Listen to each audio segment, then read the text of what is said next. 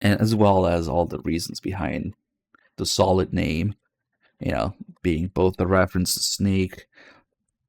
Snake's code name, and the fact that it's in 3D now, and also as a little jab at Squaresoft, because Square 2D soft versus solid in 3D.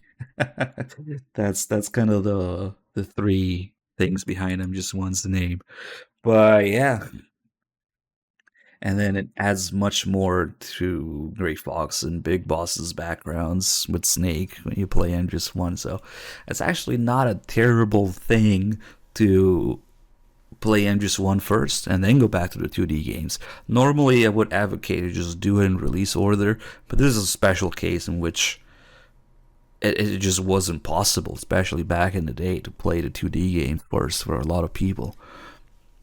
And I think they played that as a strength, making it sound more epic than it really was, and just adding to it. So for me, at least, I sometimes I do wonder what it would have been like playing Metal Gear One and Two, especially Two first, and then going into MGS1. But that's an extremely tiny amount of people that would have been able to do that and be excited for MGS1 as holy shit, it's Metal Gear 3, yeah? Now everybody just played MGS1 first. It was much more accessible and widespread. And it just works out that way. Jeff, thank you for the 67 months. Alright, boys, MGS1 time.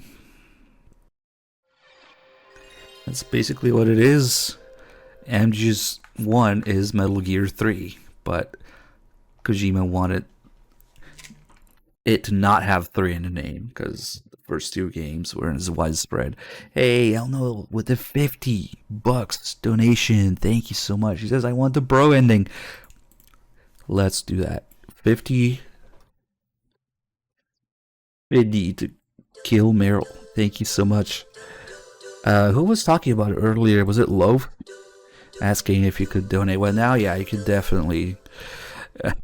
If you guys want to do this, we'll keep track of it on screen. Thank you so much. We have $50 to kill Meryl. Yeah, there's a little bit of that as well, Dr. Gray.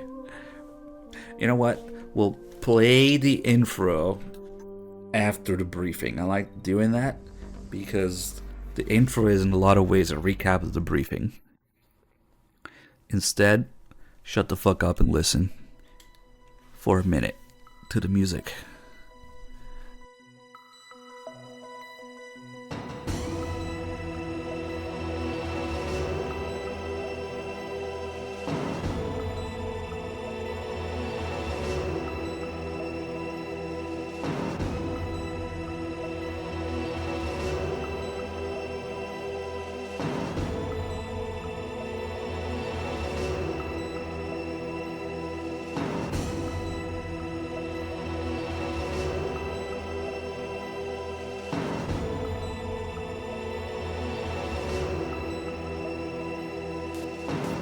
God damn, it's so good. How did they do it?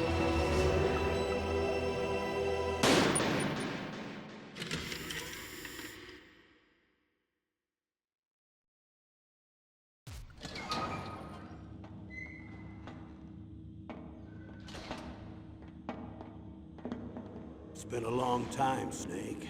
I should have known you were behind this, Colonel. That's no way to greet an old war buddy, Snake. What do you want from me? I just invited you here so we could have a talk. Invited? That's what you call sending armed soldiers after me? Sorry if they were a little rough with you. But we've got a serious situation here. Only you can get us out of it. I'm retired from Foxhound. You're not my commander anymore, and I don't have to take orders from you or anyone else.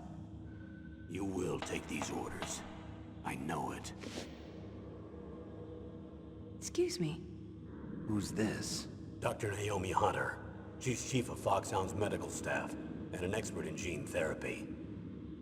Are you military? No, civilian. I've been sent here from ATGC. Pleasure to meet you, Snake. Don't worry, this injection won't hurt a bit. What's the shot for? What's wrong? You don't like shots? Snake, listen up. It all went down 5 hours ago. Heavily armed soldiers occupied Shadow Moses Island, a remote island off the coast of Alaska. What soldiers? Next Generation Special Forces, led by members of Unit Foxhound. They've presented Washington with a single demand, and they say that if it isn't met, they'll launch a nuclear weapon. A nuclear weapon? I'm afraid so. You see, the island is the site of a secret nuclear weapons disposal facility. Foxhound hijacking a nuclear weapon? Now you understand how serious the situation is. You'll have 2 mission objectives. First, you're to rescue the DARPA chief, Donald Anderson, and the president of Armstech, Kenneth Baker. They're both being held as hostages. Those are some heavy-duty hostages. Secondly, you're to investigate whether or not the terrorists have the ability to launch a nuclear strike, and stop them if they do. Any questions, Snake? Questions? I haven't even said whether I'd accept this mission. Well, you can make up your mind after you hear more about the situation.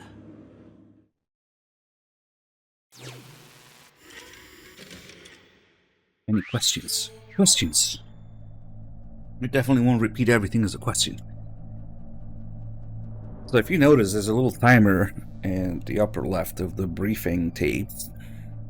And that actually does follow a timeline, except for a couple times here. So that was the first one, so it went from 0 to like 2 minutes or something. And Snake basically wants nothing to do with this right now. So if we mimic that in the player's actions, if you exit after playing the first tape, that will actually be the one tape about Snake not wanting to do it. Except that one, if you look at the timer, happens about, what, 18 minutes in? Or something like that? Yeah, there you go. Colonel, I don't work for the government anymore. Let me go back to Twin Lakes. Why, Snake? Is your life in Alaska all that great? There's a dog sled race this week. Next Saturday, I have to be in Anchorage. The Iditarod? The longest sled race in the world? When did you become a dog musher? Right now, my 50 Huskies are my only family. I've got to take care of them. Don't worry about your dogs. Uh-oh. What do you mean? I'm sorry, Snake, but this vessel is headed for the Bering Sea. There's no room for debate. I told you, even if I do owe you, I don't owe anything to this army or this country. You will accept this assignment. Why should I be stupid enough to do that? I'm no patriot. Snake, there's enough dirt in your file from your days as an agent to keep you in the stockade until you're a very old man. We're gonna have killed his kids. Blackmail. No, Snake. I prefer to look at it as helping you come to a decision more easily. But anyway, I know you better than that. You'd take this assignment even without the threat. Why do you say that? You're a natural-born soldier. You're not the grow old gracefully type. It's the same for all of us who've seen real action. The only place we can feel truly alive is on the battlefield. I'm a soldier too. I know those feelings of powerlessness, frustration that you feel every day. You've tried to play the Boy Scout out there in Alaska, but you can't race dogs in the snow forever. Why don't you come back to us and be a soldier again? You think my life is some kind of a joke? Snake, I just want to give you back your purpose in life. So in Play Metal Gear 2, you have to kill at least a couple kids, so this is canon. So that Campbell can blackmail Snake. There's enough dirt in your file to keep you stuck in until you're a very old man. Damn it. I'm gonna have killed his kids. So we go back in. So that happens about 18 minutes in. Yeah, he sounds a little different. A lot of people just skip the briefing. They have no idea that it's there. He's a little more aggressive in the briefing because remember, he's being blackmailed too with Meryl, right? So he's blackmailing Snake. We'll do the rest of these in order here. That's not particularly important, but it's cool to follow the order. because that one happens 18 minutes in. So that's about the time that he learns about Liquid. Just as he learns about Liquid Snake, Snake just wants to leave anyway. He doesn't care. But the rest of these will do in order, which is not necessarily the order you see here. And at the end of that, there'll be another exit tape once you do all these. But yeah, you can see Campbell pretty much repeating the same thing Big Boss was saying just earlier at the end of Metal Gear 2. You can only feel truly alive on the battlefield. Just trying to give you purpose back. And Snake's just trying to, well, he kind of fully embraces it at first, resigned that's truly his fate, and then through mostly meeting Meryl and the events of the game, he breaks free of it down to the genetic level even. MGS1's keyword, of course, being gene, and being about not being tied to your genetic fate. In Snake's case, the soldier genes, Big Boss's genes is what makes him. I can't stop saying jeans and think about pants, damn it. Big Boss's pants being what makes him only find meaning on the battlefield and have his skill as a soldier. But MGS1 is all about not being tied to your genetic fate. So even if your gene predisposes you to something in particular, in Snake's case being a soldier, that doesn't mean that that's all you can do and the only thing you can do with your life. What is the freaking command we have? Is it just MGS1? Yeah. So if you look at that video, Kojima talks about this.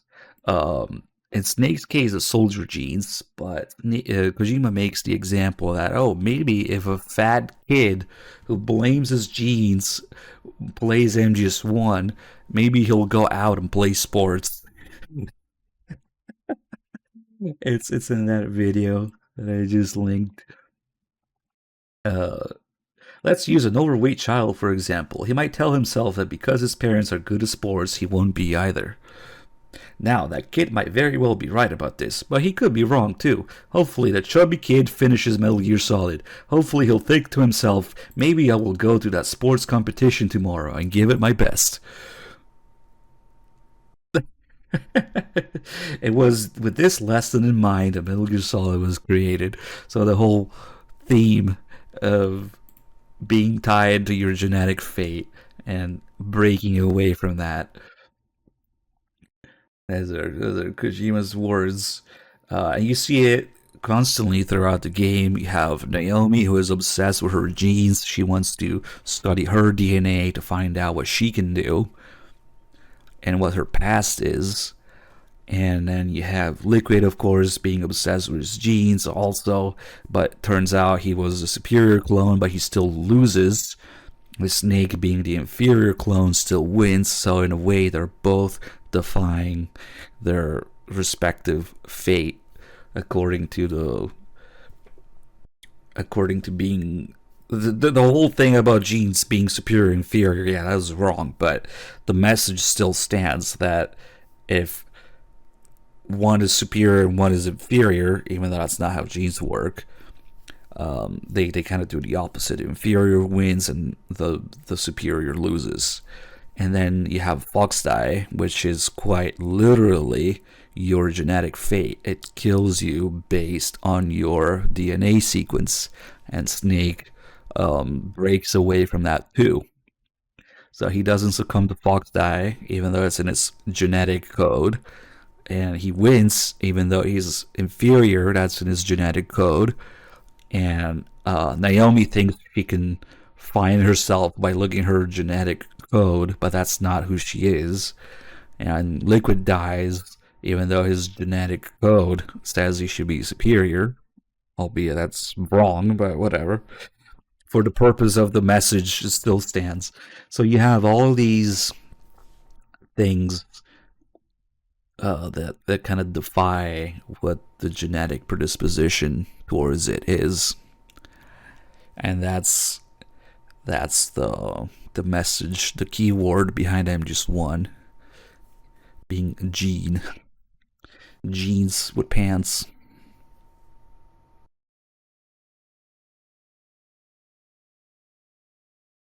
You have a very laggy MGS1 on PS3. What? A non-laggy version on PS3? Well, first of all, don't play the European version. PAL PS1 games are just trash. They just run slower.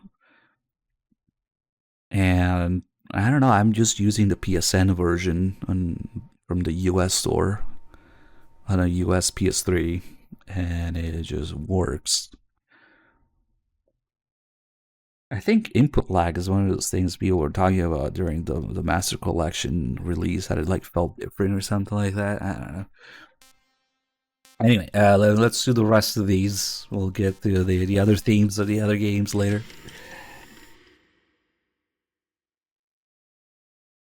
Tell me about the nuclear weapon disposal facility. Maybe I'm just used to it. I don't know. Facility includes a hardened underground base. Even with our most advanced intelligence gathering equipment, we can't tell what's happening inside. So someone needs to penetrate, gather intelligence, and report back. Sounds like a spy movie. What's the insertion method? Well, an air insertion is impossible. Not with this storm going on. We'll approach the disposal facility by sub. Approach? Yes, within a few miles of it. The facility is equipped with sonar detection capabilities. They'd be able to hear our engine or propeller noise. And then? We'll launch a one-man SDV. Launch? Same as a torpedo, only this has no propulsion device of its own. After the SDV gets as close as it can, dispose of it. From there on, you'll have to swim. You want me to swim in sub-zero Alaskan water? Don't worry. That suit represents the latest advances in polythermal technology. The nuclear weapons disposal facility covers the whole island. I'll instruct you by codec after you reach your target. Anyone going with me? As usual, this is a one-man infiltration mission. Weapons and equipment OSP? Yes. This is a top-secret black op. Don't expect any official support. I know you guys are fucking around, but look, I'll just say it once all the tapes are done and Snake gives himself a haircut. Don't meme me before that, please. Ooh, Snake is born. The chief of DARPA and the president of an arms manufacturing company. What business did they have at a nuclear weapons disposal facility? The truth is that secret exercises were being conducted at the time the terrorist group attacked. Must be extremely important exercises if those two were directly involved. Were they testing some kind of new advanced weapon? I'm not privy to that information. Do we know exactly where they're being held? The DARPA chief has also been injected with a mini transmitter. As you get closer, you should be able to pick up his location on your radar. I wonder if it's just a bunch of people who just found the briefing recently. I don't know.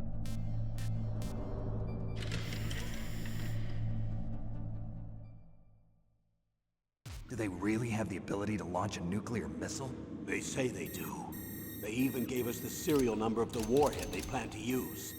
Was the number confirmed? I'm afraid so. At the very least, they've got their hands on a real nuclear warhead. Isn't there some kind of safety device to prevent this type of terrorism? Forget the hair, zoom in on Snake's Every crotch. missile and warhead in our arsenal is equipped with a PAL, which uses a discrete detonation code. PAL. Permissive Action Link. The safety control system built into all nuclear weapons systems. But even so, we can't rest easy. Why not? Because the DARPA chief knows the detonation code. But even if they have a nuclear warhead, it must have been removed from its missile. All the missiles on these disposal sites are supposed to be dismantled. It's not that easy to get your hands on an ICBM. That used to be true. But since the end of the Cold War, you can get anything if you have enough money and the right connections.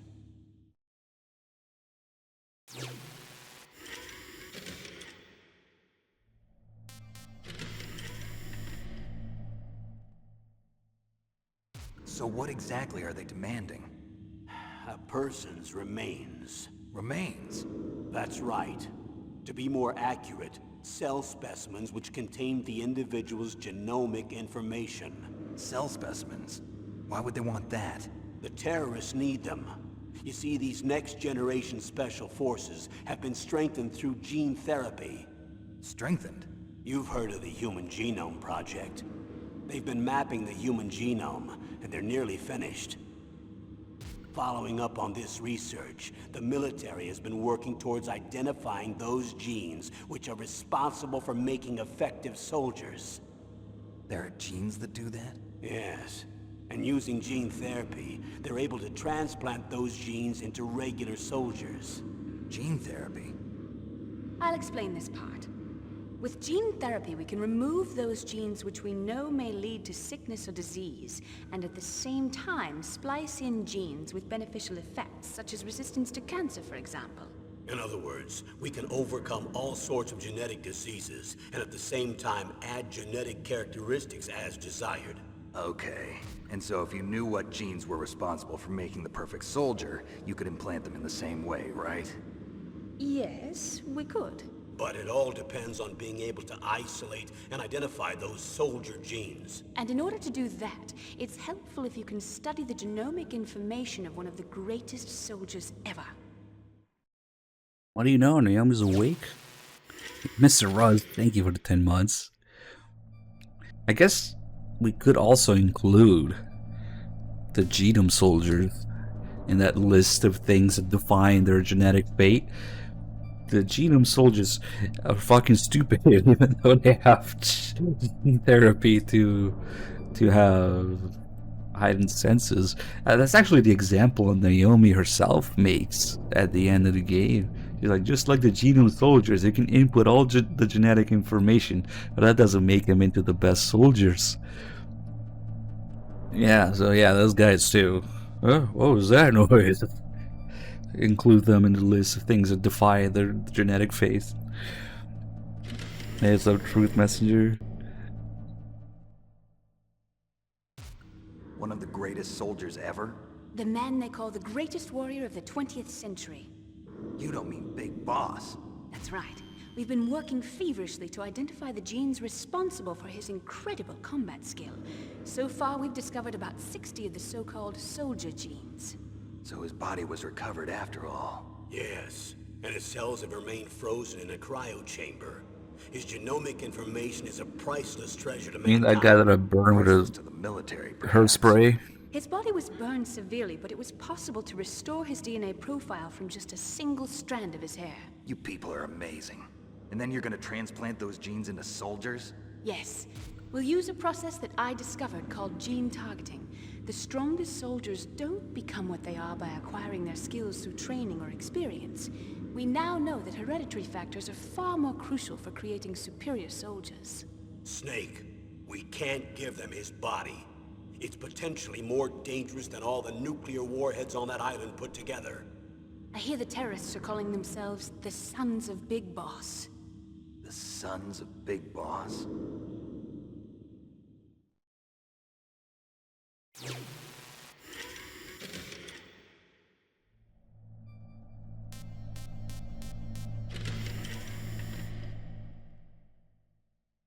What's the time limit? 24 hours.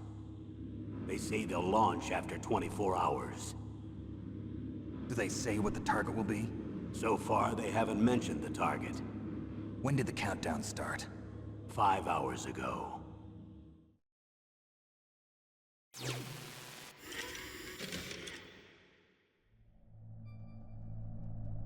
Wonder why time limit is here in the timeline. Like, that's Snake's next thing he wants to ask after talking about the gene therapy soldiers. What's the time limit? Okay.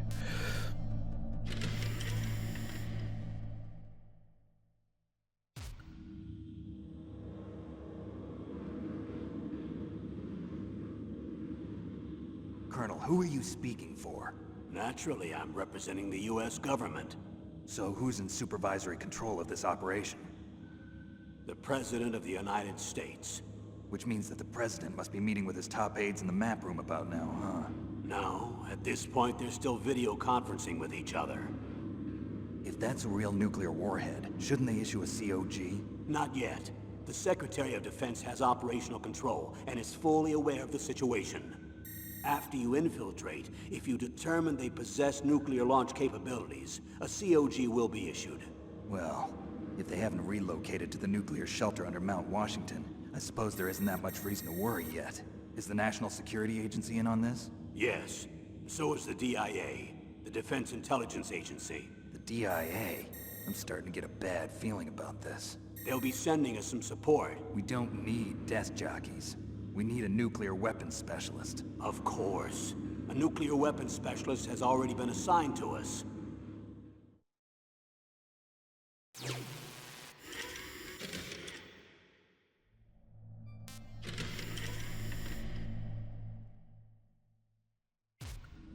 We need backup from a specialist. I'm just an amateur when it comes to nuclear weapons. I know. That's why I've requested the assistance of a military analyst named Nastasha Romanenko. She'll be providing you backup by Kodak. A female analyst? She's built up an impressive record as an advisor for the Nuclear Emergency Search Team.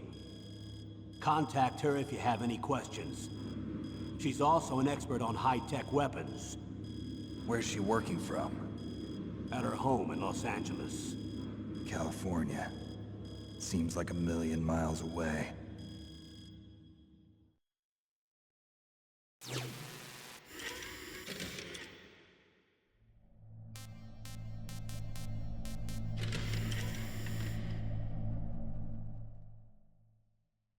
How well armed are these terrorists? I know there was an exercise going on at the time they revolted. They're heavily armed, I'm afraid. What about their battle experience? The 6 members of Foxhound in charge are all hardened veterans. They're tough enough to eat nails and ask for seconds. I wouldn't expect anything less from Foxhound. The others are next-generation special forces. They're not your average grunts either.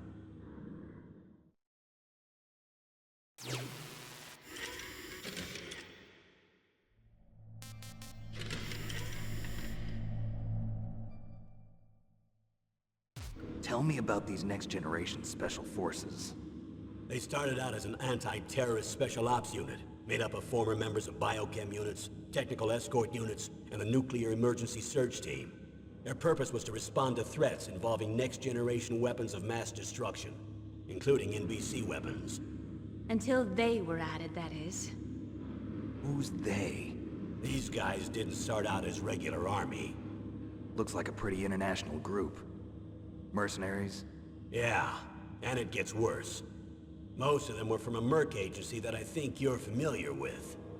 They were part of Big Boss's private guard. And after Big Boss went down, the military just bought out all their contracts.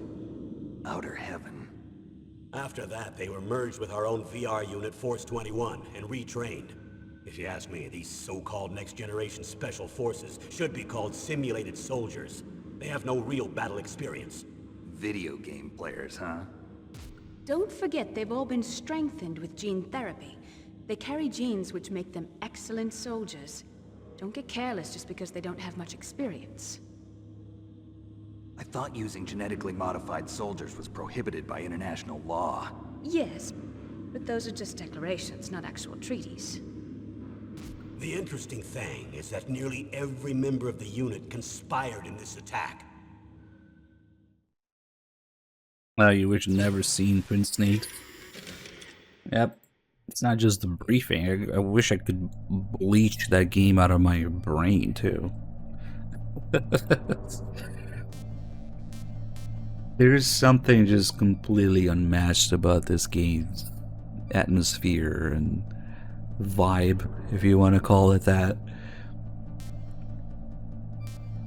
Just the art direction and the sound and the voice acting and everything is just impossible to recreate the magic. But I didn't think they wanted to do that. It's just like, to me, Twin Snakes just constantly has this aura of, oh, look at us, we're doing it better now. this is the way it was supposed to be. We're doing it better now. Because now we have the technology. We're doing it better. Hey, look at us.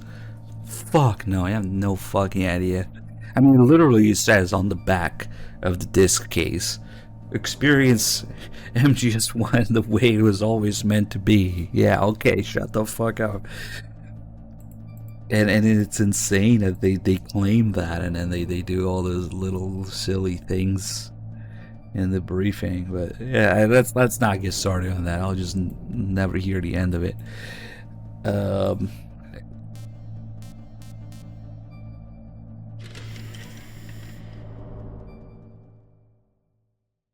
How could an entire unit be subverted to rebellion? They're calling it a revolution. Since they all went through the same gene therapy, they probably felt closer than brothers. They see the unit as their only family. The son's a big boss. But if they were regular army, they must have been interviewed periodically by army counselors. According to their files, they all got straight A's on their psychological tests. They all seemed like fine, upstanding, patriotic soldiers. Found But they all took part in the uprising. something interesting about that, Several actually. people didn't show up on the day of the exercise. That's why there was a resupply of troops. Was there any sign recently that something might be wrong? There was a report a month ago that they were acting strangely. Apparently they consulted classified information about the soldier genes and performed their own gene therapy experiments. They can do that even without you? Well, our gene therapy process is almost completely automated. And besides that, they're all geniuses with IQs over 180. Even the existence of this genome army is a national secret of the highest order. We've been hoping to investigate this thing quietly and deal with it behind closed doors. Hey, Linda, with 100 months. Thank you so much. So yeah, that's what the word is if you ask anybody. Oh, Kojima just told, what's his face, Kitamura to just do his own thing, put his own twist on it, even though he wanted to be more respectful of the source material. I found, it's not really an interview, it's a guy posting a forum thread, I think it was in Junker HQ, from like years and years ago, like 2006, 2008. It's just old as fuck. I'll take you with a grain of salt, but it's somebody claiming that they went to some convention or some meeting or something, and they actually met Kitamura, and they asked about Twin Snakes. So he heard firsthand what really happened with that. It's not exactly that Kojima told him to do whatever he wants and put his spin on it, but the story that he told, I need to go back and read that because it was a pretty long post. There's a lot of details in it. But the thing that stood out to me more is that he didn't tell him to just do it his own way.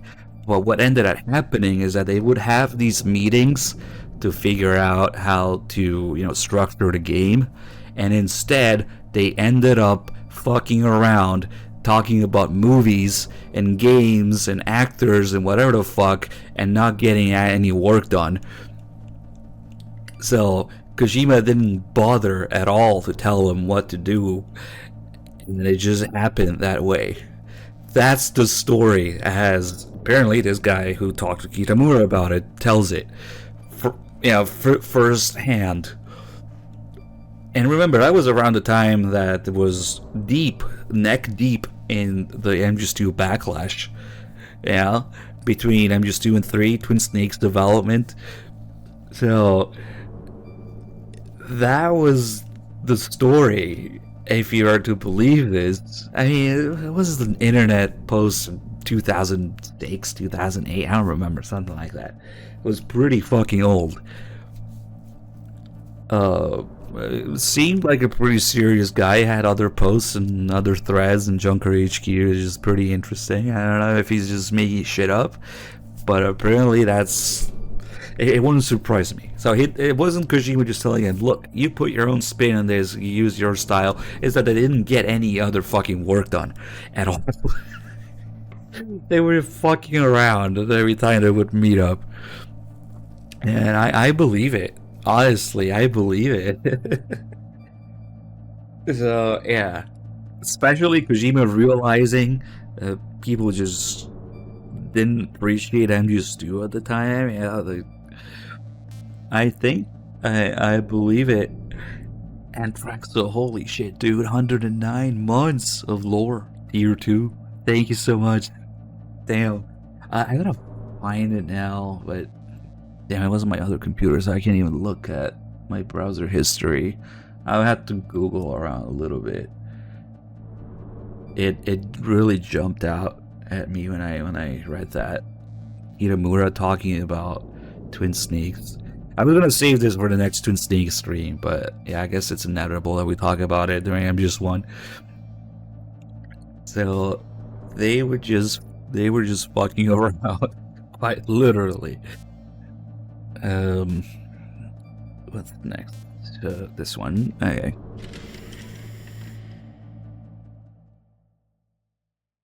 High-Tech Special Forces Unit Foxhound. Your former unit, and one that I was a commander of. An elite group combining firepower and expertise. They're every bit as good as when I was commanding them. So they're still around. There are 6 members of Foxhound involved in this terrorist activity. Psycho Mantis, with his powerful psychic abilities. Sniper Wolf, the beautiful and deadly sharpshooter. Decoy Octopus, master of disguise. Vulcan Raven, giant and shaman. And Revolver Ocelot, specialist in interrogation and a formidable gunfighter. Looks like a lovely bunch of folks. Too bad we'll be meeting under these circumstances. And finally, in charge of them, Foxhound's squad leader, Liquid Snake. Liquid Snake? Yes. And you're the only person who can stand against him.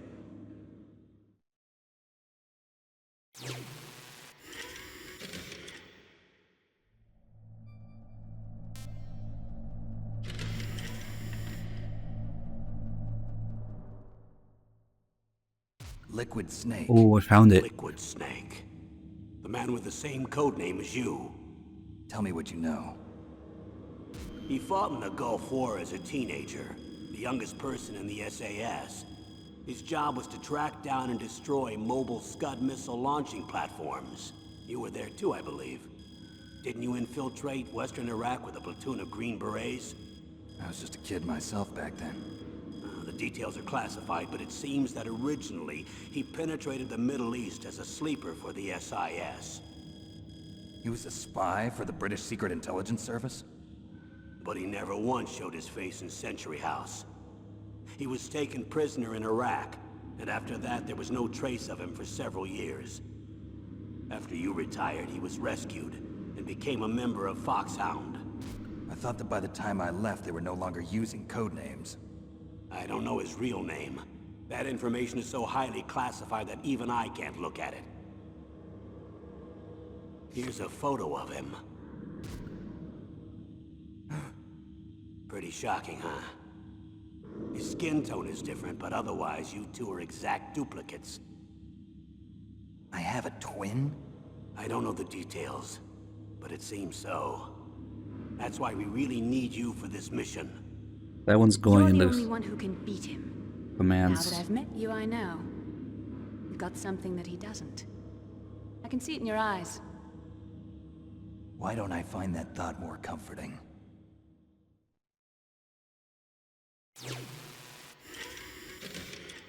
Anime Expo 2006. Supposedly, this guy met Kitamura and talked about his involvement in Twin Snakes.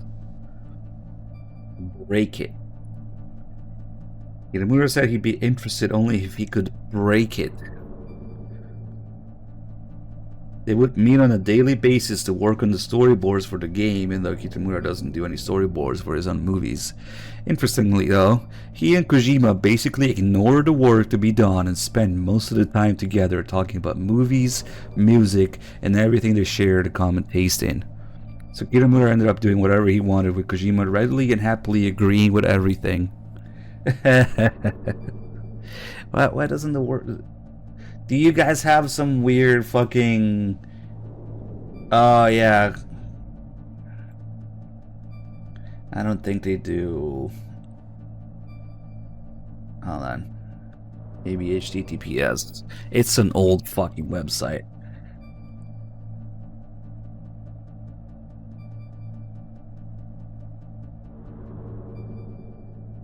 Yeah, it's because it's not HTTPS. It's fucking old. This website has been there since like 2004 or 2006 or something.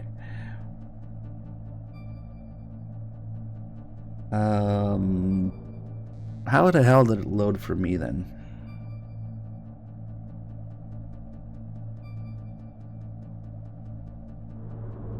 Yeah, literally 2004. I'll just take a screenshot of it. Fuck it.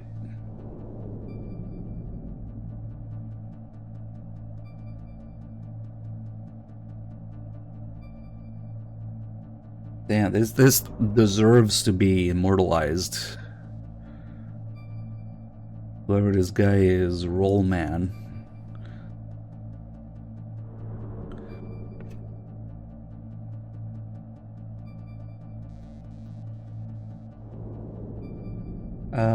We have a spreadsheet with a bunch of links. There's also a commands thing. Those are for MJSV though.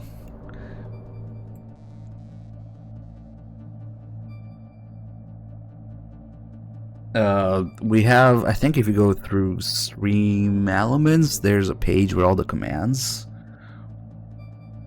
Yeah, man, I can't believe this thing is still online. Posted in July 6th, 2006.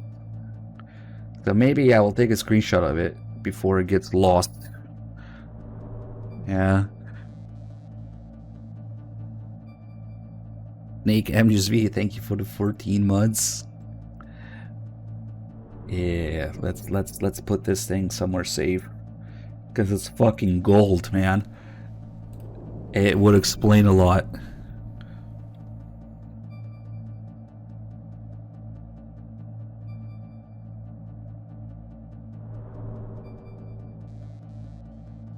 Delete HTTP. Wait, what? Because I just copied the link, but...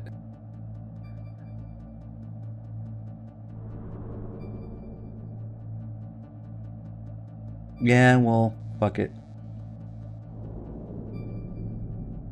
I don't know how it resolves it or tries to resolve it. Let's see, what should we call this screenshot? Twin Snakes shit. TTS shit.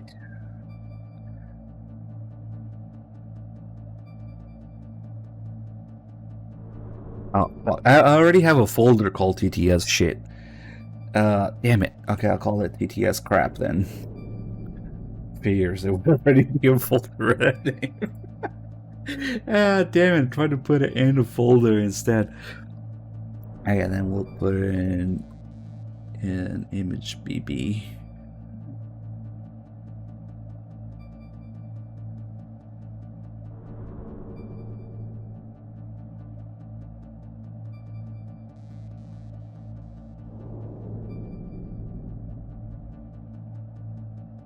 Yeah, well, the link didn't actually have HTTP in it, but that's not even gonna do the hyperlink thing, is it? If I put that on Twitch.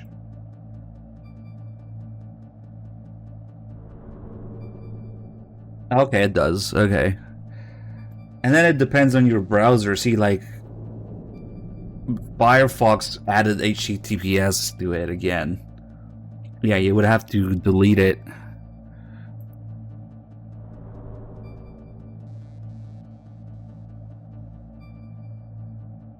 I don't know, it's just kind of a pain in the ass for normal people if you can't just click it.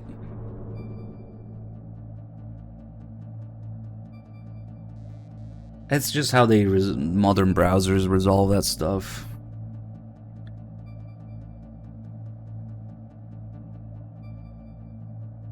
And of course it's gonna give you a warning because there's no HTTPS, but what do you expect from a thing from 2004? Like,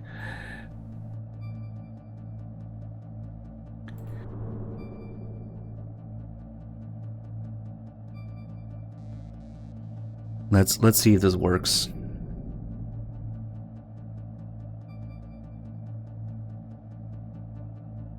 There, I linked a screenshot. That story is fucking gold.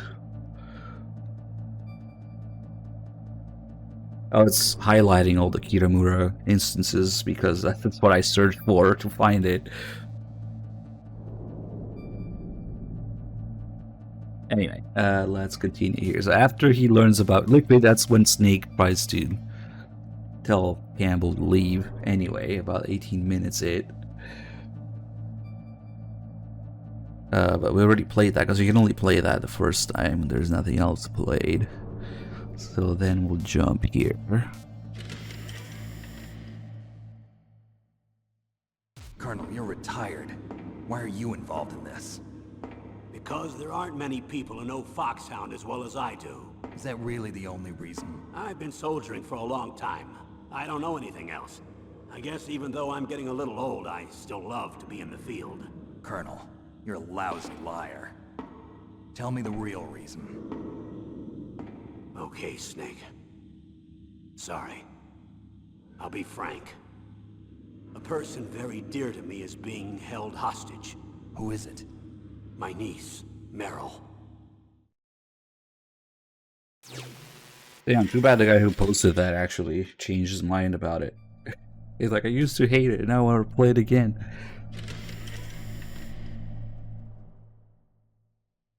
What was your niece doing here? Several soldiers were reported missing the day of the revolt. And my niece was one of those called in as an emergency replacement. She looks like you. She's my little brother's girl. He died in the Gulf War. Since then, I've been watching after her. A personal motive, Colonel. That's not very soldierly. I'm retired. I'm just an old man now. And I'm your friend. Since Nah, I when are guess we I'll tweet it. friends? I've thought of us as friends since the fall of Zanzibar. With my personality, I don't have too many friends. That's what I trust about you. It's what makes you human. Please, Snake. Save my niece, Meryl. All right. But I have two conditions. Name them. 1, no more secrets between us. I want complete disclosure at all times. And 2, I'll only accept orders directly from you, Colonel. No cutoffs involved, okay? Agreed. That's why I was called.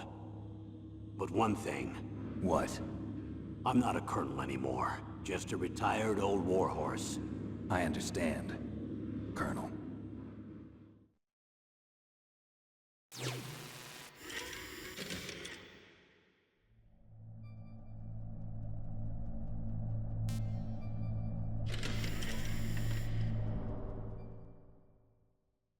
That doctor, is she part of this operation too?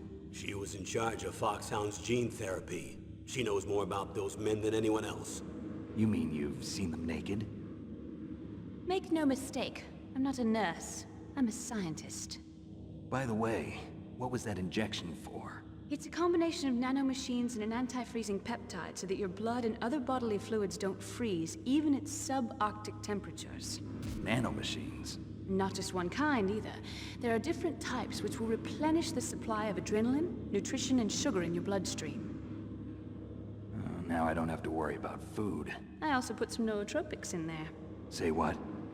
Nootropics. A class of drugs which will help improve your mental functioning. It'll make me smarter, huh? Anything else? Yes. Benzedrine. It's a type of stimulant. It'll keep you alert and responsive for 12 straight hours. That was quite a cocktail. Anything else in there? Those nanomachines will also keep your Codex batteries charged up. I guess I can call you when I'm ready to go on a diet. You're welcome.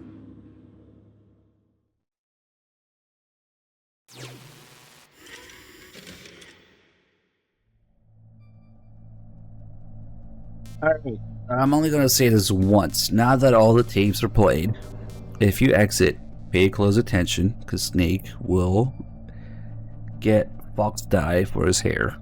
No, Snake will give himself a haircut, but he is not blonde. He does not dye his hair. He doesn't change hair color or anything.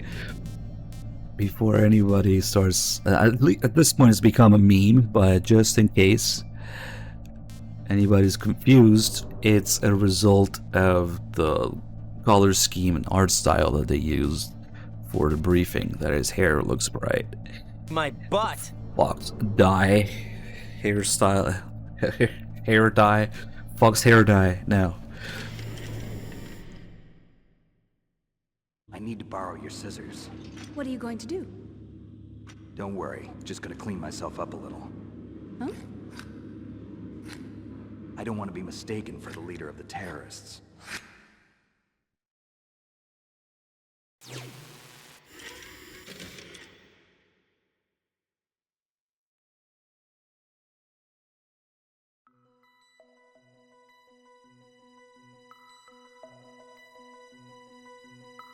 All right. Let's actually. Actually, we can just let this play, and we'll play the game for now.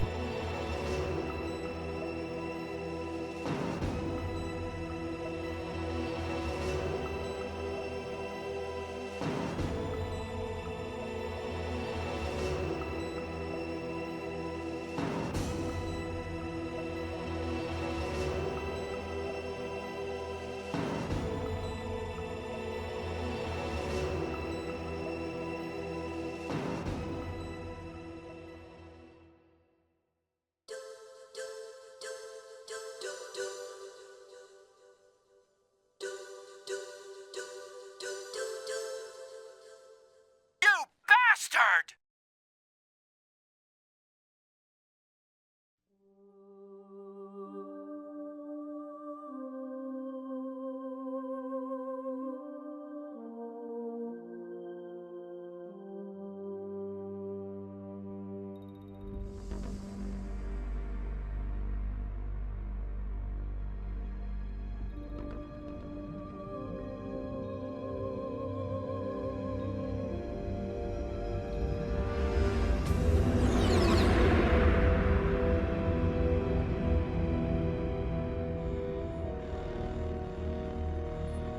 The nuclear weapons disposal facility on Shadow Moses Island in Alaska's Fox Archipelago was attacked and captured by Next Generation Special Forces, being led by members of Foxhound.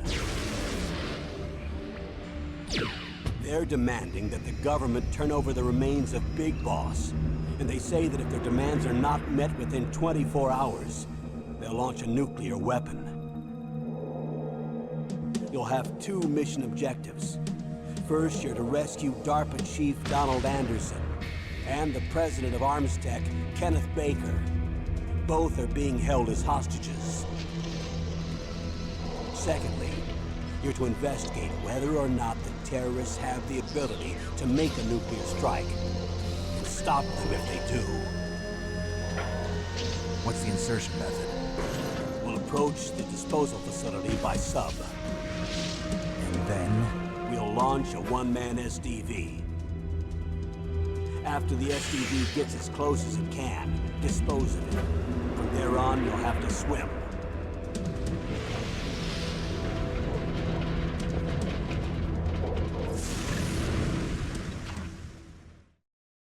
High-Tech Special Forces Unit Foxhound. Your former unit, and one that I was a commander of. So they're still around. There are 6 members of Foxhound involved in this terrorist activity. Psycho Mattis, with his powerful psychic abilities. Sniper Wolf, the beautiful and deadly sharpshooter. Decoy Octopus, master of disguise. Vulcan Raven, giant and shaman. And Revolver Ocelot, specialist in interrogation and a formidable gunfighter. And finally, in charge of them, Foxhound squad leader, Liquid Snake. Liquid Snake. The man with the same codename as you. The nuclear weapons disposal facility covers the whole island. I'll instruct you by codec after you reach your target. Anyone going with me? As usual, this is a one-man infiltration mission. Weapons and equipment OSP? Yes, this is a top-secret black op. Don't expect any official support.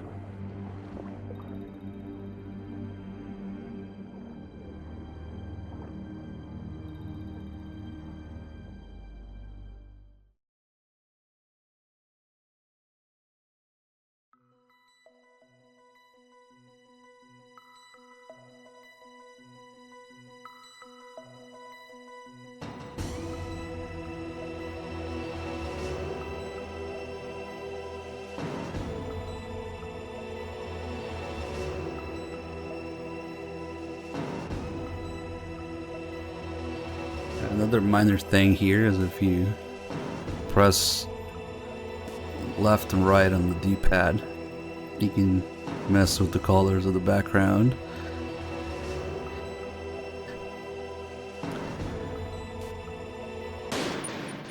Alright, let me make sure the memory cards. Yeah, I have random stuff from last time here. So, let's see. Okay, so this one is all the Mantis saves. And the second slot, I guess that works. We'll put this here.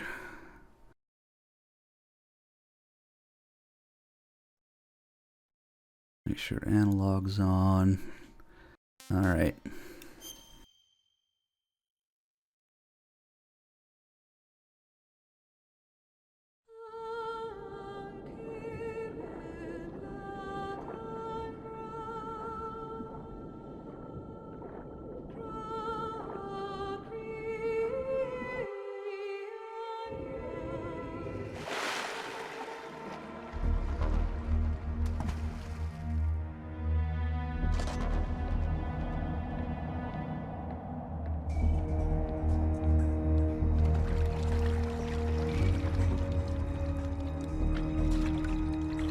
Stay alert.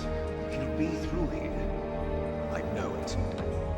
I'm going to swat down a couple of bothersome flies.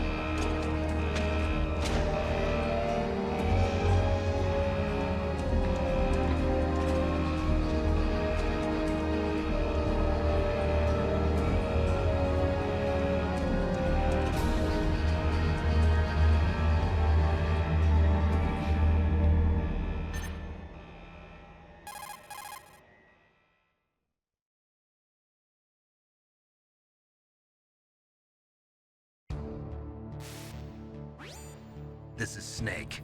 Colonel, can you hear me? Loud and clear. What's the situation, Snake? Looks like the elevator in the back is the only way up. Just as I expected. You'll have to take the elevator to the surface. But make sure nobody sees you. If you need to, contact me by codec. The frequency is 140.85. When you want to use the codec, push the select button. When we need to contact you, the codec will beep. When you hear that noise, press the select button.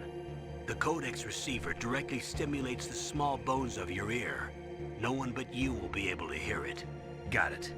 Okay, I'm ready to go.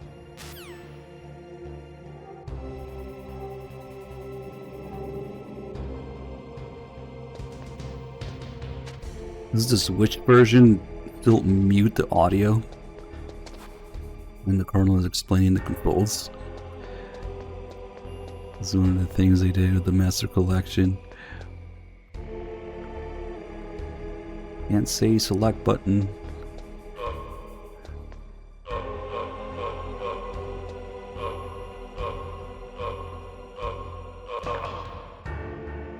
We get a ration. Nice. The one ration we can carry on extreme.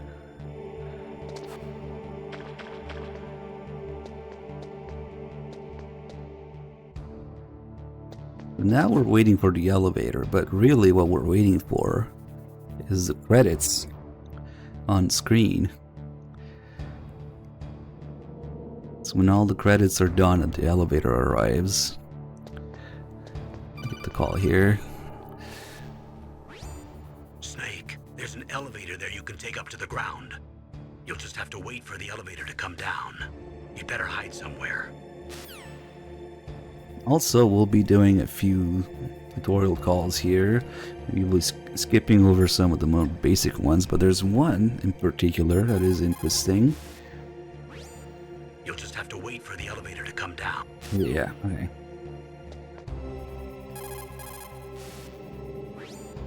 Snake, don't forget this is a covert operation. There are lots of bad guys and only one of you. If you're spotted, you'll be surrounded before you know it. If that happens, you're finished.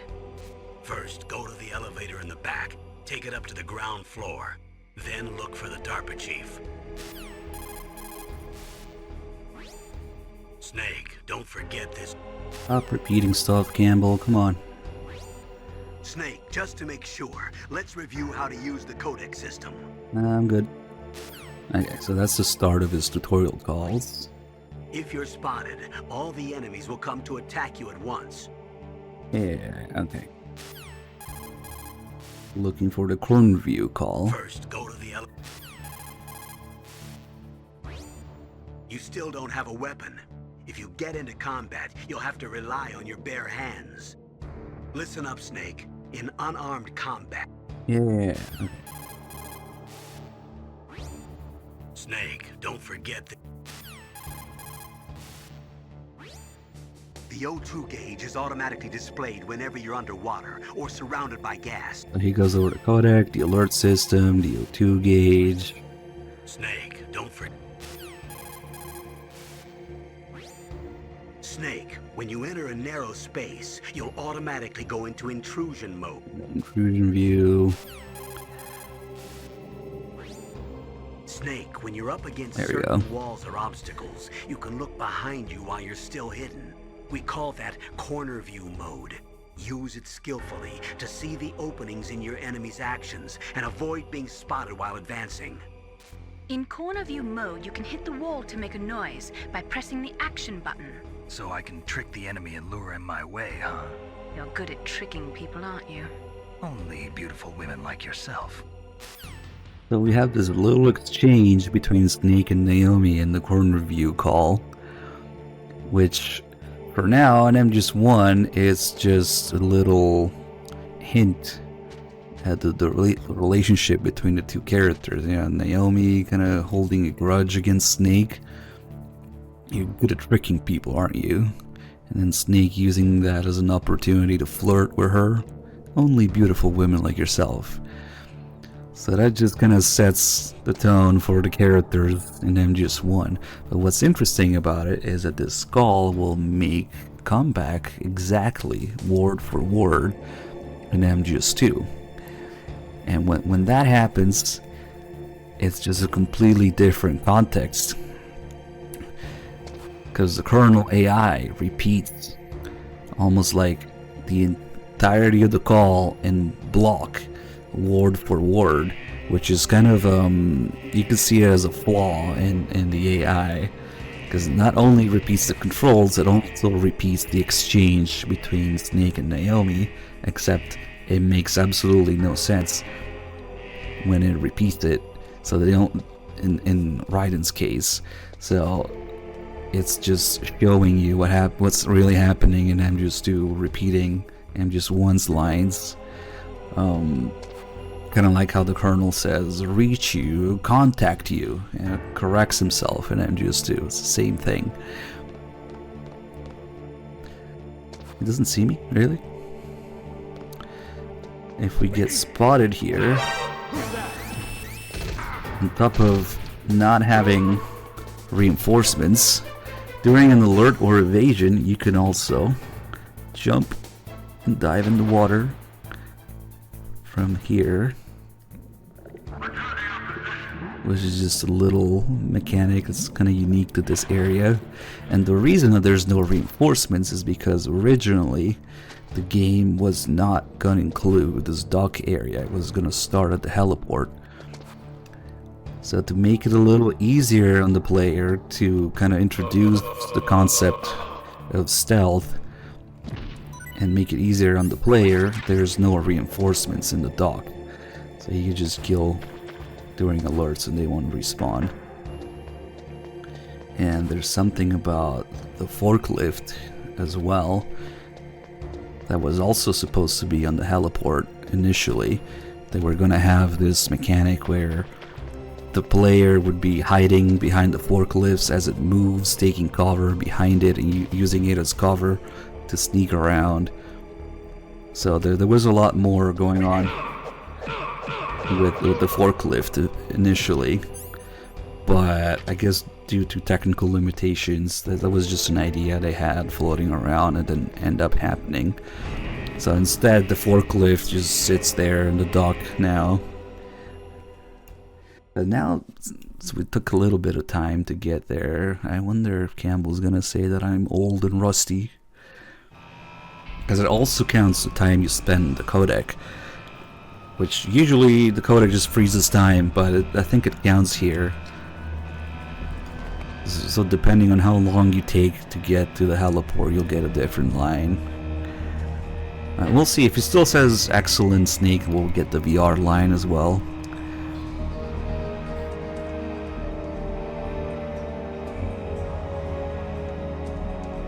Yeah, it's basically impossible to really appreciate that line and then just do the first or even second time you go through it.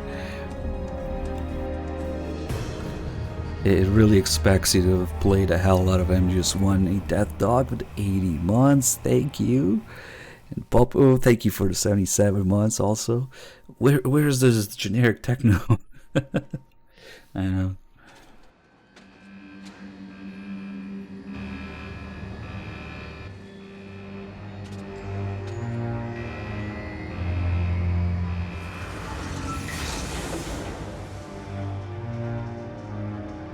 I'd say it wasn't that bad. Maybe he'll still say ages and slow you down one bit.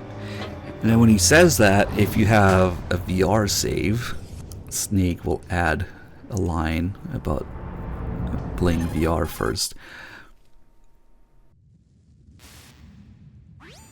It's Snake. I'm in front of the disposal facility. That took a long Oh, time. come on. I guess you're feeling a little rusty. Okay. Don't worry. It's been a while, but it's all coming back to me. How's that sneaking suit working out? I'm nice and dry, but it's a little hard to move. Bear with it. It's designed to prevent hypothermia. This is Alaska, you know. Take it easy, I'm grateful. If it weren't for your suit and your shot, I would have turned into a popsicle out there. An anti-freezing peptide, Snake. All of the genome soldiers in this exercise are using it. I see. I'm relieved to hear that. Already tested, huh? By the way, how's the diversionary operation going? 2 F-16s just took off from Galena and are headed your way. The terrorist radar should have already picked them up.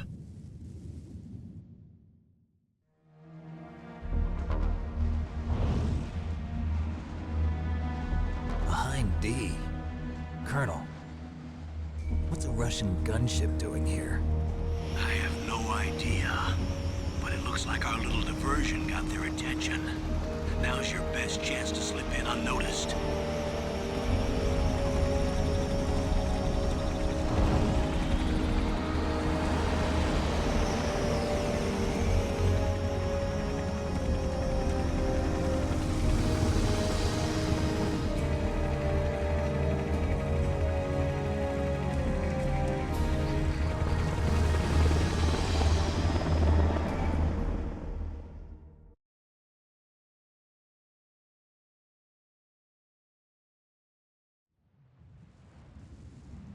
There are only 18 hours left until their deadline.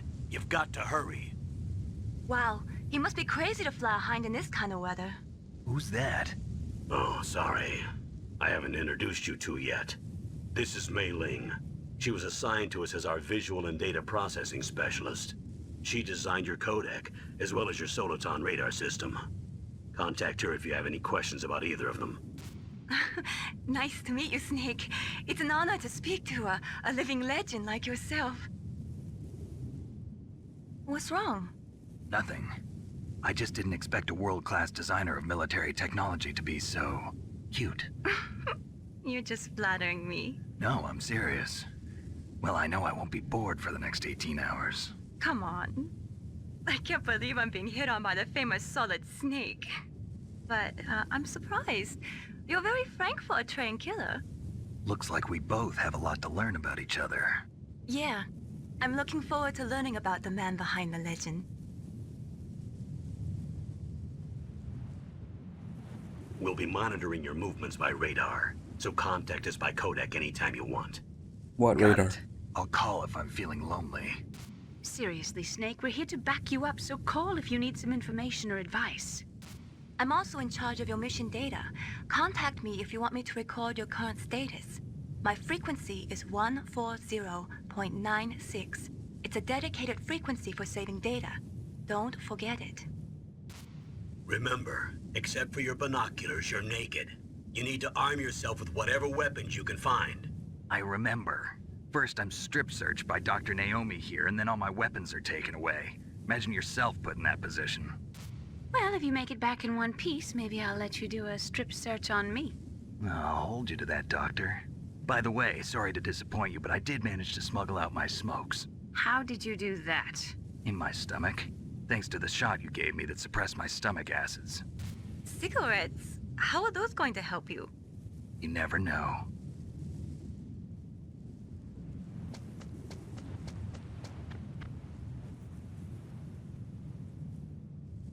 If you want to get in, there's the front door. It's the fastest way, but there's too much risk of being spotted by the enemy. I can't just knock on the door and ask them to let me in. There's one sentry on the left and one on the right. They're armed with 5.56ers and pineapples.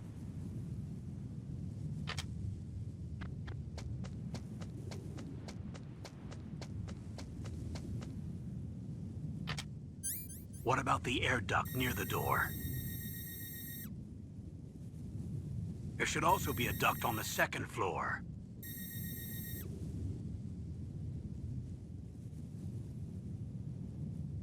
I can't see it from here.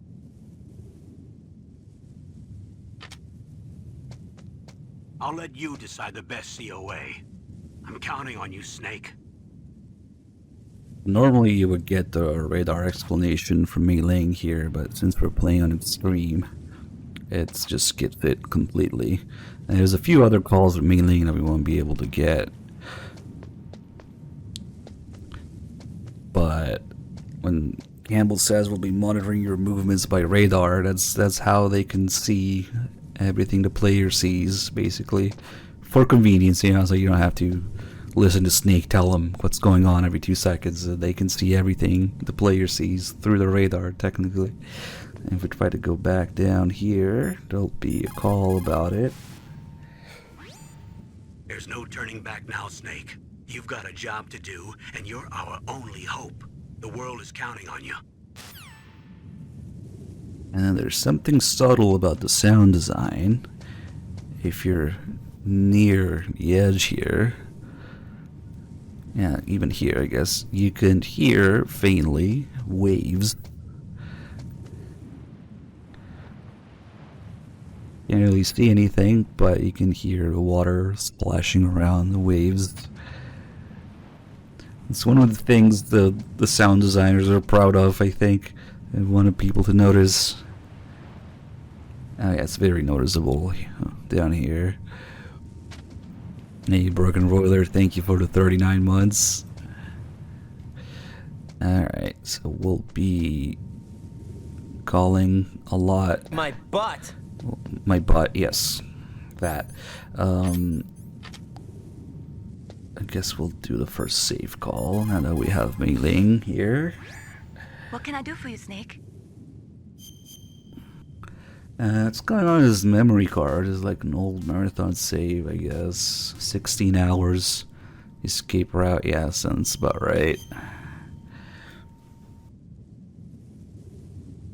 Snake, remember what the Gaul said. The graveyards are full of indispensable men. Snake, you're all alone and surrounded by bad guys. Try to be careful and avoid getting into a fight whenever you can. You're right. Wow, you know all sorts of great quotes, don't you? Well, both my parents are from Guangdong, China, but I was born and raised in America. I've always liked reading literature from both sides. Kinda keeps me in touch. I'll share some more quotes with you if you like. I'm looking forward to it. But to tell you the truth, I'd like to learn more about you. Well, I'll think about it. Alright, so we got our first weapon here, the chaff grenades. And we'll get the call about calling Nastasha. Good. You've got yourself a weapon. To use it, first hold down the R2 button to enter weapon mode. Then select the weapon you want with the directional button. After you've selected the weapon you want, let go of the R2 button to exit weapon mode. The weapon you selected should appear in your hand. To use the weapon, follow the directions displayed in the window. If you use the R1 button, you can equip your weapon more quickly. While you're barehanded, press the R1 button to equip the last weapon you used. Press the R1 button while you're holding a weapon to be barehanded again. Don't fire your gun needlessly, or you might be discovered. If you had a gun with a suppressor, it would be a different story. Let me put a If suppressor you in have this any chaff questions grenade. about weapons or equipment, you should ask our military analyst, Nastasha. Her frequency is 141.52. And we'll be talking to Nastasha quite a bit. 'Cause you can play the entire game without seeing her once, but she has a lot of optional, really good stuff, calls, so we'll be calling her quite a bit. This is Nastasha Romanenko. A pleasure to work with you, Solid Snake. You're the nuclear specialist that the Colonel mentioned? That's me. You can ask me anything about nukes that you want. I am also a military analyst, so I have an extensive knowledge of weapon systems as well. They asked me to participate in this operation as a supervisor from the Nuclear Emergency Search Team. I was happy to accept. We must not allow terrorists to get their hands on nuclear weapons of any kind. I hope I can help you to stop them. You're a tough lady. Those terrorists are serious about launching a nuclear weapon? The world cannot stand by idly and allow that to happen, and neither can I. Unfortunately, all I can do from here is provide you with information. Hopefully that'll be enough. Another soldier here wouldn't make a difference anyway. It's good to work with you, Nastasha. Same here, Snake.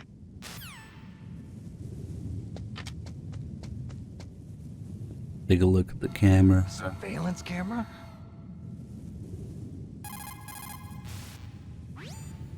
Security cameras? Duh. That is the wireless type which transmits visual data to a central security area. If you use chaff, you will be able to disable it. I will try to do these weapon calls as I get them. Well, you can't always do that because there's other story stuff. That's a chaff grenade. It's a special grenade that disperses thin, narrow metallic strips of various lengths and frequency responses. It can confuse electronic equipment. It will be useful against machines which depend upon electronic sensors. Naturally, for it to be effective, you must use it before you are attacked. If you are expecting an attack, spread the chaff beforehand. Now, we don't really need it here, but I'm planning on emptying my inventory anyway to get a special call later, so we'll start throwing them around. And I guess that means I shouldn't really pick up the stun grenades either, but whatever. So there's a whole thing going on here with the SOCOM, depending on where and how you pick it up. It looks like a cargo truck. They must use it for transporting goods around the base. So what we're going to do is we're just going to ignore it here, because that'll do a couple things. I wonder where this guy is now. Okay, he's going over there. Should have a call about the main gate here. Snake, you'll never be able to get through the front door. Find some other way to get in. Sure you can, just wait 9 years. Can't knock on the door, no?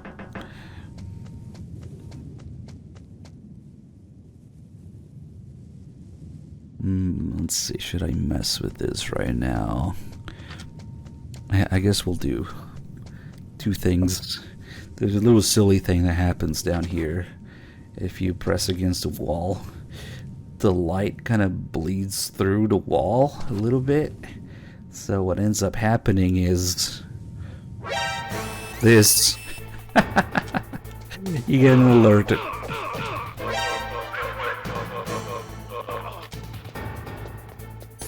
Alright, let's dance. I usually do this in the MGS4 Dream, but why not?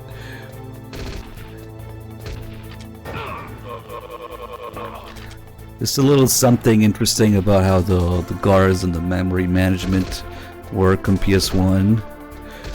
Is that if you kill enough of them,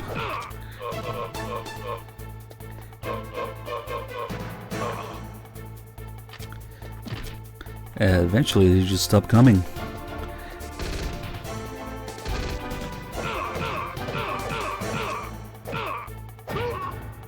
Ah, damn it. He got stunned. And then you can also, it's interesting to observe the behavior of the other guards. Because the way it works is, there's one guard that's assigned to kind of chase you around during an alert. There's this guy, in this case.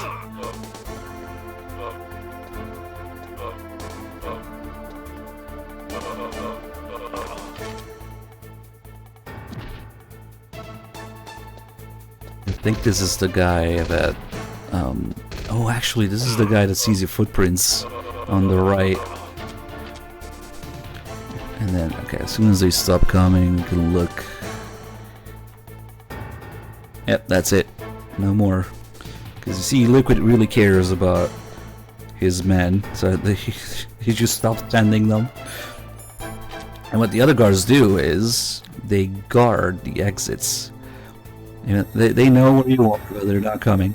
So this guy is just guarding that exit. And this guy is actually the guy who normally patrols up here. He runs down during an alert and guards those stairs. And the third guy that we just killed every copy of, so he's not there anymore, is the guy that's patrolling here usually. And he's actually the only guy programmed to see footprints. And I think everybody does. Whose footprints are these? Holy crap, Jameis, 128 months. Damn, thank you so much. So now, as soon as I lose this alert, we should see this guy on the right run back upstairs. Maybe after the evasion, it's pretty quick, and I'm just one. They look around a little bit. Yep, this is the upstairs guy. And then another thing that's changed now is that that guy is usually asleep in front of the vent, but once you get an alert, he wakes up and he starts walking around.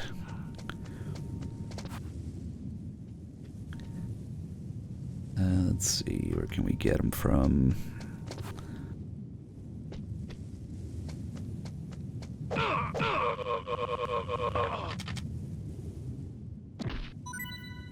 Nice.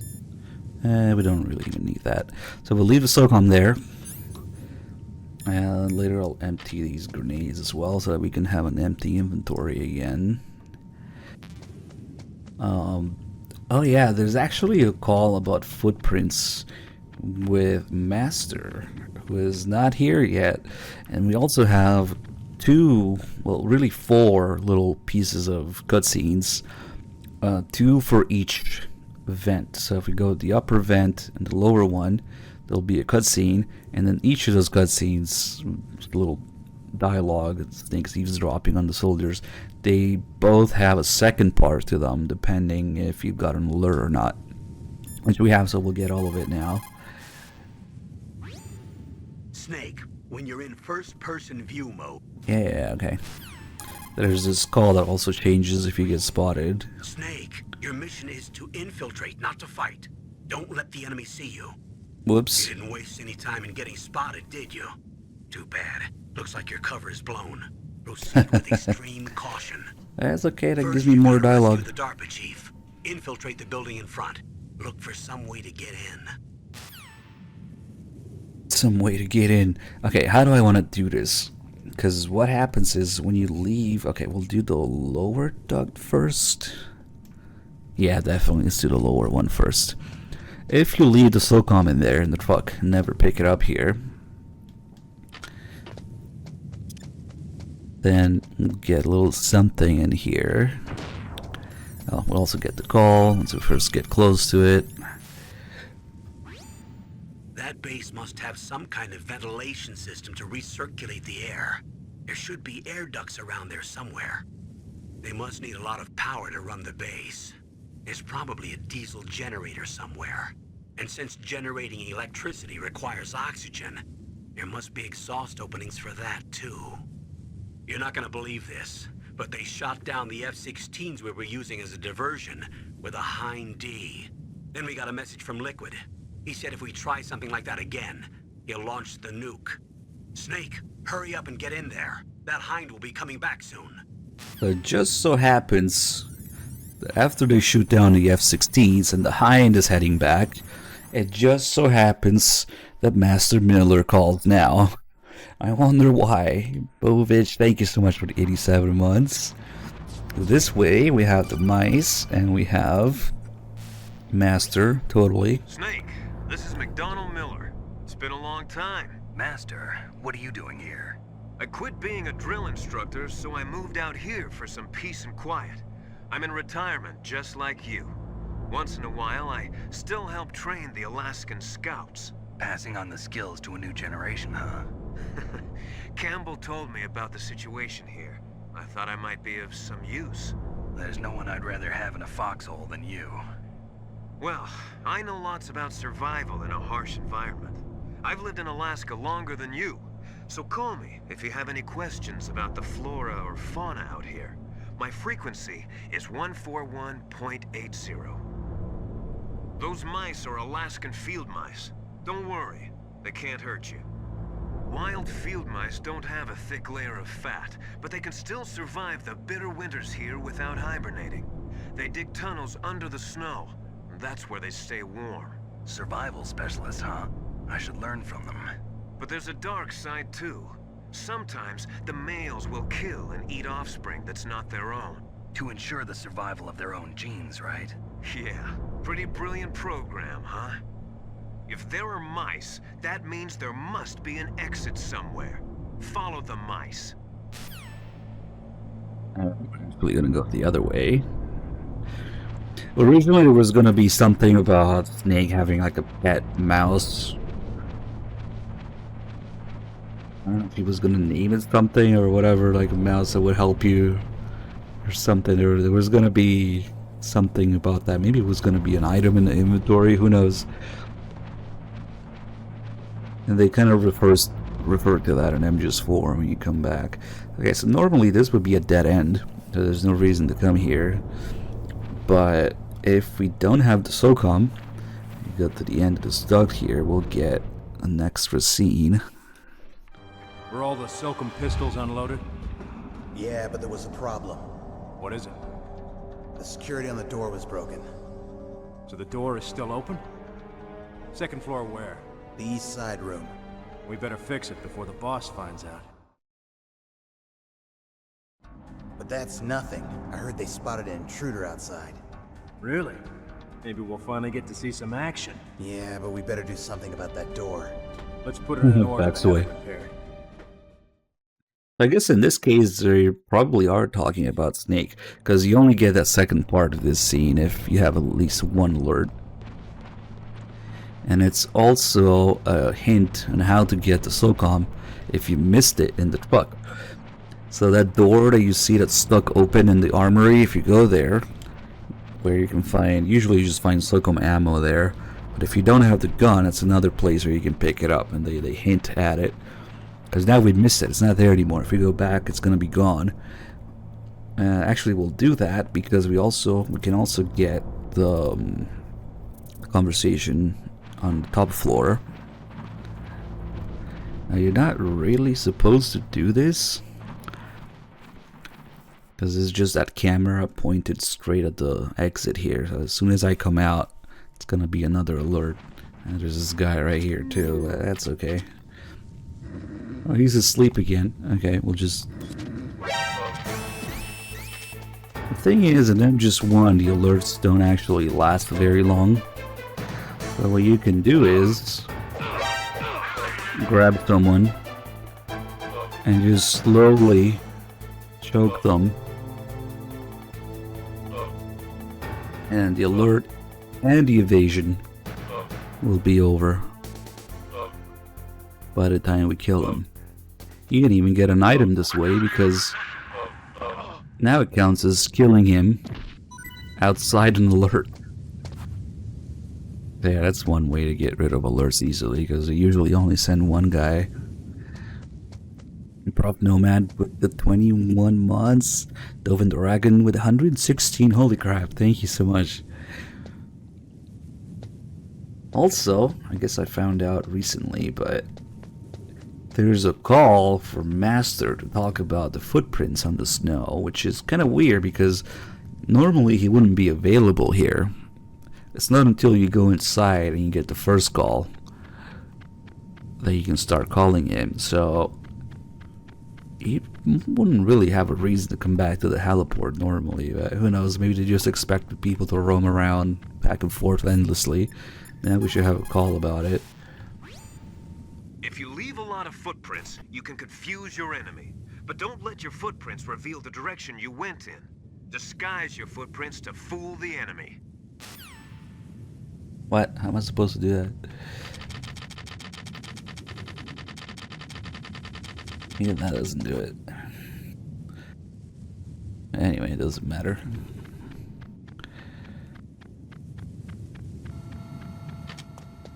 We'll get the other conversation up here, which also has two parts. If you get spotted, you get a second part where they talk about Grey Fox instead. I think this guy turns for a second before heading to the left. Yep. Funny, I don't think he does that in Twin Snakes. Damn, he almost saw me too. All these rations. Maybe we should have a smoke so we can use the ration. Actually, no, I'll wait for the lasers to do all the cigarette related stuff.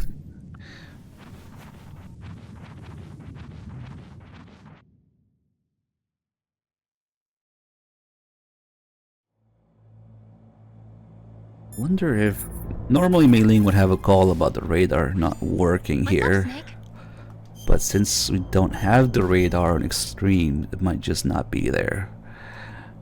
Snake, listen to what Lo Ji said. He who knows that enough is enough will always have enough. Just because you see an item doesn't mean that you always have to get it. If you don't really need it, think twice before you stick your neck out. It might not be worth it. That's true. The game definitely gives you way more stuff than you need.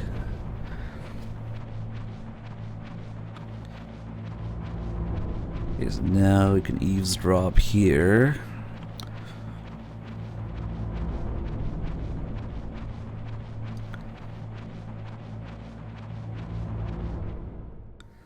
Snake is solid 119.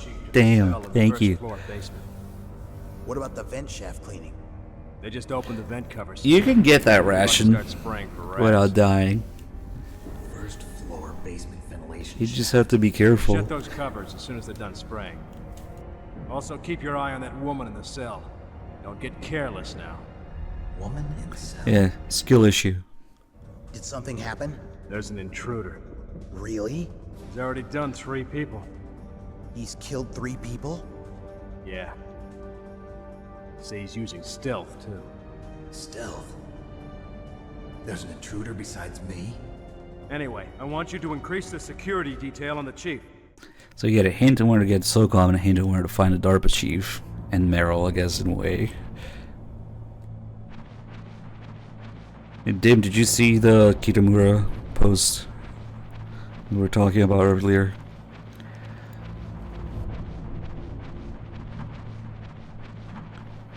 You can see the mine detect. Now this is the room with, now it has the SOCOM.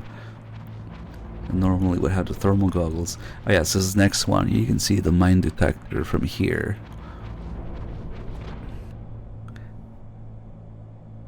It's funny because I think I remember being fucking obsessed with this item as a kid when I only had the demo. And with the demo you can't get in there, but the item is there. So it teases you because you can see it, but you can't get it. I always wondered what the hell it was. No, it doesn't. I don't know. Does it? I don't think it works. Maybe? Yeah, no, it doesn't.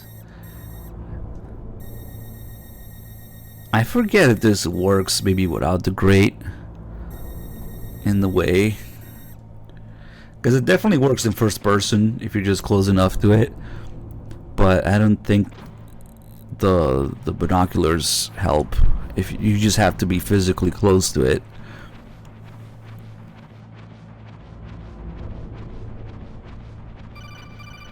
Most important call in the game here.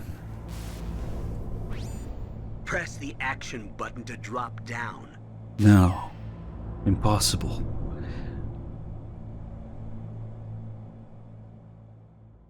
I guess I'll pick up those other chaff grenades here. We'll fuck around with the cameras, or in front of the cameras, while also looking at the SOCOM again and not picking it up. Use the elevator to change floors. There should be a cargo elevator that you can take down somewhere around there. Try to find it.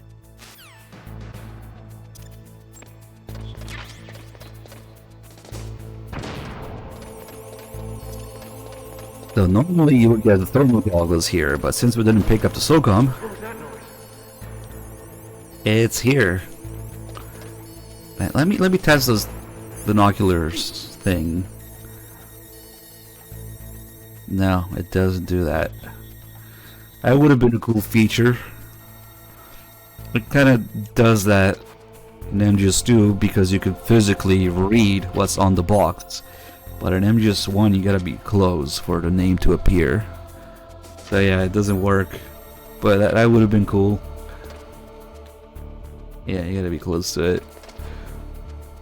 But yeah, we're still not picking it up. So that's the second place where you can pick up the SOCOM if you miss it. I also remember in the demo you used to replace the SOCOM with the Nikita if you pick it up and then went back to the heliport. And let's get the calls about the floor here. Don't make too much noise or you'll be spotted. Be careful when you're walking on that floor.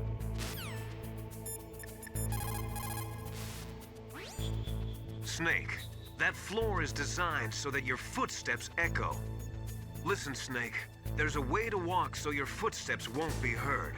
I call it stalking. Here's how you do it. First, put your weight on the opposite foot that you're going to step with. Then, take a step so that your heel makes contact with the ground first. Then, as you slowly lower the tip of your foot to the floor, gradually shift your weight onto that foot. Use your knees to maintain the subtle balance. Try it. I can't do it. Another way is to wear your socks over your shoes. Oh, if you sure. crawl on your stomach, you won't make any noise either. The way Snake says, I can't do it. It's because in gameplay there's no walking, there's only running. Interestingly, they removed that line from Twin Snakes because you can actually do it. But there are still several ways to avoid making noise, even though you can't walk slowly or stalk like that. What I was doing earlier, if you equip a weapon repeatedly and unequip it, it cancels your footsteps animation so it doesn't make any noise. So that's the best way to do it, which is completely silent. But yeah, you can crawl like he was saying, you can press against the wall. I guess that's one way to walk. And then you can also, if you just interrupt, even if you don't have a weapon, if you just slowly interrupt the animation by tapping the button, you can also move without making noise that way. The demo ends after the DARPA chief cutscene, so you can never go in that room in the demo because it's a level 1 door. Actually, no, it's a level 2 door. You don't have any key cards in the demo. It ends after you get card 1 from the DARPA chief.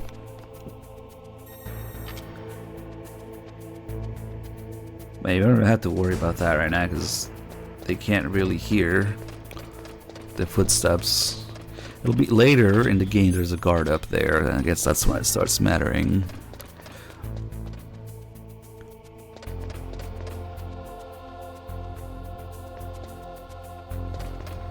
Yeah, imagine being teased with all these doors and items that you can't get in the demo. I played the absolute shit out of that thing because I didn't have the full game for a long time.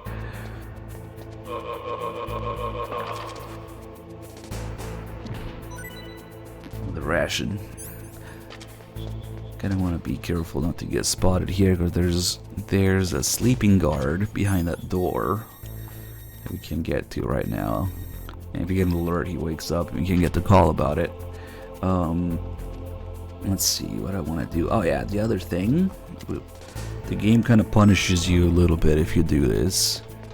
But if you go to B2 first, where those guys were talking about the door being stuck open, so that's where you would get the SOCOM. Right now it's a little bit punishing because they actually have guards in here. But later, when we're supposed to come in here during the story, then there will be no guards once you had to blow up the wall and stuff. Rick to grab him.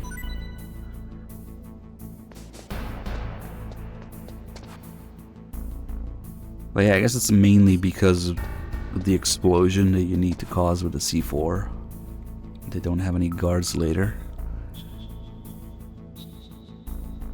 Actually, this is the room right here that they were talking about. Let's go get that guy first.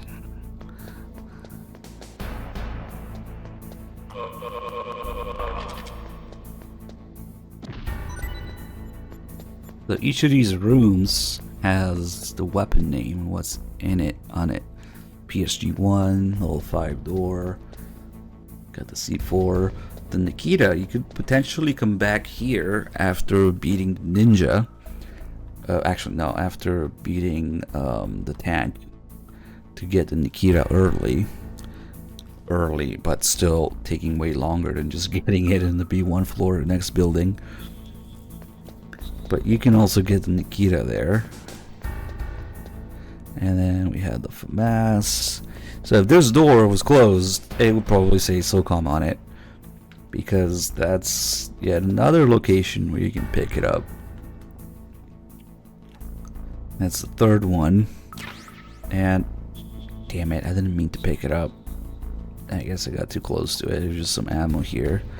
But it's okay, we can solve the problem by getting a continue.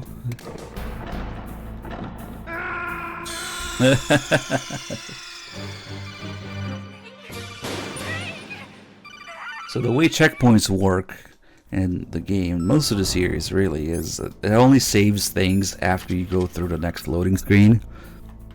So if you die, it puts you back at the beginning, so it's as if I never went out there. Nothing happened. I didn't pick up the gun, I didn't kill those guys, nothing. So yeah, we'll just leave it there, because that's the third location. And the fourth and final SOCOM location is the one where you're forced to pick it up. Unless you do like the vent glitch or something, I don't know. Here we would normally get a call from Mei-Ling, looking at the radar. But again, extreme, no radar, so. Now maybe we should start doing it on normal, because it's really not that big of a difference anymore for me. And the radar adds a little bit of calls and stuff with Mei-Ling. But yeah, we would see the DARPA chief on the radar. There's a big green dot that kind of moves around, like it's got like a, I don't know, electric almost effect to it. I assume that you could go out of bounds. Yeah, probably.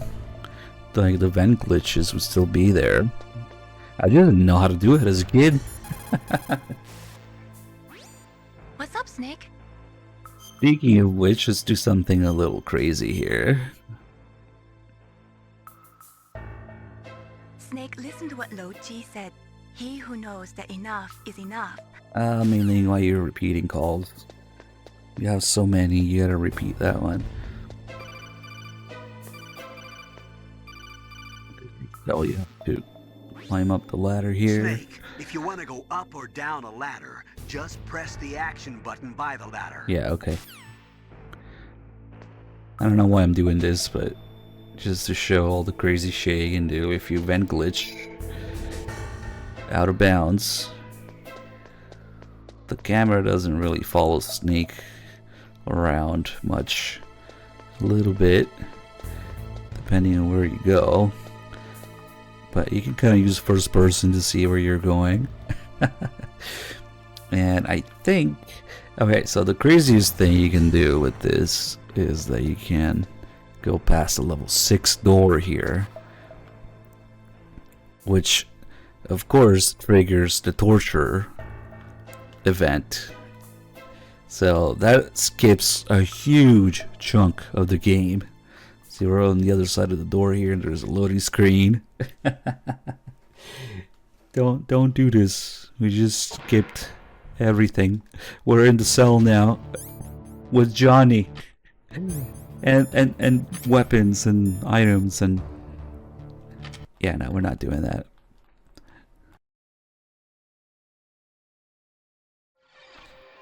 But you can do some pretty neat things that way.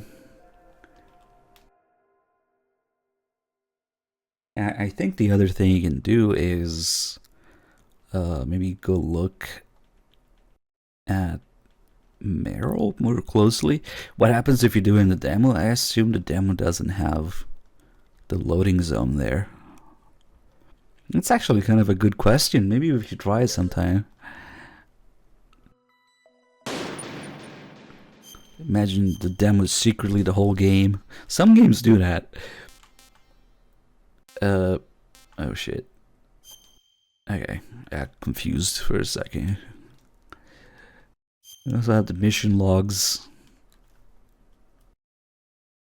That Shinkawa artwork.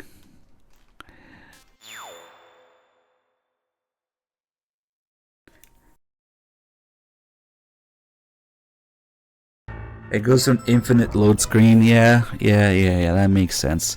So the loading zone is there, but it's just trying to load things that don't exist in the game data for a demo. That makes sense. And one thing that I don't do as often is try to use this out of bounds glitch to get to Meryl instead. Let's see. Let's see if I guess you would have to go this way instead. Ah, here we go.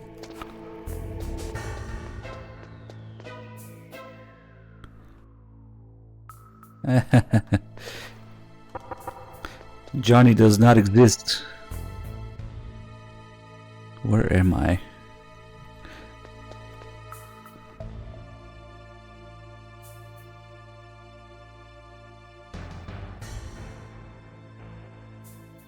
Hey, you taking a dump? Hell yeah.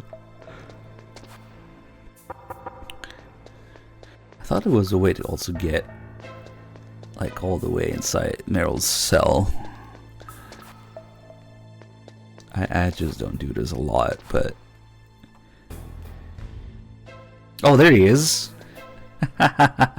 He does exist. Nice. I guess because he would show up on the radar. It's actually the same camera angle. Nice, as when you're in the room.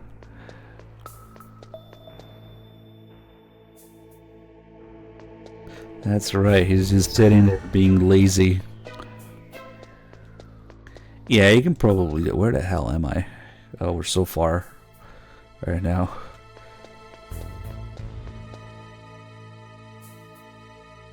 What the heck? Okay. Fox 2033, thank you for the 10 mods. We might be able to use this to look at Meryl's different exercises here as well, but where the heck?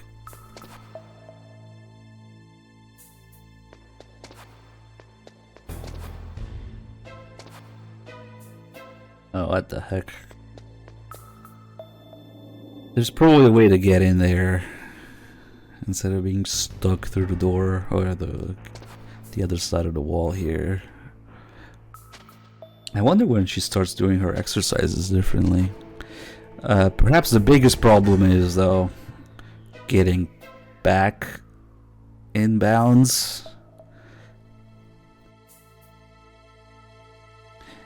I wonder if the saves also keep in memory what Meryl's current exercise is.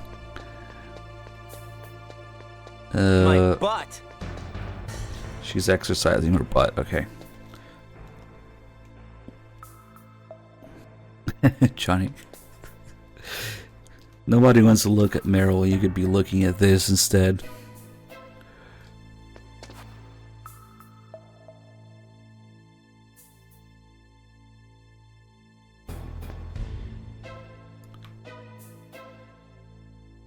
Oh wow, the toilet is like right there behind the ladder.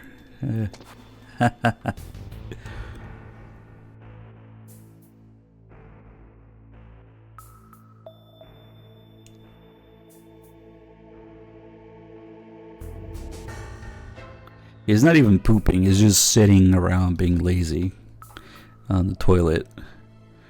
That's the lore behind it. Okay, I don't think there's a way to get back in bounds without reloading. And I'm no expert in out of bounds stuff. Just event glitch is kind of interesting. Let's see, where the hell am I?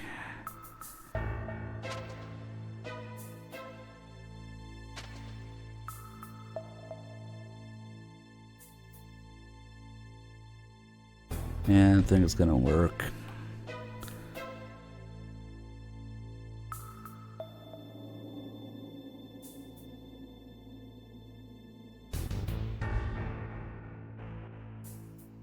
Well, maybe if I reverse vent glitch, is that even a thing?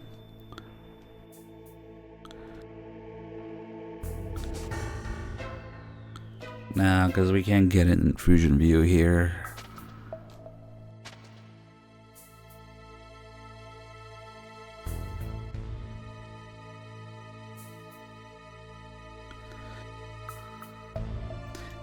If this also worked as a vent, maybe we could reverse it.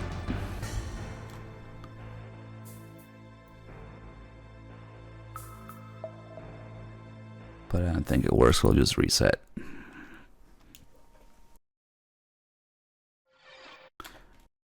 Alright, we're done fucking around with that for now. Next we'll have Meryl do all her different exercises here.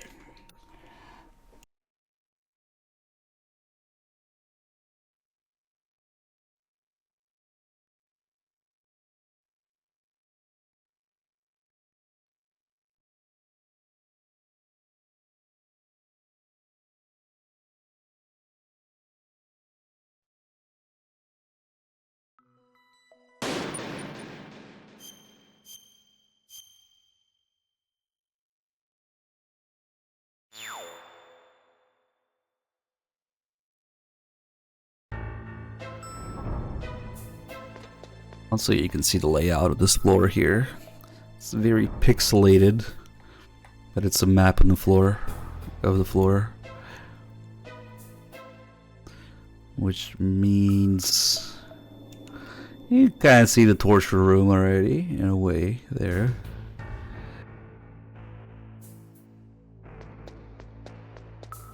Yeah, it's easy to miss because it's hidden the other side of the camera.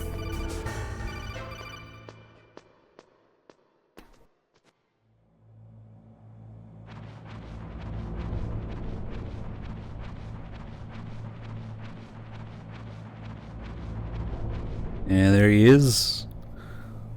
Oh, kinda damn cold. I hate Alaska. Boy, oh boy, that woman is built all right. Hold on a minute. If this little scene triggers him to go outside, let's see what he's up to now. Hold on. He's probably just frozen in place there. Alright, let's save again. What's up, Snake? Also need to do all these mailing save calls anyway. Snake, like Shakespeare said, nought's had, all spent, while our desire is got without content. Basically, it means that your desire can get you into trouble if you're not careful. That goes for items too. Don't get too greedy or you might be sorry. Be careful, Snake.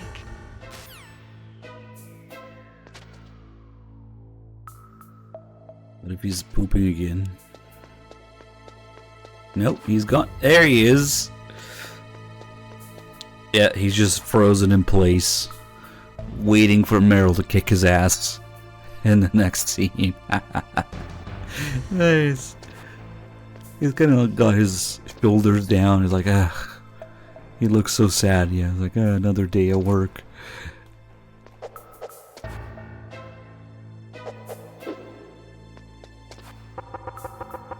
Too bad we can't lure him.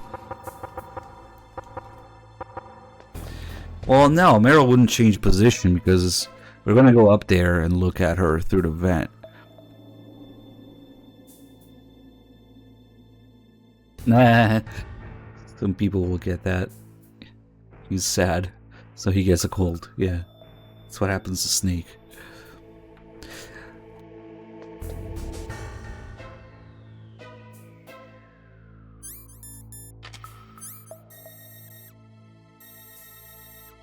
Nah, you can only zoom a little bit. Because there's technically a wall here. I'm curious how it works with Meryl's different things that she does, those exercises. It probably already changes by the time you come out. So yeah, we'll be able to see her do it more closely. For science, yeah. Fuck it, let's keep resetting.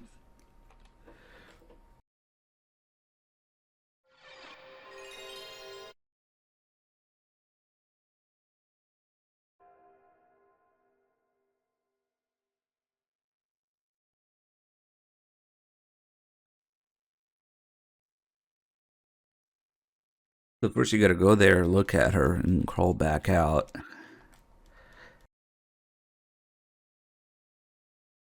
You know what, resetting probably takes less time than crawling back in there. Maybe around the same.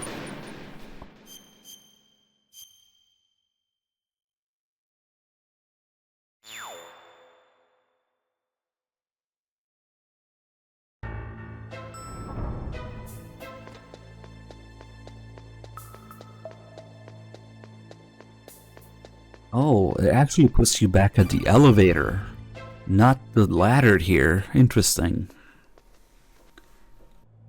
Because I guess, yeah, this is technically in the same area. That's why it's not a loading screen. It's the same area. Wait. Oh, cut it. Oh, okay. I hate Alaska. Boy, oh boy, that woman is built all right. So to do it correctly, we would have to get it, then change floors.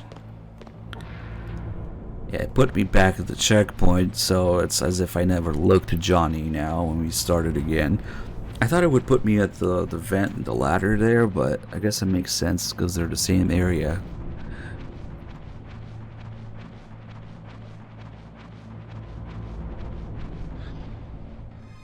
Is that a woman?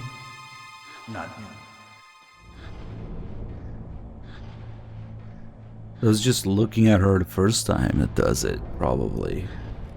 Okay, let's find out.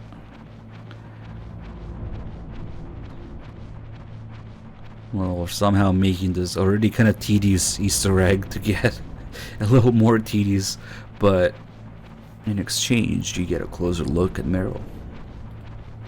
So that's kind of worth it.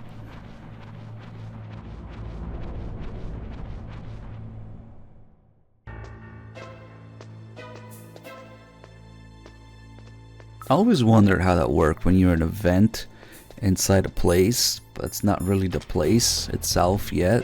Like when you get into the vent from the heliport to the tank hangar. I guess it already counts as a tank hangar because this already counts as this place. Even if we come from the vent. Okay, so if we do this, it will definitely save it.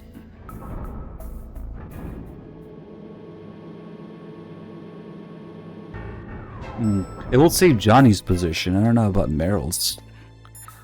Let's see. What is it, Snake?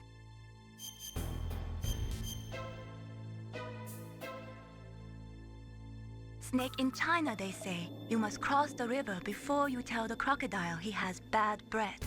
Do you know what that means? It means that the wise man avoids danger first. Use your brain to avoid traps and stay away from the enemy.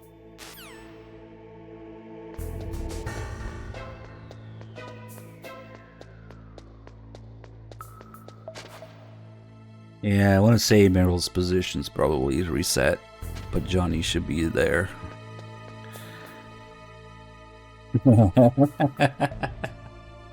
Oh man, another day of work.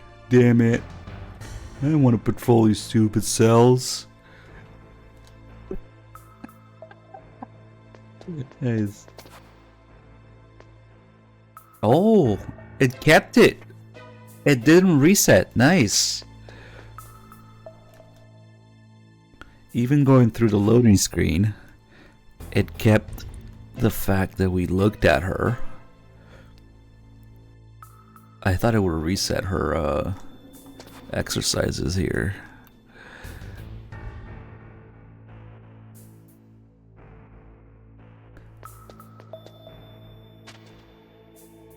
Nice.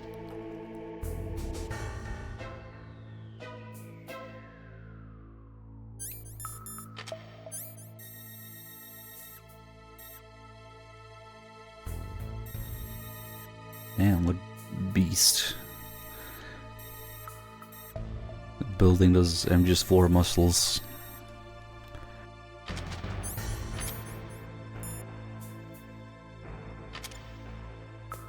Maybe we should have done this with, well, we can't get C4 yet. So the next closest thing we can do is slowly kill myself with chaff and stun grenades.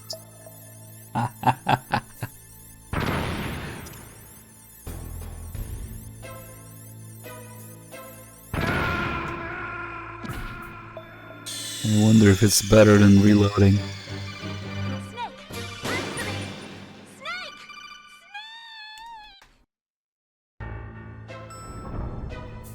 It probably is better than reloading, because you gotta go through the whole thing.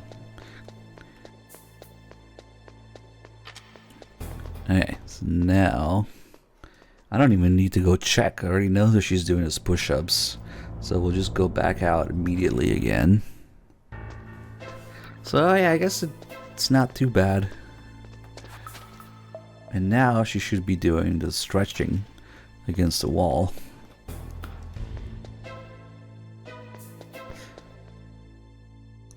Wait, why is she doing push-ups again? Shit, maybe you do need to go look at her then. It's not simply going in and out of the thing. Okay, that makes sense. Now stun grenades kill me.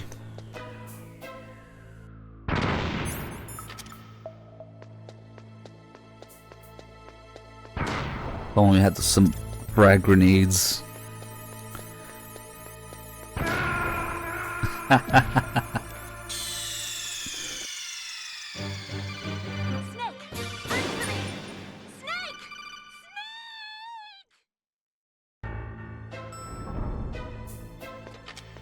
Okay, I'm actually learning a little bit more about how this Meryl Easter egg works.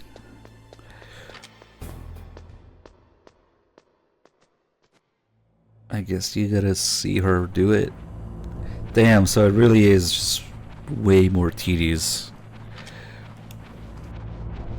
This is one of the things that they shortened in Twin Snakes too. Anything related to backtracking, Twin Snakes is just, no, we can't have that. So it's much quicker, you just need to look away and look back at Meryl. Okay, now that we've seen her do that.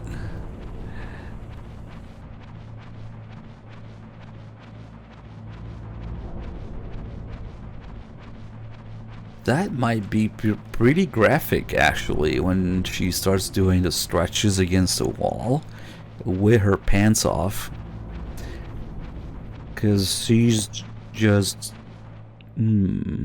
She's basically humping the wall, and Snake is gonna be right on the other side of the wall. Hold on.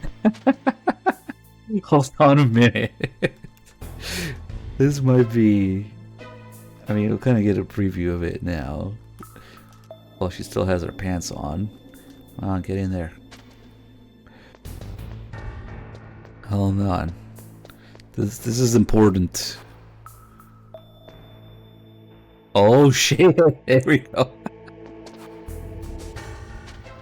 It's okay. Her polygons all melt together. Oh shit! Oh man, this has gotta be pretty descriptive. Pretty graphic.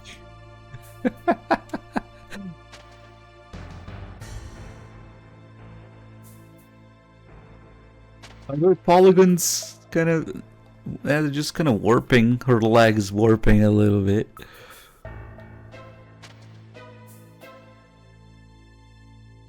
Okay, now we gotta do this with no pants.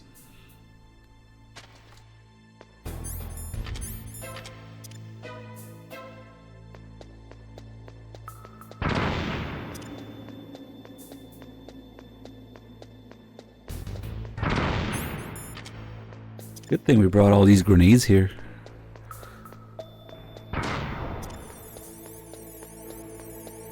Make that a thumbnail.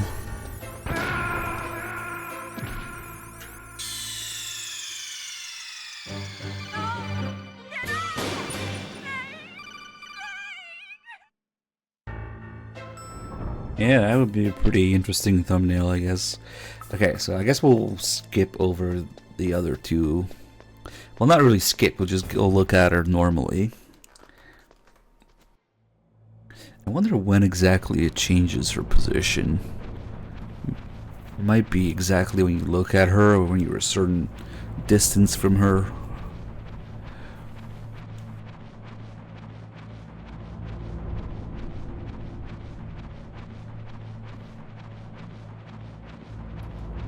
And we'll just take a quick look.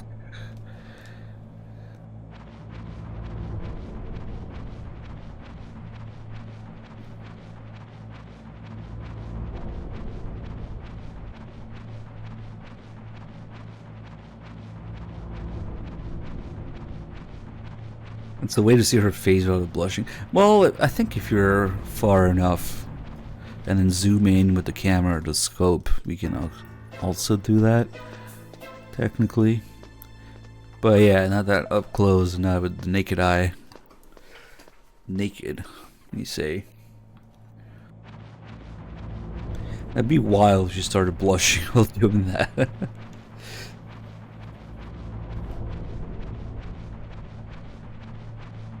Hey, this is super in-depth plus glitches, Meryl. What would you call this Easter egg?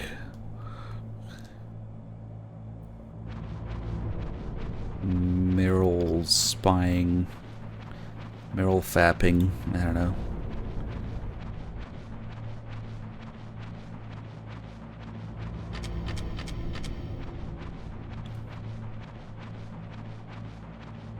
Advanced level Meryl perving.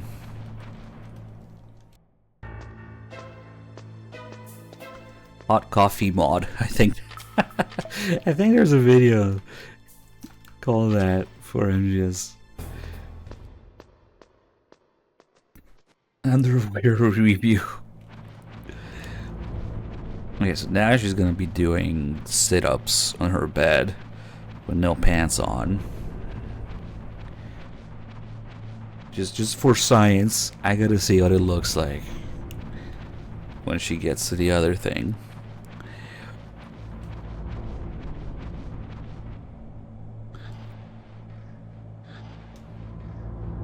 Okay. Why did they code all this stuff? Well, it's Kojima. Now you are supposed to see her just like this. It's a little Easter egg going in and out of the vent here. She changes her position, exercises, and then eventually takes off her pants, just like we're doing right now. What we're doing with the glitch is getting way closer and at an angle that you're not really supposed to see. I remember this was in the strategy guide. specifically telling the players that you could do this in the strategy guide. Okay. So now that we've seen her do that, she'll be doing the next one already when we come out, so we can go there. Maybe I should keep the save, you know, for research.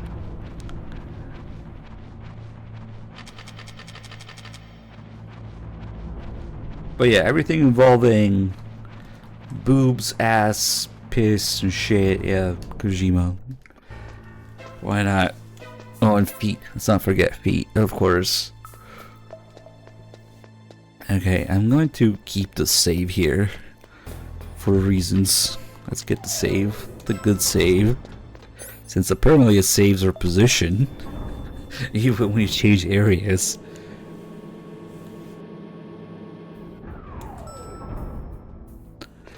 Gets even better if you consider that Meryl was originally going to be 13 years old instead of 18.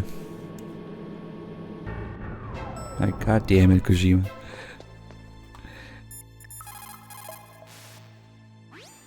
What is it, Snake?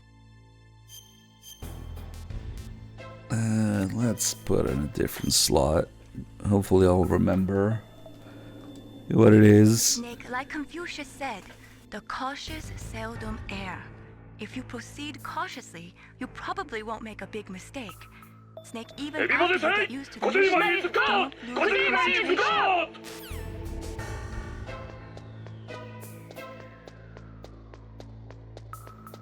So, if my calculations are correct, now's the time to do this with improved results. Oh yeah. Here we go. Bam.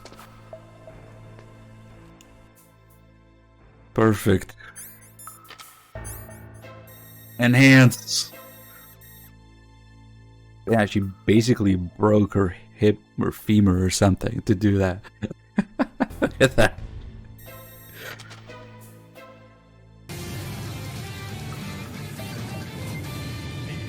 Now here's what we're gonna do. We're gonna sit here however long it takes Twitch to make a new thumbnail. That would be the wise thing to do, I think.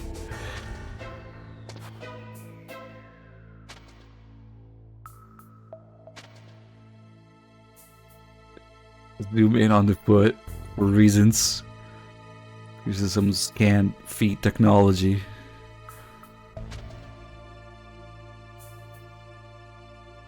If you ever wanted Meryl to step on you, I guess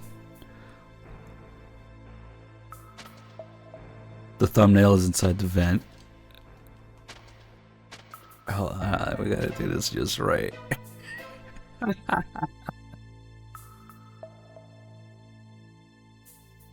That's right, we need to make this a YouTube clickbait. She's basically just humping the wall. Well, at least they model her underwear and the other side that matters too. Nice. Thanks, Kojima.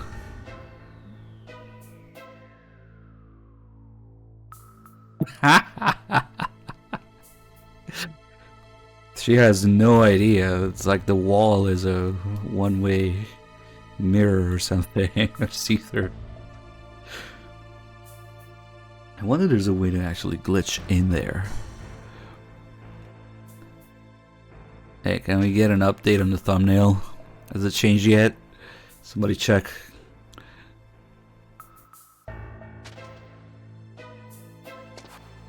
I'll be mad if the thumbnail is Johnny sitting there.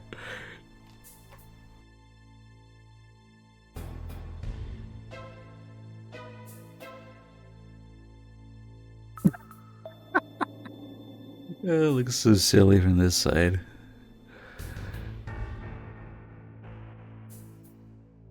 Please tell me it's not Johnny. Come on. Everything in that turd's path turned into shit. He was only there for like 2 seconds. No, Twitch. You can't do this. What? Let me check. Nah, right now it's just the hallway. That's what I'm seeing. Let's see, refresh. Spam F5. Is people just getting different thumbnails? Because I'm getting the hallway outside. Somebody said it's changed. Lori says it's changed. Mirror with binoculars. Vent. What the hell? Is Twitch just giving different thumbnails to people? I'm looking at the category page, at the MGS category, and refreshing that, and it's just a hallway outside for me.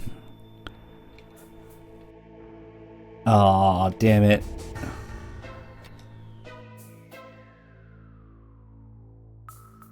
So what the fuck is a guy playing in the MGS category? Oh well. Okay, so that's the hallway for everybody now. Wait, but didn't that come before?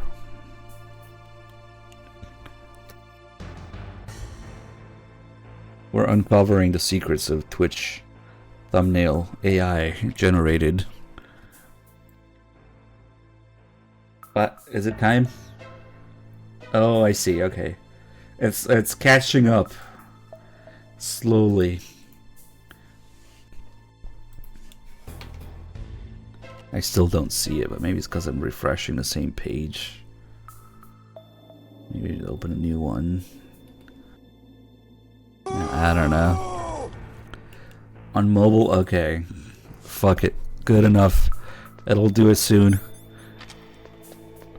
I can add a few more seconds if I... Now I can go in first person. I'm gonna kill myself here with these chef grenades.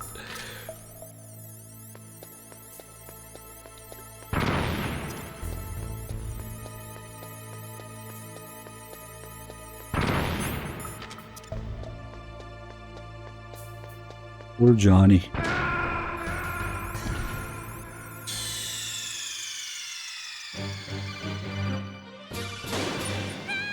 Alright, we'll keep that save for further research. Let's go, man. Nice.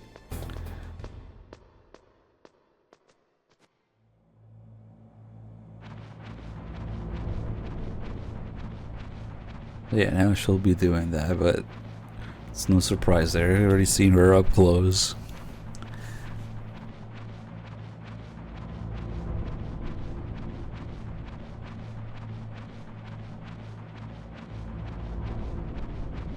See, this is what you're actually supposed to see. That's all you're supposed to see of that. But there are ways. Are you a hacker? Yep. Alright, fuck it, let's go.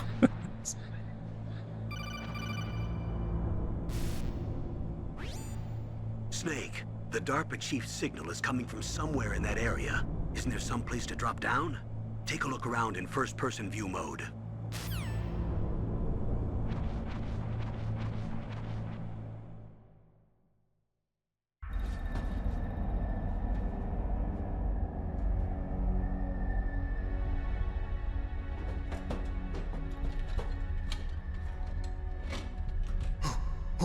Who's that?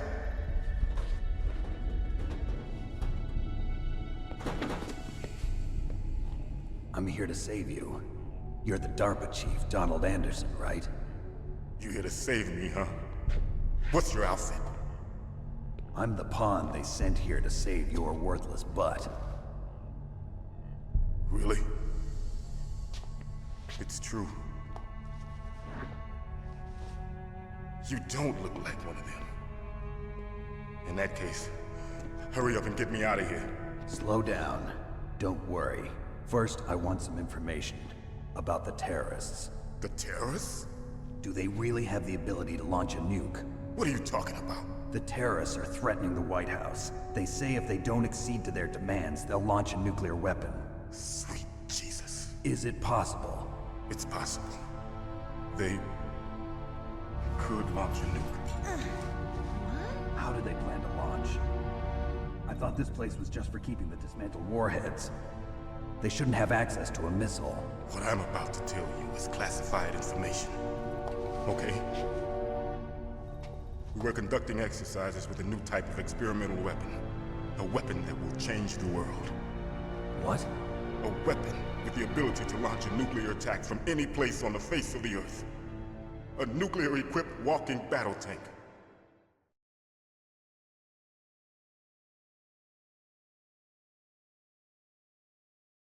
Metal Gear. It can't be. You knew?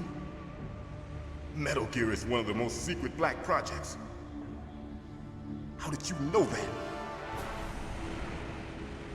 We've had a couple of run-ins in the past. So that's the reason you were here at this disposal site?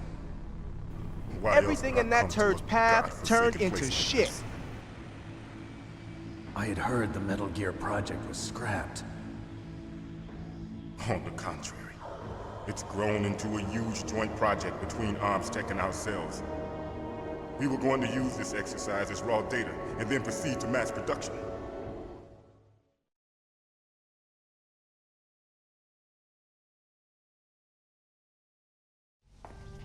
If it hadn't been for the revolution. Revolution? Rex has fallen into the hands of terrorists. Rex? Metal Gear Rex. The code name for the new Metal Gear prototype. They're probably already finished arming the warhead they plan to use with Rex. These guys are pros. They're all experienced in handling and equipping weapons. Hey! Shut up in there, will ya?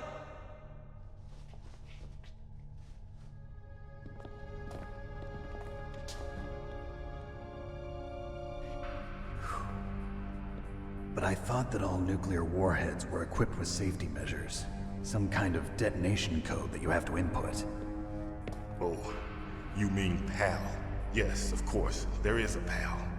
It's set up so that you need to input 2 different passwords in order to launch the device. There are 2 passwords? Yes. Baker knows one, and I know one. Baker? The president of ArmsTech? That's right. Each of us needs to input our password, or there can be no launch. But they found out my password. You talked? Psycho Mantis can read people's minds. You can't resist. Psycho Mantis? One of the members of Foxhound. He has psychic powers. This is bad. It's just a matter of time before they get Baker's too. If they find out Baker's password... Yes, they'll be able to launch a nuke anytime. But there is a way to stop the launch. What? The card keys. Card keys?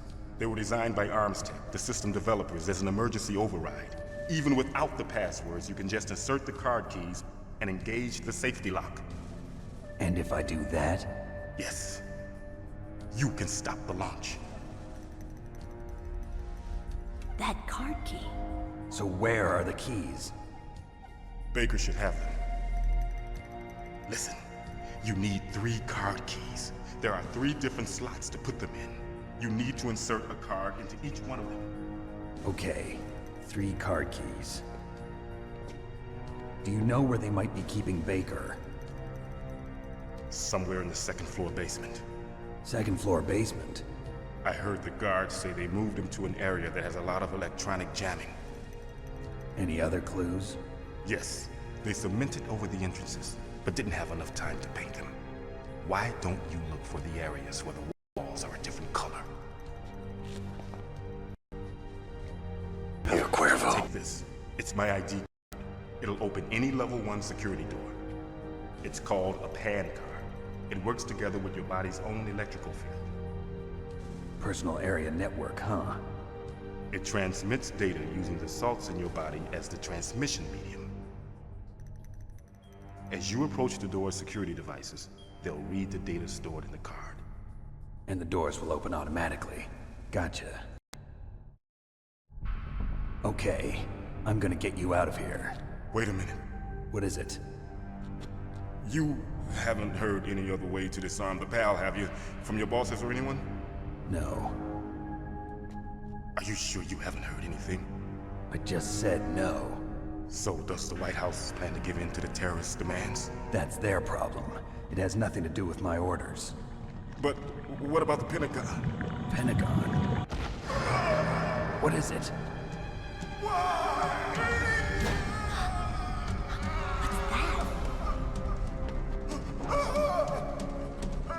Hey, what happened?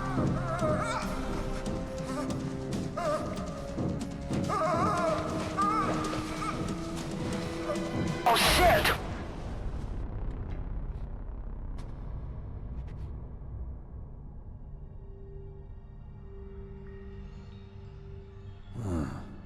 Dead.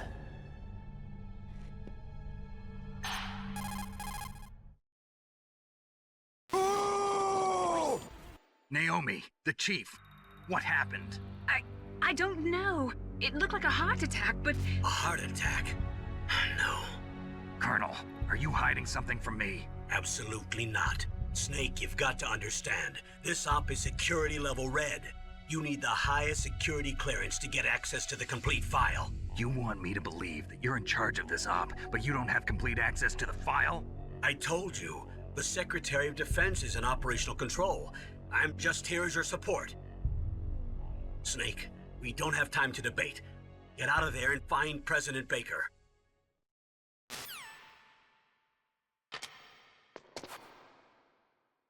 Now we know what Johnny's doing out there. Oh, you gotta see it too. Everything in that turd's path turned into As is shit. Meryl standing there now. Nice. Now we can see her walk across the doorway here.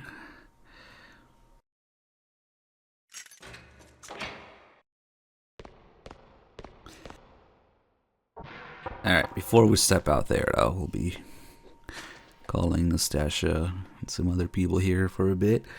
Muff Enjoyer with the 25 months resub. We just enjoyed a lot of material unaccounted for. I don't know if you were here for that. We were just taking a close look at Meryl's material unaccounted for. Silas, thank you for the 25 months. Also, Merchant Chat with the 31 months. Thank you. And Shizzle with 136. That's insane. Thank you so much.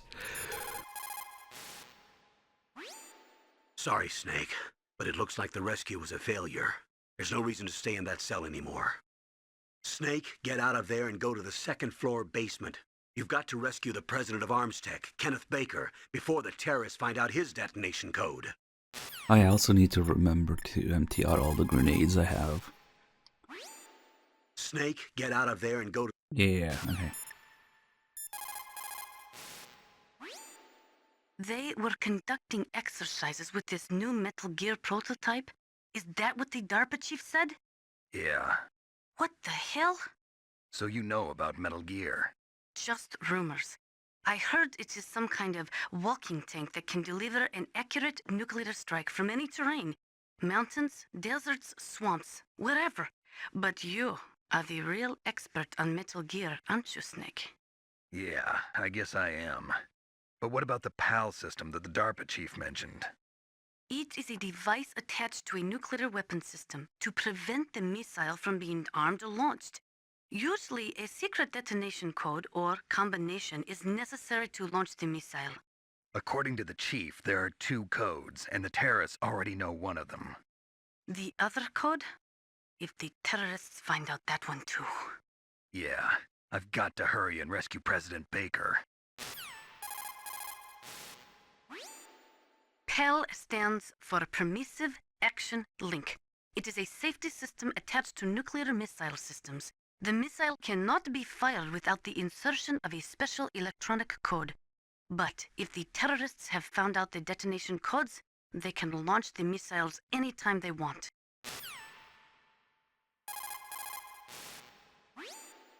Is it possible to destroy the PAL system so that the missile can be fired even without inserting the detonation code? I do not believe so.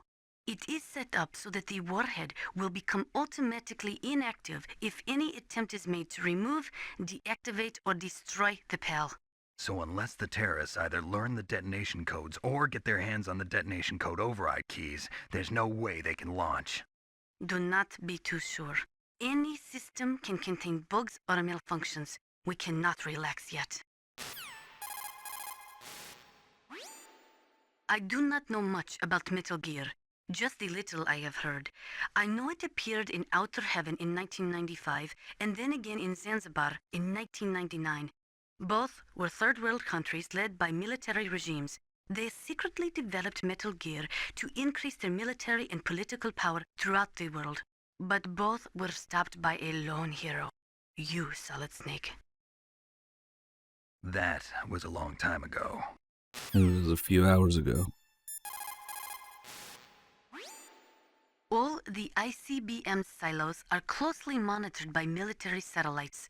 SLBM-equipped submarines can move secretly, but naturally they are limited to launching from the water. Finally, there are ALBMs, which can be launched from aircraft. They allow for excellent mobility, but they are somewhat unreliable. Metal Gear was developed to solve all those problems. It can move freely over any terrain and independently launch a nuclear missile at any target in the world. It completely changes the nature of the strategic arms race and destroys the delicate nuclear balance. It is a weapon to be feared, believe me. The development of Metal Gear is a cynical attempt to consolidate and increase our military dominance while at the same time maintaining the pretense of disarming ourselves. Now that the SLCM-0 option, allowing for the sneak inspections of submarines in international waters, has been concluded, the value of submarines as strategic weapons has been greatly diminished. With Metal Gear, governments of the world will be able to avoid this type of inspection and at the same time stay in compliance with international nuclear treaties. The nuclear weapons disposal facility on Shadow Moses Island was built at the beginning of this century. It was made only to temporarily store the nuclear warheads. Why? If they wanted to dispose of them, why wouldn't they just dismantle them right away? They cannot do that. You see, when you dismantle a warhead, you still have nuclear materials that must be stored. At this point, all of the nuclear material storage facilities are way past capacity. But they could not stop dismantling weapons while at the same time pushing Start 2. So you're telling me that this base was built so they could temporarily avoid being in conflict with Start 2? Most people think that we live in a safer world now. But with all the dismantled nuclear weapons and waste around, the threat of nuclear terrorism has increased tremendously. It's ironic, isn't it? I think she's going into her generic calls now. After the Start 2 Accord was signed on January 3, 1993, Russia and the US reduced their strategic nuclear warheads to between 3,000 and 3,500 warheads each. They completely dismantled all of the ICBMs which contained MIRVs. As a result of that, there are over 15,000 dismantled nuclear warheads waiting to be disposed of. The warheads are supposed to be dismantled at Pantex or some other dismantling facility, but there are limits to how many warheads they can process. We just do not have the capabilities to dismantle all the warheads that are out there. Over 200 tons of plutonium and over 1,000 tons of high-grade uranium have been removed from nuclear weapons so far. And on top of that, nuclear reactors all over the world continue to produce and leak spent nuclear fuel. According to one estimate, as of the year 2005, America alone was storing over 50,000 tons of nuclear material. There is no room left in our nuclear material storage sites. That is why we need nuclear weapon disposal facilities. The nuclear weapons Okay, he's repeating stuff now.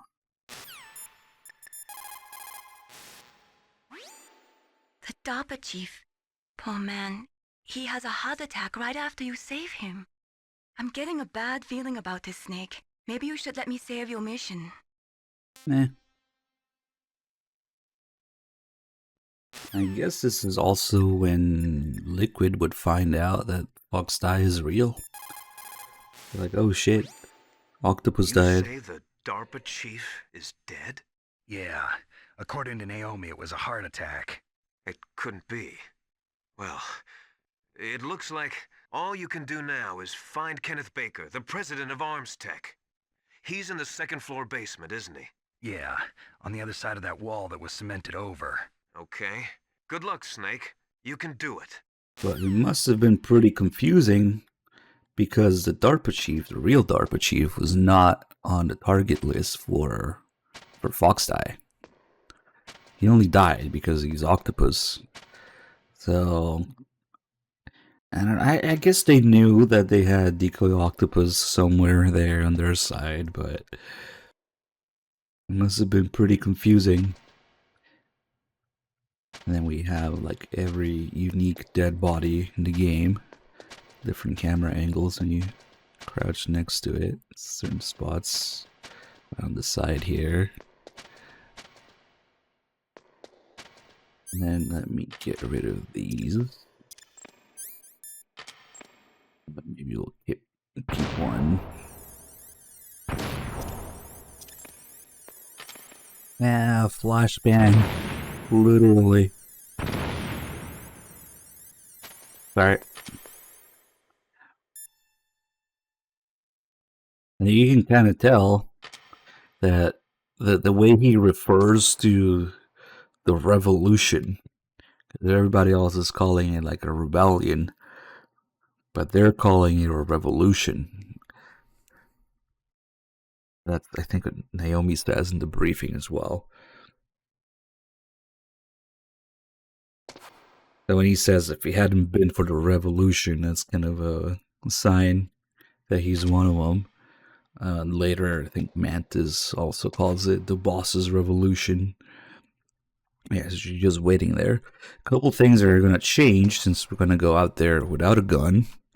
Because not only Snake will grab Meryl's rifle barrel instead of pulling out his gun. Another thing that changes that's more subtle is the music in the background. Cherry Creams, thank you for the 15 months.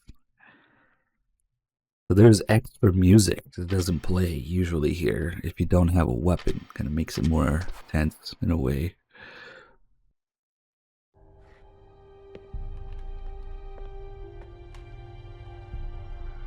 Don't move!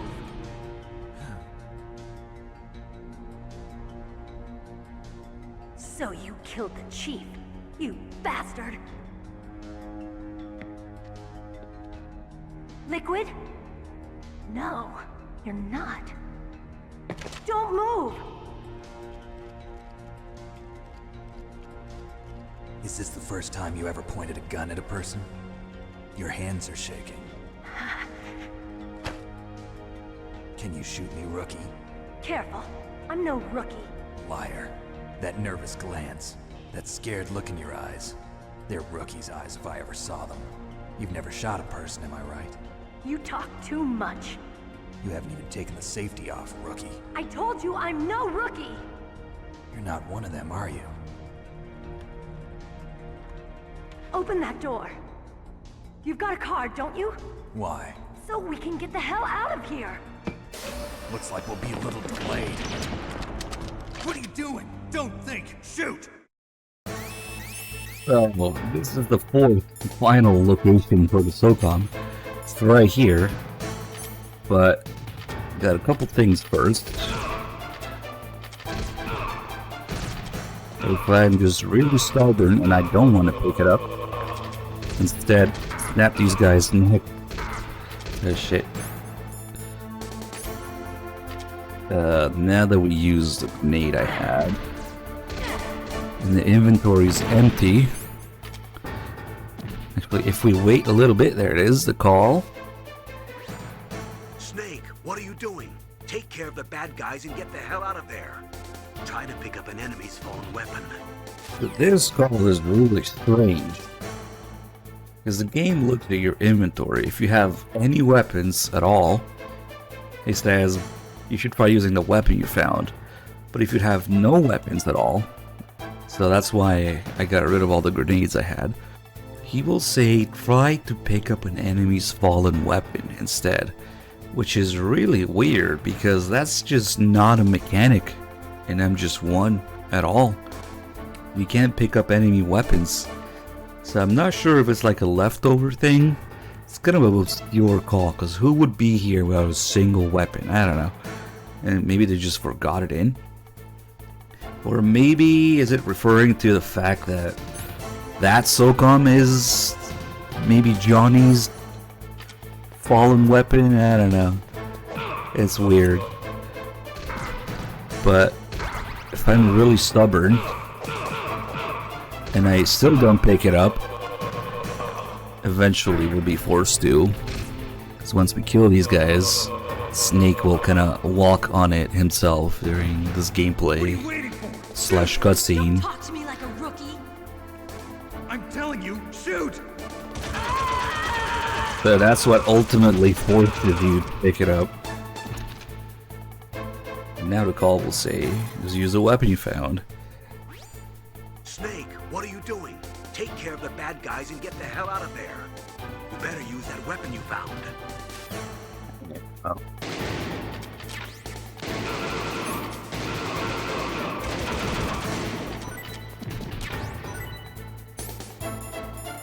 Ah, that's right, I ate that one.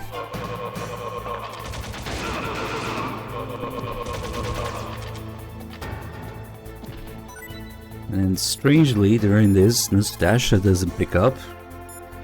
Master also doesn't pick up. I wonder why. And Mei Ling just treats it as a boss fight.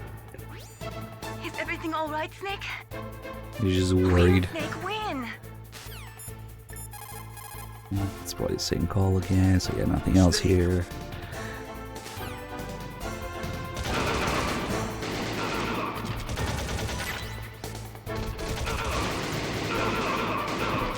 These guys take 5 hits to die on extreme, and it's subtle difference what matters. Metal just eats grenades for breakfast in the face. Oh, and shoot him. If you want to avoid kills here, that's how you can do it. You grab him and let Meryl shoot him.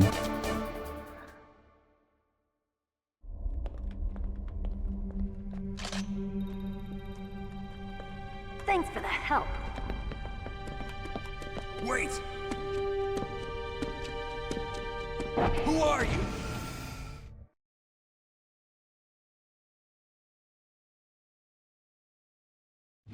You fool! You've killed him! I'm sorry, sir. His mental shielding I need to see something here. could not dive into his mind. Now we'll never get that detonation code. Boss, I have a good idea. You don't see Meryl's unconscious body in this flashback. You do in Twin Snakes, but more importantly, you said in the game's screenplay book that you're supposed to see Meryl there. But no, unless I'm lying, I've never seen Meryl in this flashback. Except in Twin Snakes.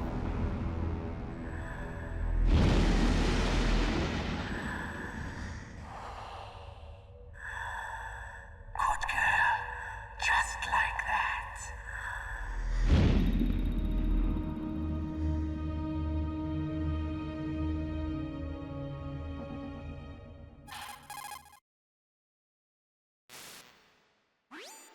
Naomi, I just had some kind of hallucination. Is it from the nanomachines? No, Snake. The nanomachines are functioning properly. So what was it? It must have been psychometric interference coming from Psycho Mantis, Foxhound's psychic. Think of it as a mental feedback loop. So that was Mantis.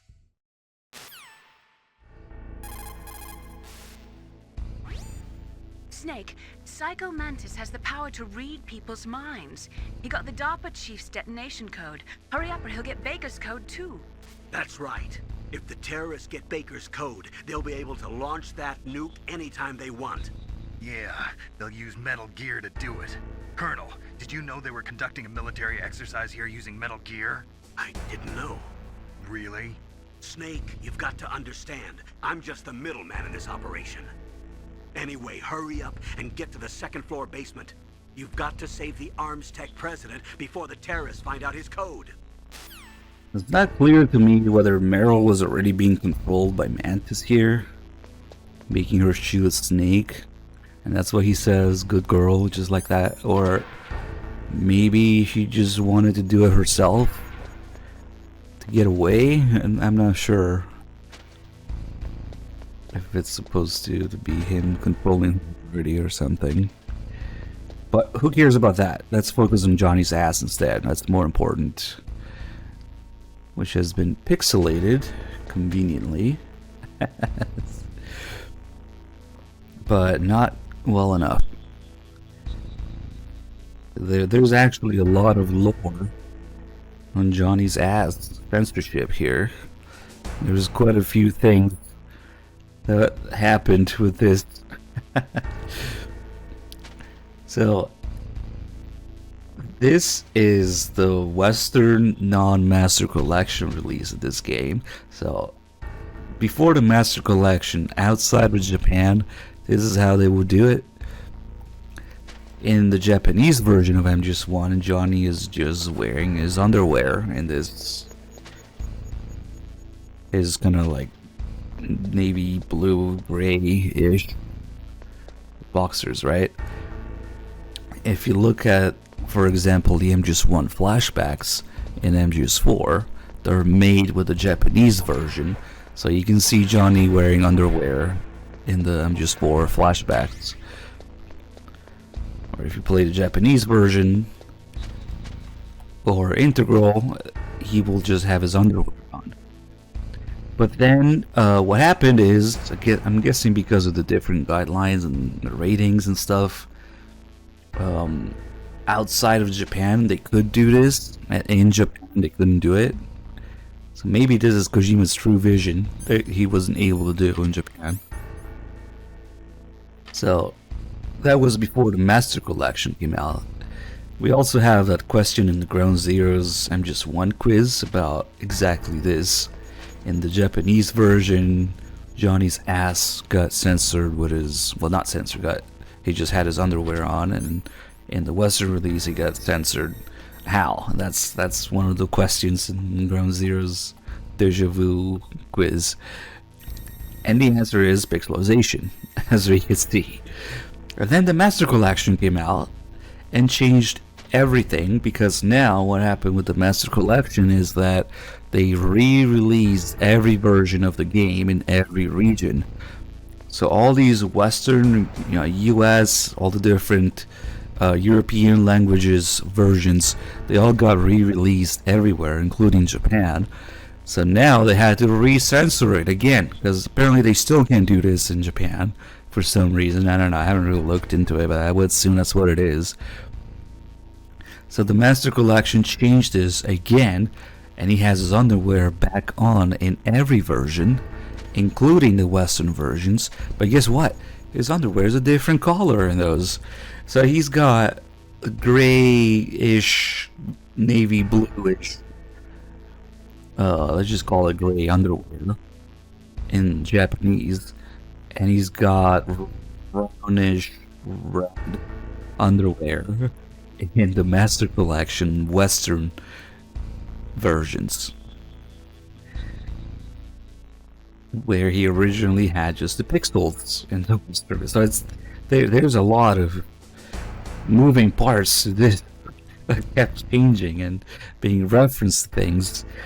And the cherry on top is that the pixels here, you can do this.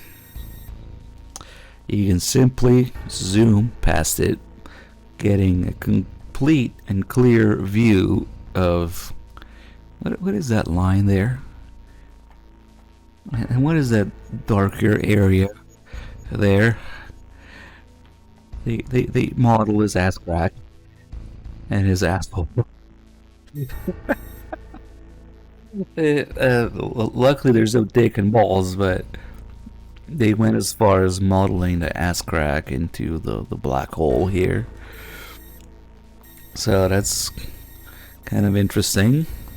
It's Kojima's true vision, despite the limitations imposed on him in Japan.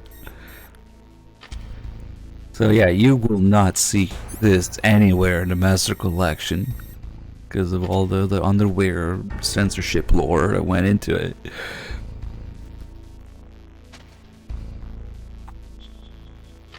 So you can kind of tell what versions they're playing. Also, you can kind of see the side of his face here a little bit.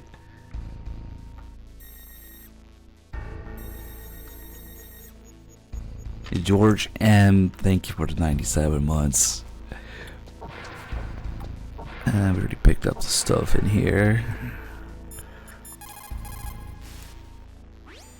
You caught Snake? It's funny how it kept changing. And at some point during the Master Collection release, somebody must have been like, oh shit, we can't do this in Japan, change it back. Which is interesting, because usually they just leave it alone. Friendly counsel cuts off many foes. It means that a little bit of advice from friends can save you a lot of trouble. You should think about it. If you're in trouble or if you need some information about something, please contact Colonel Campbell or someone else, okay? What? He winked at the internet, nice. I like how the games have built-in backseating and sometimes people still get lost or don't know where to go next. Let's see what we want to do. At this point, it's kind of weird. The game kind of assumes that you get the suppressor as soon as you can. Because we could go back to the first floor and get the suppressor now. I mean, we could do that, but the other thing in that room is that there's a guy who's asleep, and there's actually a call about him being asleep. But what happens if you go there first is that they're just gonna be talking about going to the oh shit, this guy, oof, I think he turns the other way anyway. They're just gonna talk about going to the next thing to find Baker in the story, so I don't think I'll be able to get it now.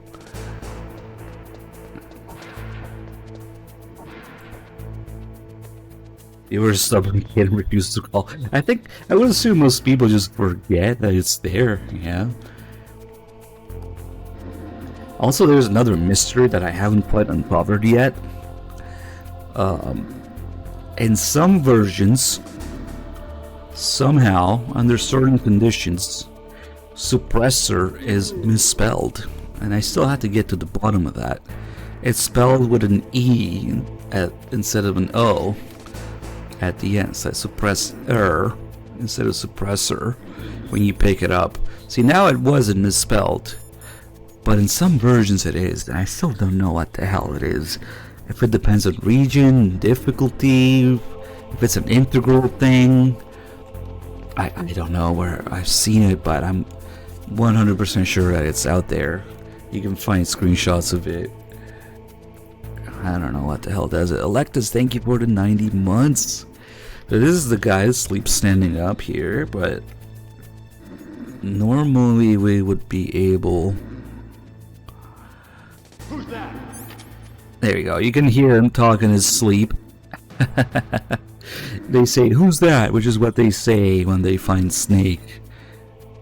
Usually, in an alert when they see you. So maybe he's dreaming about finding Snake? I don't know. If you look at him, you gotta be close and you gotta look at him in first person. And kind of wait around a little bit. It's a little wonky to do. It's not really consistent. I wonder if it's a glitch, actually. Or they just talk in their sleep like that. But yeah, I don't think we can get the call about it yet because they're just gonna tell me to go find Baker instead. Anyway, hurry up and get to the second. Yep. Okay.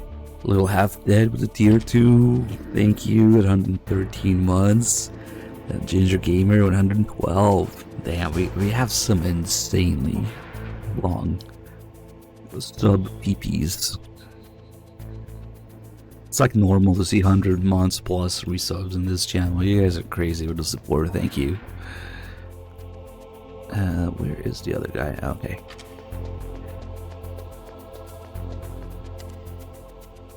It's a little weird to do the Ocelot fight with a suppressor, but I guess that's what the game assumes. Because as soon as you can... well, I guess as soon as you get card 1, the game assumes that you get the suppressor, because now the suppressor is going to show up in the Ocelot cutscene. And every cutscene where the gun shows up from now on, except the one where Snake shoots Sniper Wolf in the face. I like how he takes off the suppressor for that one. Dramatic effect of the gunshot, the sound effect, and the cutscene. That's the only scene without a suppressor, so it's not really that big of a deal, but it's interesting. I guess it was kind of a technical limitation. They couldn't tell if the player had the suppressor or not, so they just defaulted it yes. Anyway, we got the C4 and the grenades monster. Thank you for the 3 months. Let's take a look at a couple more things here. Well, oh, actually, you know what? There is a reason to go back up there. If we don't pick up the SOCOM, I actually learned this recently, because I thought the door will already be closed by now. No, that door closes after you fight Ocelot. So if you don't pick up the SOCOM and you have you don't get the thermal goggles up here, because they get replaced by the SOCOM. If we go there after fighting Ocelot, that door will be closed. So even if you miss out on the thermal goggles early in the game, this would be the one reason to come back here. Not so much the suppressor, but before the door closes, you can get the thermal goggles.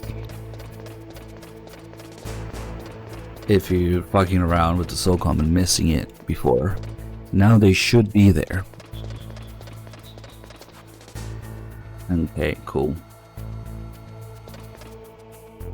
Yep.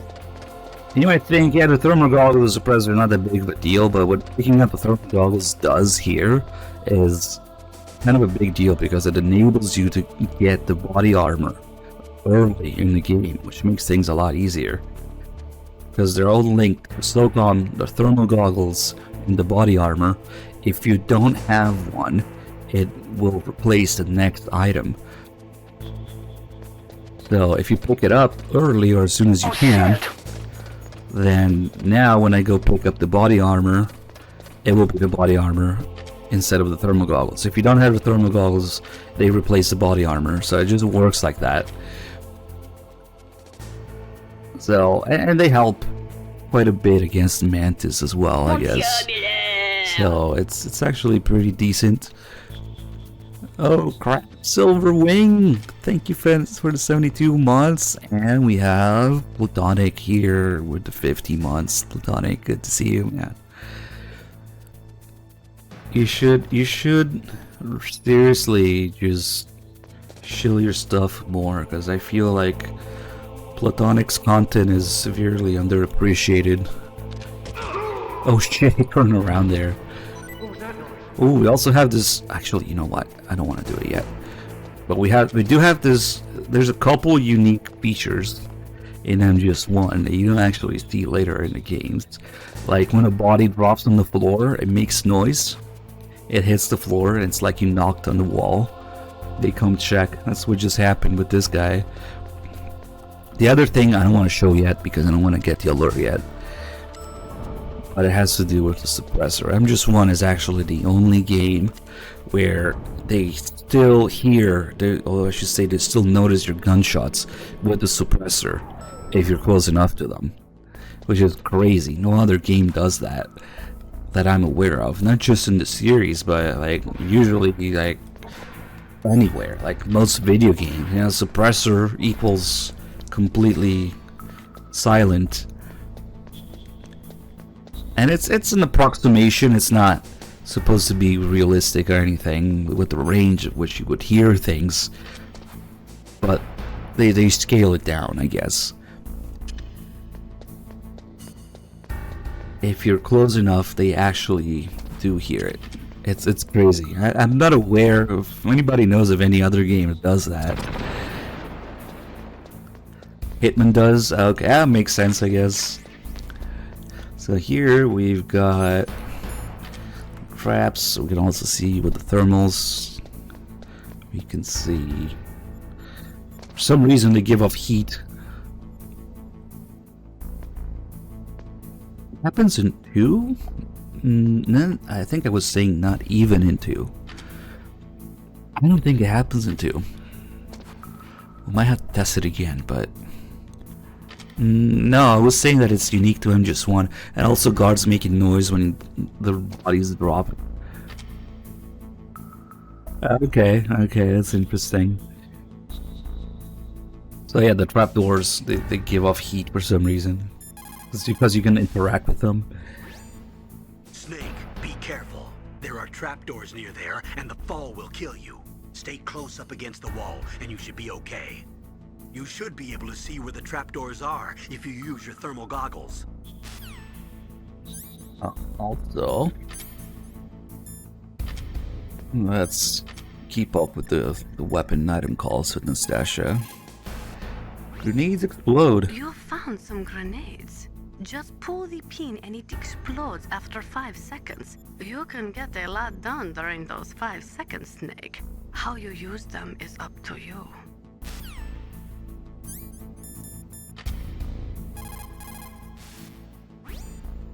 That is C4 explosive, a plastic explosive with a texture similar to clay, so you can shape it in almost any way you want.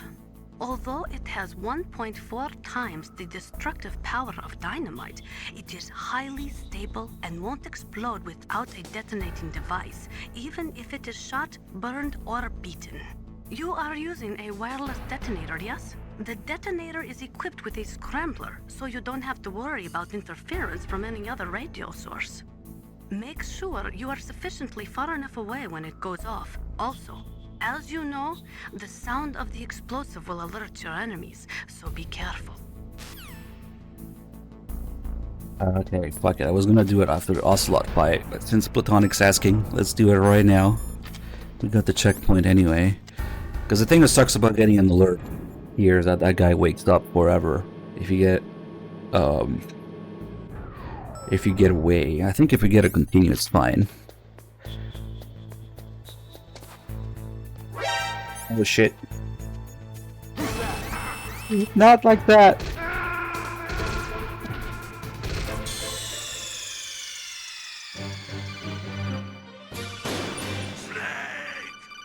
But yes, they do hear it without hitting the wall or holding them up.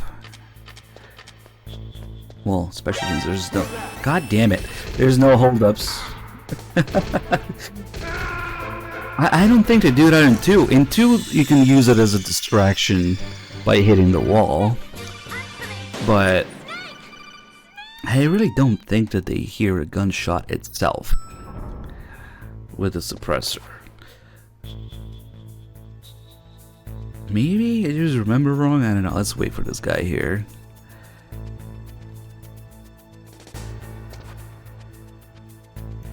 What happens is that they notice it, you know, kind of like when they notice in Nikita, and they crouch down a little bit and they have that clear exclamation mark on their heads, and they turn facing that way. That's exactly what happens when you fire a suppressed gun next to them. Now, if you shoot a wall near them, that's an MGS2. In MGS2, they will hear a noise. In MGS3, they will go into a caution. They know what's going on. Can you please, like, stop? God damn it. Did the pattern change already? No, it didn't, because the other tank's here. I don't know why he didn't stop at the corner there. Snake, answer me. Snake! Snake! He's a little more involved than I would like right now. They're not supposed to really be here. Let's see. What we gotta do is get behind somebody, not hit any walls or anything, and shoot. And they'll turn around and notice it. Okay, let's do it here. When he goes to the corner, he should stop right before he turns. They always do. Okay, there we go. Like this. See?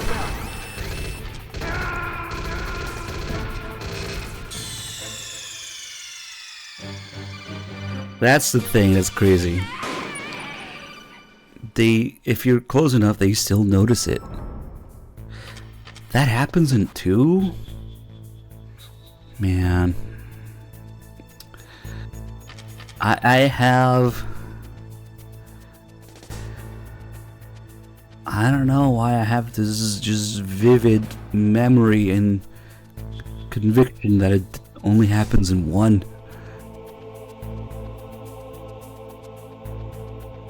I don't know.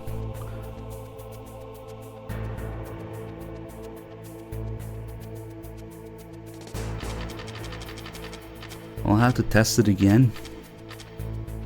Maybe the holdups fuck with it, because if you auto aim hold up next to them, yeah. What the fuck? He didn't stop. He's doing something different. He didn't stop this time. What the hell? Did I just wait too long? That's weird. Shit, he might actually see me when he wakes up. Come on, elevator, please. Yep. He's talking. Fuck. Alright, well, we'll just dodge again. Because we don't want to just get an alert and get away here, because otherwise the guy would be awake forever. I can't believe that we had to test this again. And 2, maybe. I'll probably be back for the second part of 2.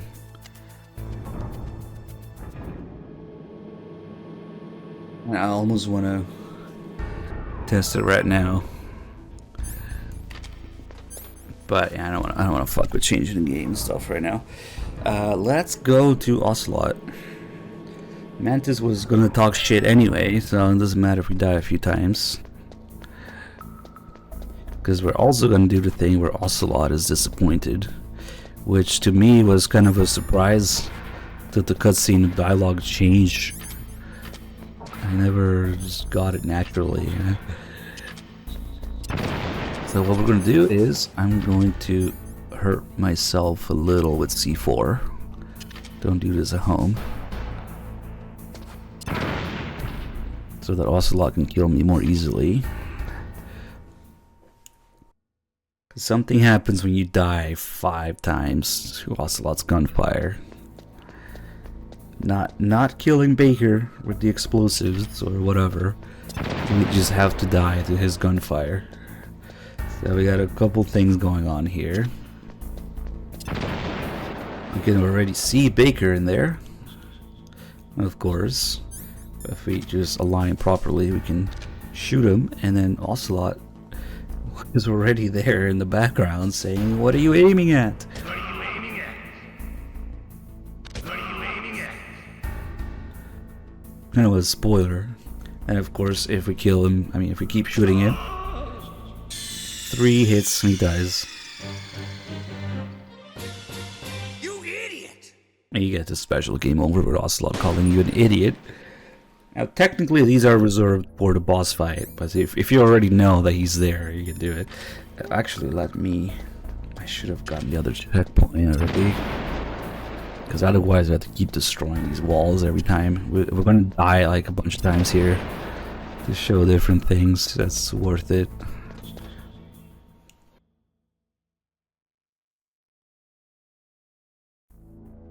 I guess in MGS2, you wouldn't really be aiming at someone without either holding them up in the process or the auto aim snapping onto them.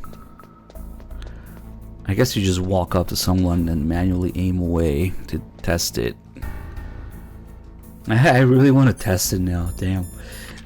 Okay, so we'll let the first part. I actually haven't done it. Damn it! The thermal goggles all with Nastasha. We can do that later. Fuck it. So we'll let the first part play out here, and then we'll do all the calls. Maybe we'll do them on the actual attempt. We'll do the game overs first.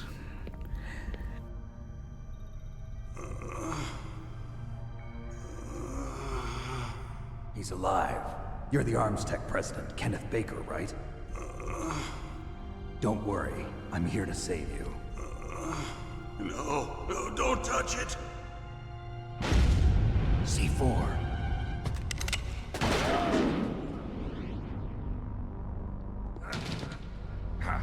Right. Touch that wire, and the C4 will blow up along with the old man. So you're the one that the boss keeps talking about. And you? Special Operations Foxhound. Revolver Ocelot.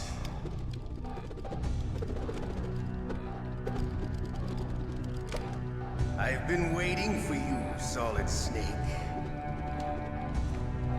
Now we'll see if the man can live up to the legend. This is the greatest handgun ever made. The Colt Single Action Army.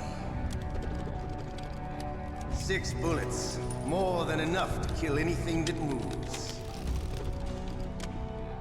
Now I'll show you why they call me Revolver.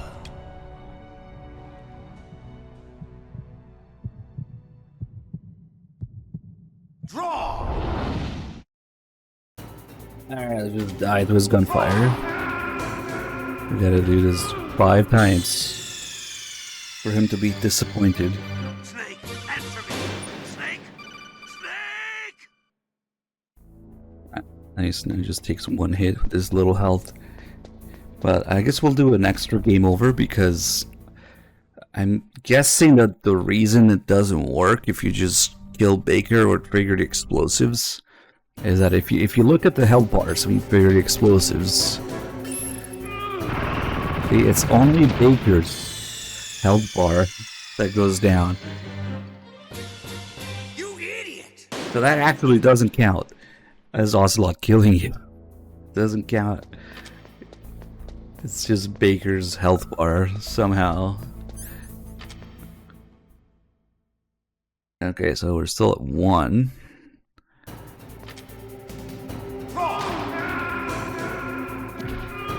Nice. Okay, so that's 2.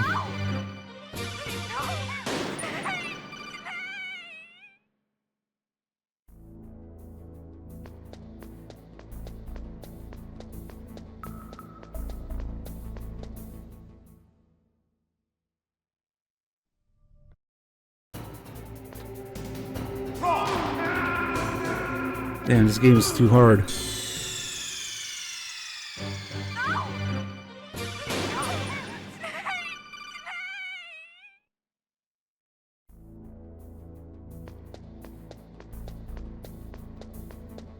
Yeah, that's 3. Do a couple more.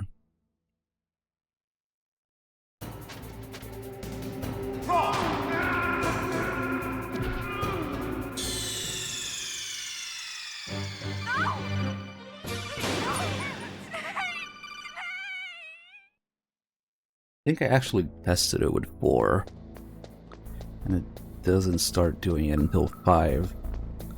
So 1 more.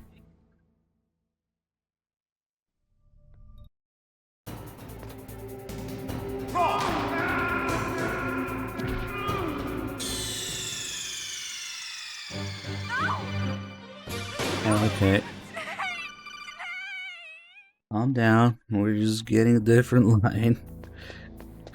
Okay, now we'll do the fight somewhat properly. I'll still give him time to go through all his lines and stuff. Do the calls. We can sidestep. I love to reload during a battle. There's nothing like the feeling of slamming a long silver bullet into a well-greased chamber.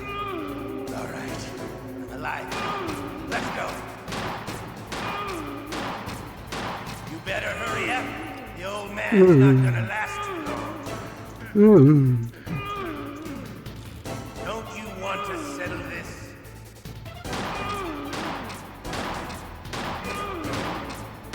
I love the smell of corda. You know, that sulfury smell. But to you, it'll be the smell of your own death. So you sidestep when MGS1 and 2, your entire hitbox and character model shift to the side. So that combined with the low muzzle velocity, you can dodge gunfire. Even crouching. Hey Baker, shut the fuck up. Alright, he's got one more line. You hide. Hiding won't help you. I understand the bullets you see. I make them go where I want. Hiding won't help you. Problem?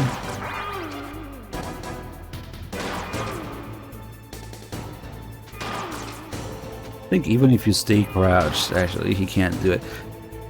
The bullet does hit lower, but not low enough.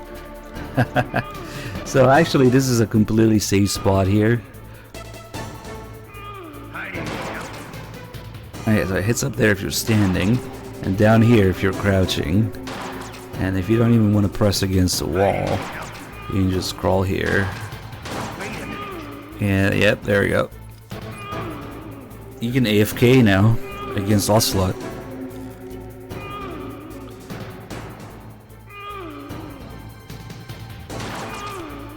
Actually, if you do it just right, it looks like he's hitting Baker almost exactly. There you go. Man, if his bullets could hurt Baker, this would definitely be the way to do it. But no, unfortunately, they don't.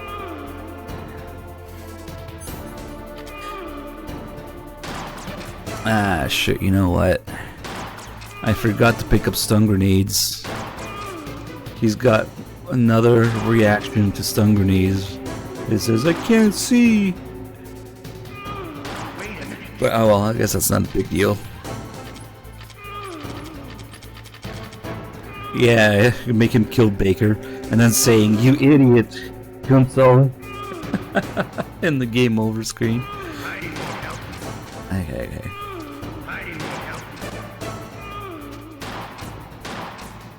Oh shit. You don't want to sidestep behind the pillar though, otherwise he does that. Hey Baker, shut the fuck up. I like how you keep saying what you're aiming at when you punch him. And then that line kind of gets interrupted because Baker doesn't take as much damage. I don't know. Hold on, I'm busy.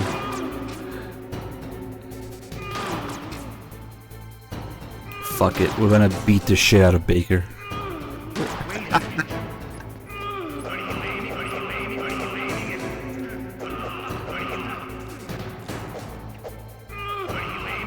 I think that's his death scream that plays there every time you hit him.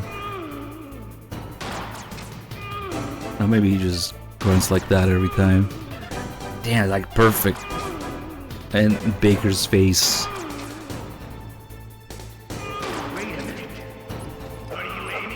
No, I think it's the either Baker's grunt or the health bar that does that.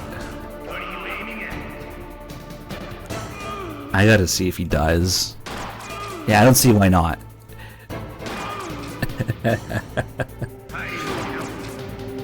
Yeah, okay.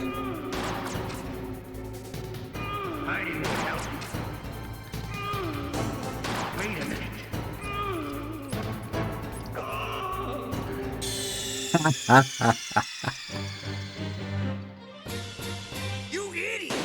Nice. I don't know if I've ever punched Baker to death before, but yes, that works. Okay, let's actually do the calls and the fight now, I guess.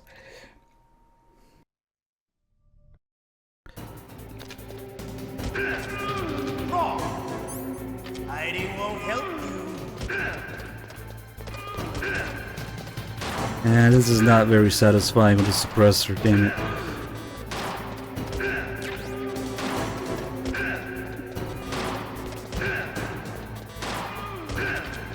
I love to reload during a battle.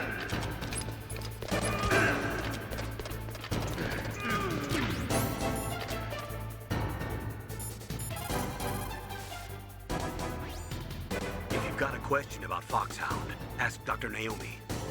Revolver Ocelot is a former member of Spetsnaz. After Yes, the fall of the miss. Soviet Union, he apparently served in the Russian tax police's elite SWAT team. After that, he joined the SVR, the Russian Foreign Intelligence Agency, which was formerly a part of the KGB. But according to my sources, he was dissatisfied with the rigid system of the KGB and wanted to get out. That's when he was recruited by Foxhound. He's a gun fanatic and totally obsessed with cowboy movies and spaghetti westerns. He's also something of a sadist. He learned the most advanced torture techniques while he was with Spetsnaz. Yeah, he had plenty of practice. Lubyanka prison is located right there inside KGB headquarters. In a gunfight, reloading is usually the most dangerous time. But he loves it. Use that to your advantage. You'll have to take him out when he's reloading. Can you see where his number of remaining bullets is displayed on the screen? Wait for the right moment, and then take him out. Make sure President Baker doesn't get hurt. If he's killed, it's all over. About that. Try not to cross over that yellow line, or you might set off the explosion. You mean I'm not supposed to beat the shit out of him? You might also try to phase him with a stun grenade. Oh, it actually tells you that. If you get too close to Ocelot, he'll run away and shoot you from a distance, so be careful. Don't forget that President Baker is there. He's wrapped up in C4, so don't use any type of explosive near him. If you get too close to... He is using a single-action army? The first model of that gun was made in 1873, over 130 years ago. Today, they're still being made in small numbers, but that's just for collectors and such. Nobody uses them in combat anymore. The biggest drawback to revolver-style handguns is reload time. That's your chance. That's 152 years ago now.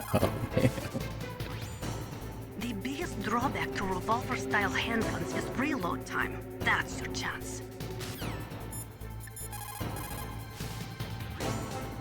The muzzle velocity of a bullet fired from a revolver is slower than one fired from an automatic. That's bad for you. The slower a gun's muzzle velocity, the more damage it does. That's because the bullet will tend to lodge in the body instead of going right through. Those kind of wounds take a long time to heal. Sometimes they never do. I think that's part of the reason he likes that gun. He's a real sick puppy, that Ocelot. Sick puppy. The biggest drawback to a revolver is the reload time. That's your chance. But he's a cat. He even said he's a real sick kitty. That Ocelot. I guess that just doesn't sound the same. Sick puppy. Sick kitty. They're both... Kev, thank you for the 3 months. The biggest drawback to... Yeah, remember when he beat the shit out of you? Yeah. All right, I'm alive again. Let's go.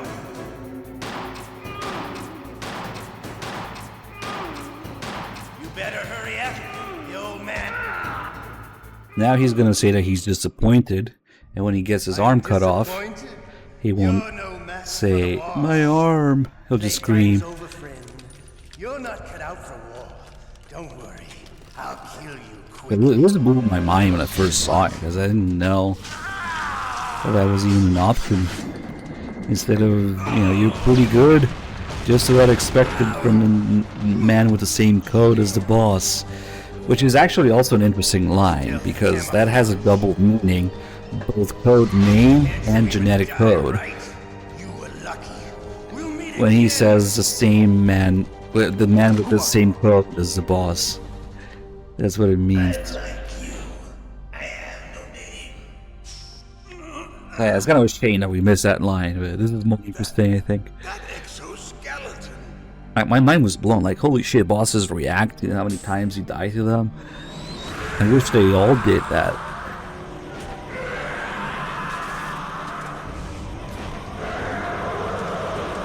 Which exchanged him with stuff. To me, the most confusing change they had was the one about his coyote, Lobo thing. Oh, is that why you were talking about coyotes earlier? Can you talk? Who are you? I'm not one of them. The DARPA What's the deal with other than the symbolism of, you know, the wolf and Paz with the red hood? Jim sent you. You're from the Pentagon. Answer my question. What about your code? There's no time. I talked. What? Now the terrorists have both codes and can launch any time. It's not like I didn't fight. I managed to resist Psycho Mantis's mind probe. He couldn't read you? How'd you do it? Surgical implants in my brain. Surgical implants?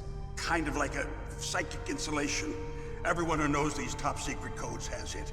Even the DARPA chief? Of course. But the DARPA chief said Mantis got his code by reading his mind.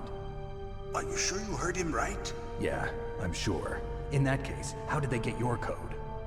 I never had any training on how to resist torture. It looks like he had some fun with you, all right. Oh, he's not human. I tell you, he loved every second of it. What happened to your arm? He broke it. Looks like you're more than even now. His was sliced off. Ha, you're a funny man. So the DARPA chief, is he okay? Dead. What? Can't be. No, that's not what you promised, Jim. Now you want to shut me up? Calm down. What's wrong with you? I just told you I was here to save you. I didn't kill the DARPA chief. He had a heart attack or something. A heart attack? Oh, don't be a fool. Anyway, the terrorists have both codes now. Those boys are totally insane. They wouldn't hesitate to launch. I agree, but what do they really want? Oh, who knows? Maybe they're like us in the arms industry, always looking forward to the next good war. Well, I'm not gonna let these maniacs start a war today. You still have the card keys? Card keys? To override the detonation code. I heard you had them. No, not anymore. What? Who does then? Not the terrorists? No, that woman. Woman? Who? A soldier that was thrown in prison along with me. A female soldier, it must be. She said she had just joined up as a new recruit. They threw her in prison because she refused to take part in the rebellion. A new recruit? Could that be the Colonel's niece? I gave her the key. Looks like she managed to break out of here, though. I hope she's okay. I'm sure she is. She's green, but as tough as they come. But how did you know she escaped? I was in contact with her by codec. Until I was tied up here, that is. Codec? Yes, she stole it from the guard.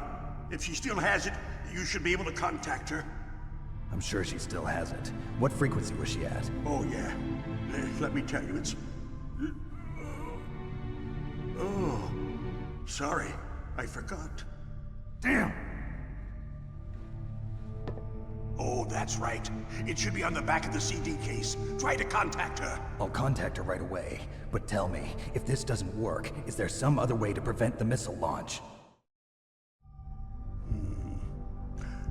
You need to find Hal Emmerich, one of my employees. Who's that? The team leader of the Metal Gear Rex project. A genius at engineering, but a little bit of an oddball. If there's anyone who can figure out how to stop Metal Gear from launching, it's him. What if he can't come up with anything? You'll have to destroy it. Emmerich knows how to destroy Metal Gear. Where is this Emmerich? Well, he's probably being held somewhere in the nuclear warhead storage building. It's north from here. That's where he worked. I understand, but why Metal Gear? The nuclear age ended with the turn of the millennium. Oh, you're wrong. The threat of nuclear war isn't gone. In fact, it's greater than it's ever been. amount of spent nuclear fuel and plutonium is increasing even today. Listen, have you ever seen a warehouse full of nuclear material? No. Drums and drums of nuclear waste stacked this high, as far as you can see, because there's still no real way to dispose of the stuff. So they just close the lid and try to pretend like it'll go away? Essentially, yes. And they're not even doing a good job of storing it. Many of the drums are corroded, with nuclear waste seeping out of them. Unbelievable. Not only that, but several pounds of MUF are reported every year. MUF? It stands for material unaccounted for. It proves that there's a large and well-organized black market in nuclear materials. Furthermore, since the end of the Cold War, Russian nuclear engineers in particular are out of work with no way to turn. In other words, there's plenty of available nuclear material and scientists for making a bomb. We live in an age when any small country can have a nuclear weapons program. What about the other superpowers? Russia and China still maintain a significant nuclear presence. Complete nuclear disarmament is an impossibility. To maintain our own policy of deterrence, we need a weapon of overwhelming power.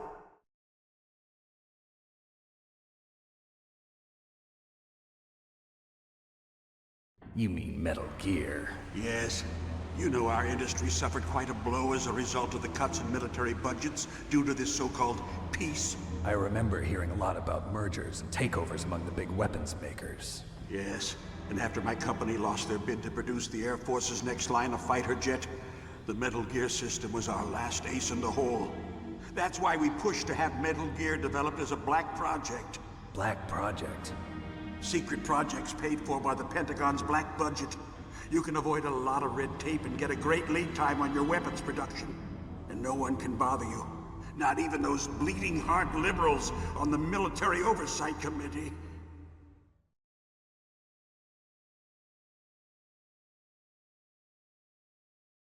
Bribes. I prefer to think of it as good business. Anyway, Metal Gear was going to be formally adopted after the results of this exercise were analyzed. I don't give a crap about you and your company. Yes, that's about what I'd expect from a grunt like you. Here, this is what you came for, right? What's that? An optical disc. It's all here. The main hard drive was destroyed by gunfire. This is the only remaining copy of the data.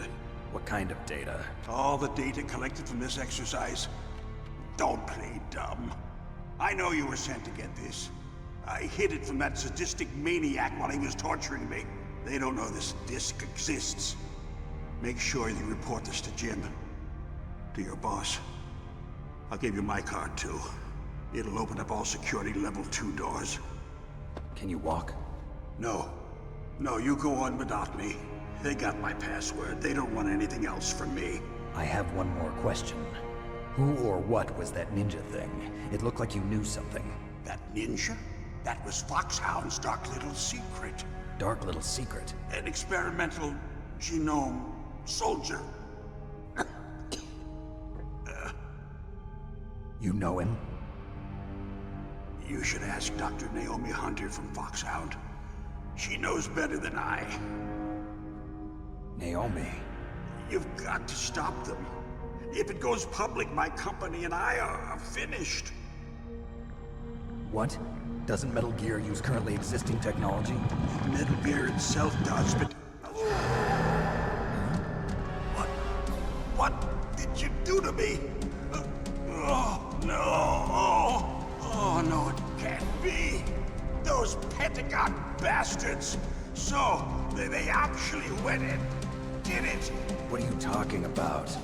They're just using you for...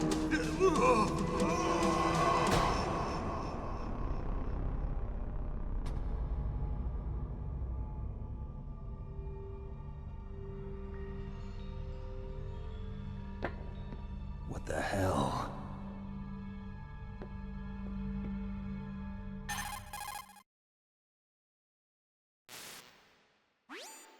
Colonel, are you listening? Now he's dead too.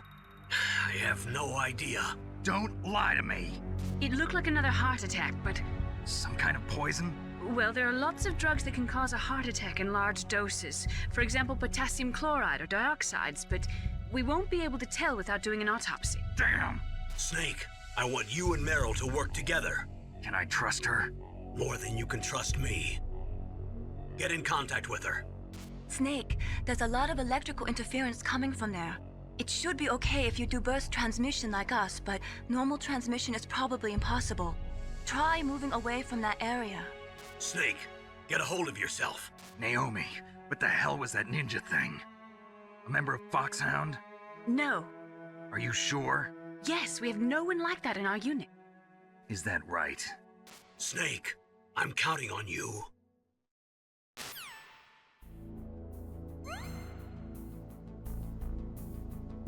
We got a bunch of nostalgia calls about stuff Baker was talking about. Oh, that's a nice camera angle.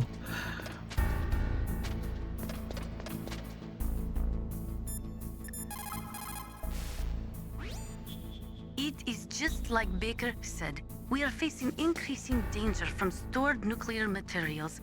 You see, there are 3 elements necessary in the manufacture of nuclear weapons: nuclear materials, nuclear engineers, and manufacturing technology. All 3 of them can easily be acquired by either legal or illegal means, if you have enough money, that is. They say that there are 500,000 nuclear engineers in the world. But after the end of the Cold War, the demand for nuclear engineers dropped precipitously. In the Eastern Bloc countries in particular, there is a tremendous brain drain. They cannot keep their scientists in the country. And each year, more and more nuclear engineers go to work for the highest bidder. Holy crap, Snorix with 116 months. That's crazy. Thank you so much. I got 47 months from Eugene 85. Thank you. Just like Baker said, each year there are more and more cases of MUF coming from Several the nuclear pounds of material MUF. storage facilities. That stands for material unaccounted for. It means that someone is stealing nuclear materials and probably selling them on the black market. After the fall of the Soviet Union, the nuclear management program fell to pieces. In the late 1990s, there were rumors that nearly 100 suitcase-sized nuclear bombs mysteriously disappeared from the Soviet arsenal. We still do not know whether it is true or not, but it is possible that they fell into the hands of terrorists. It looks like the DARPA chief and the Arms Tech president both agree on the concept of maintaining a dominant nuclear arsenal. They are big on the nuclear deterrent theory. The idea behind a nuclear standoff is that both countries would be too afraid to use a nuclear weapon for fear of a nuclear reprisal. In other words, the only thing preventing a country from totally devastating another country with nuclear weapons is the fear of a nuclear counterstrike. Those two probably feel that Metal Gear will further promote that security. The right-wingers believe that as long as any country has nuclear weapons, they must have them as well. That is why they will never be in favor of the total elimination of nuclear weapons. And with each new country that acquires nuclear capabilities, the need for maintaining the counterstrike threat increases. As long as the nuclear deterrent policy continues, we will never be rid of nuclear weapons. The theory of nuclear deterrence was born during the Cold War, at a time of great suspicion between the US and the USSR. The great gulf between the ideologies of East and West caused a dramatic escalation in the arms race. And this escalation of the arms race in turn fueled mutual distrust and fear between the world's 2 great superpowers. The last half of the 20th century was shaped by the policy of nuclear deterrence. But the world has changed. The Cold War has ended, and we are now living in a world where small regional conflicts are breaking out all over. Things are not so simple anymore, and the policy of nuclear deterrence is obsolete. Most of these regional conflicts are the result of age-old enmities between different ethnic groups and religions.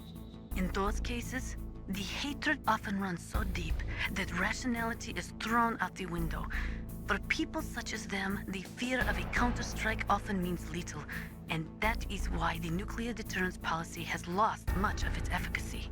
A nuclear standoff is not a sufficient deterrent in the current world climate. The right-wingers believe... Okay, you're repeating stuff now. The DARPA chief and President Baker. So now the terrorists know both detonation codes. Yeah, and on top of that, they both died right in front of my eyes. Snake, now that the terrorists have both detonation codes, the only way to stop a nuclear launch is to either use the detonation code release keys that Meryl's holding, or find the Metal Gear chief engineer that President Baker mentioned, Hal Emmerich. In any case, you should contact Meryl by codec. Wasn't her frequency written on the back of the CD case? Back of the CD case, not to be confused with the disc we got from Baker. Because he actually mentions that before giving this disc to Snake. And also, this isn't a CD, it's a MO disc, magnetic optical disc. So, of course, what he's talking about is... well, the manual also includes the front and back here, so we can jump all the way at the bottom here, and we have the back of the American CD case. It's always interesting to me how the different regions have different front and back art, and the Western ones are always more action-packed, all the screenshots, all the just cool-looking stuff. Well, thank you for the 18 months. Right? There's just guns, explosions, tanks, the ninja, the thermal goggles with the PSG-1, the gas room, the gas mask, the door, like everything is just made to grip your attention. Like, holy shit, I want to see all these things. And then, of course, Meryl's frequency there. Unfortunately, the PSN versions, the European one doesn't have a real manual included with it. It just has a little thing with like the controls on it. I think maybe the Japanese one has it. There's also just a lot of good stuff in the manual. The Shinkawa art, different enemies, bosses, the characters. It's almost worth just getting this version just for the manual alone, which you can't really get at other regions or with the Master Collection. It's kind of a shame. Yeah, the trailers with millions of explosions.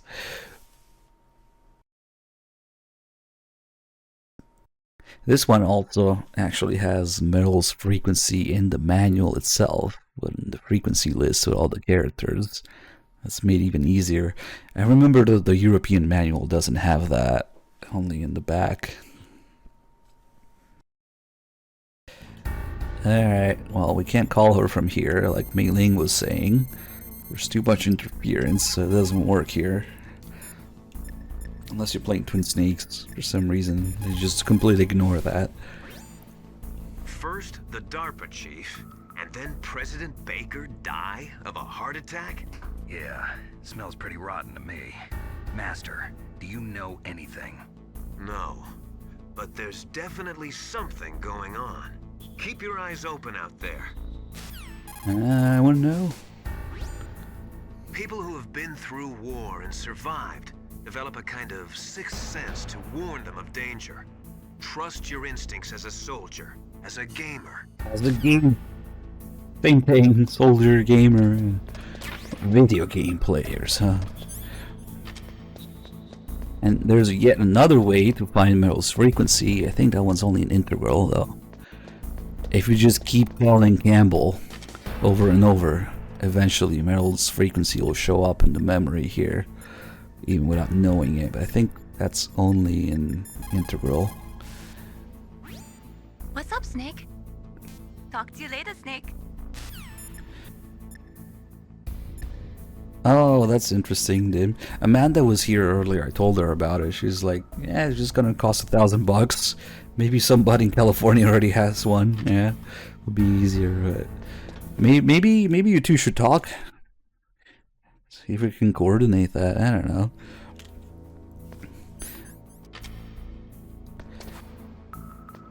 Hey, let's get rid of these guys here.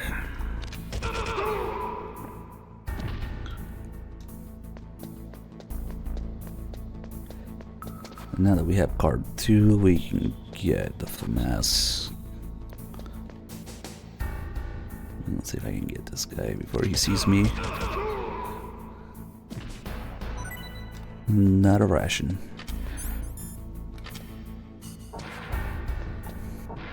So they got lasers in here, that's all they're going to talk about. It looks like the place is protected by infrared sensors. Somehow you'll have to make it past the beams.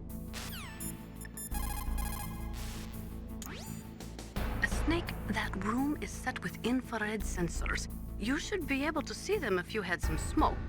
Cigarette smoke or something. Sorry, but these are smokeless cigarettes. You mean those cigarettes that are designed to cut down on secondhand smoke? Oh, well, don't worry. If you blow the smoke in the direction of the infrared sensors, you should be able to see them. That was a good idea, bringing the cigarettes, but don't smoke too much. Cigarettes make you weak in mind and body. They are bad for you. She says with a cigarette in her mouth 24/7. Already kidnapped. Well, it's more like the Patriots and Ames took over her apartment. But yeah, that's throughout the entirety of MGS1. If you go by the MGS2 In the Darkness of Shadow Moses lore, even before the mission begins, they just take over her entire apartment, and you know, the agents of the Patriots and Ames are there. Basically, Nastasha has a gun pointed at her the whole time. She's supporting Snake and MGS1, so yeah. Of course, that was added later, but it's already happening. Kind of like how Miller has been dead the whole time in MGS1. You know, he dies a few days prior to MGS1. It's just Liquid the whole time. Spoilers. I guess we can smoke since we don't have much health anyway. I think they won't talk about smoking in here though, other than that call, until we step out.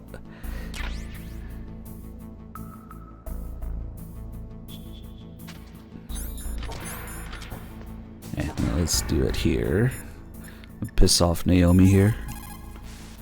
And Mei Ling. Are you smoking? Yeah, so what? Didn't you know that cigarettes contain benzopyrene, a chemical that leads to lung cancer? We now know that when benzopyrene enters the body, it changes to benzopyrene diolipoxide, BPDE, and attaches to the receptors on the P53 gene, the gene which causes lung cancer. The BPDE attaches to the P53 gene in specific locations and causes precancerous changes to the lung tissue.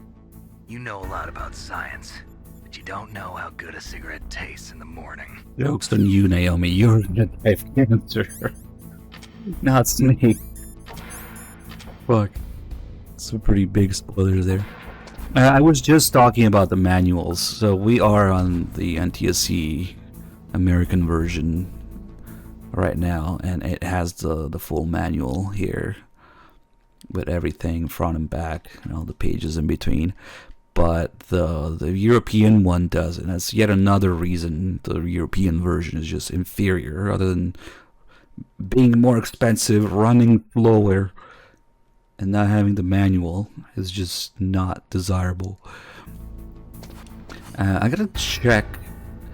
I'm pretty sure Integral has the manual as well, which is a Japanese version. So maybe the regular Japanese version probably also has the manual. It's just the European version. They had some sort of idea of implementing the shotgun in MGS2 already. There's actually artwork of Raiden holding a shotgun. Some of the promotional official artwork of Raiden includes him holding a shotgun. I think... Oh man, I wonder if Platonic is still here. I think he might know, like, if you fuck around with the game files a lot, there's a way to, like, somehow sort of half-ass restore / implement some sort of shotgun mechanic thing for the player. That's really obscure though. I've only ever seen it. Was it? Maybe it was one of Solid Snake 11's posts that showed it. It had something to do with, I forget if it was an enemy shooting like an assault rifle, like a shotgun. It was like an invisible weapon or something like that. It was something akin to had to do with shotguns, but it was something like that. You know what tweet I'm talking about? You know, the post I'm talking about? I think it might have been an enemy though that did something different with a shotgun somehow. I don't know. Oh man, we're out of C4. Damn, we can't open these. Oh well, that's okay. Let's do a save call. What's up, Snake?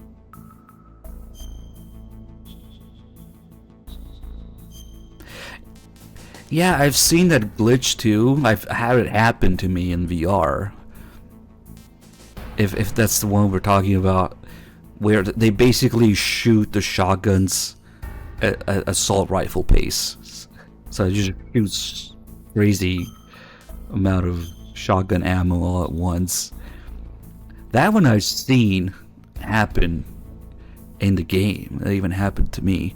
But I thought the post was something about like somehow shotguns being implemented differently. I don't remember. It's really vague. In my parents' homeland, they say, if there are more wolves, the people are eaten. If there are more people, the wolves are eaten. That means the side with the greater numbers is usually the winner. You're badly outnumbered, Snake. Try not to let them see you. I want to say it was some leftover thing for the player, but I just don't remember. I only saw it for like 2 seconds. Probably years ago. And now, maybe months ago, I don't know. Now that we're back here, the other tank is gone. And there's the guard that was down here is up there. Let me see. Yeah, I've seen that glitch. The thing I'm talking about is it was a tweet, I think.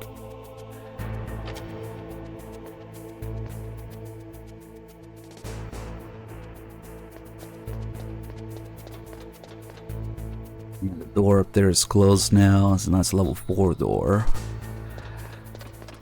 And we can call Meryl here. If you call her on the same floor, she takes a minute to open the door. If you call her somewhere else and you change maps, she opens it instantly. Who are you? I was really impressed with the way you busted yourself out of there. The one from the prison? You're the Colonel's niece, Meryl, right? No, it's not him. Just exactly who are you? I'm the fool that your uncle sent all alone into the middle of this whole mess. You came by yourself? You think you're some kind of one-man army? You're not even armed. I appreciate your help from before. Yeah, this extra line here. I don't need lectures. You're just like your uncle, you know? How do you know my uncle? We go way back. What's your name? My name's not important. Aha. Could you be Snake? Are you Solid Snake? That's what some people call me. The legendary Solid Snake? You? Sorry about before. I wasn't sure if you were one of the good guys. But I knew you were. How? It's your eyes. My eyes? They're not soldiers' eyes. And they're rookies' eyes, right? No, they're beautiful, compassionate eyes. Oh, just what I'd expect from the legendary Solid Snake. You trying to sweep me off my feet? Don't worry, you'll land back on them once you meet me. The reality is no match for the legend, I'm afraid. Oh, I don't believe that. Why did you look so surprised when you saw my face? Because you look just like him. You mean the terrorist leader, Liquid Snake? Yeah, you know him? You're not brothers, are you? I have no family. So what's the deal then? Who knows? Why don't you ask him? Oh, I found it. But first I want some information. It was You were Tengu's. involved in this exercise from the beginning. What exactly happened here? I'm sorry. I was captured along with President Baker right after the terrorist attack. That's okay. But what is this place? I don't think it's just a nuclear weapons disposal facility. Boy, oh boy, it's just like them. Nobody told you anything, did they? Okay. The Tengu's gonna do You the see, same thing. This place isn't really for disposing nuclear weapons. This base is owned and operated by a dummy corporation of arms tech. This is a civilian base? Right, for the development of Metal Gear. Colonel. Foxhound and the Next Generation Special Forces were called here for the test launching of a dummy nuclear warhead. Why Foxhound? Because they're a special ops group used to handling top secret missions.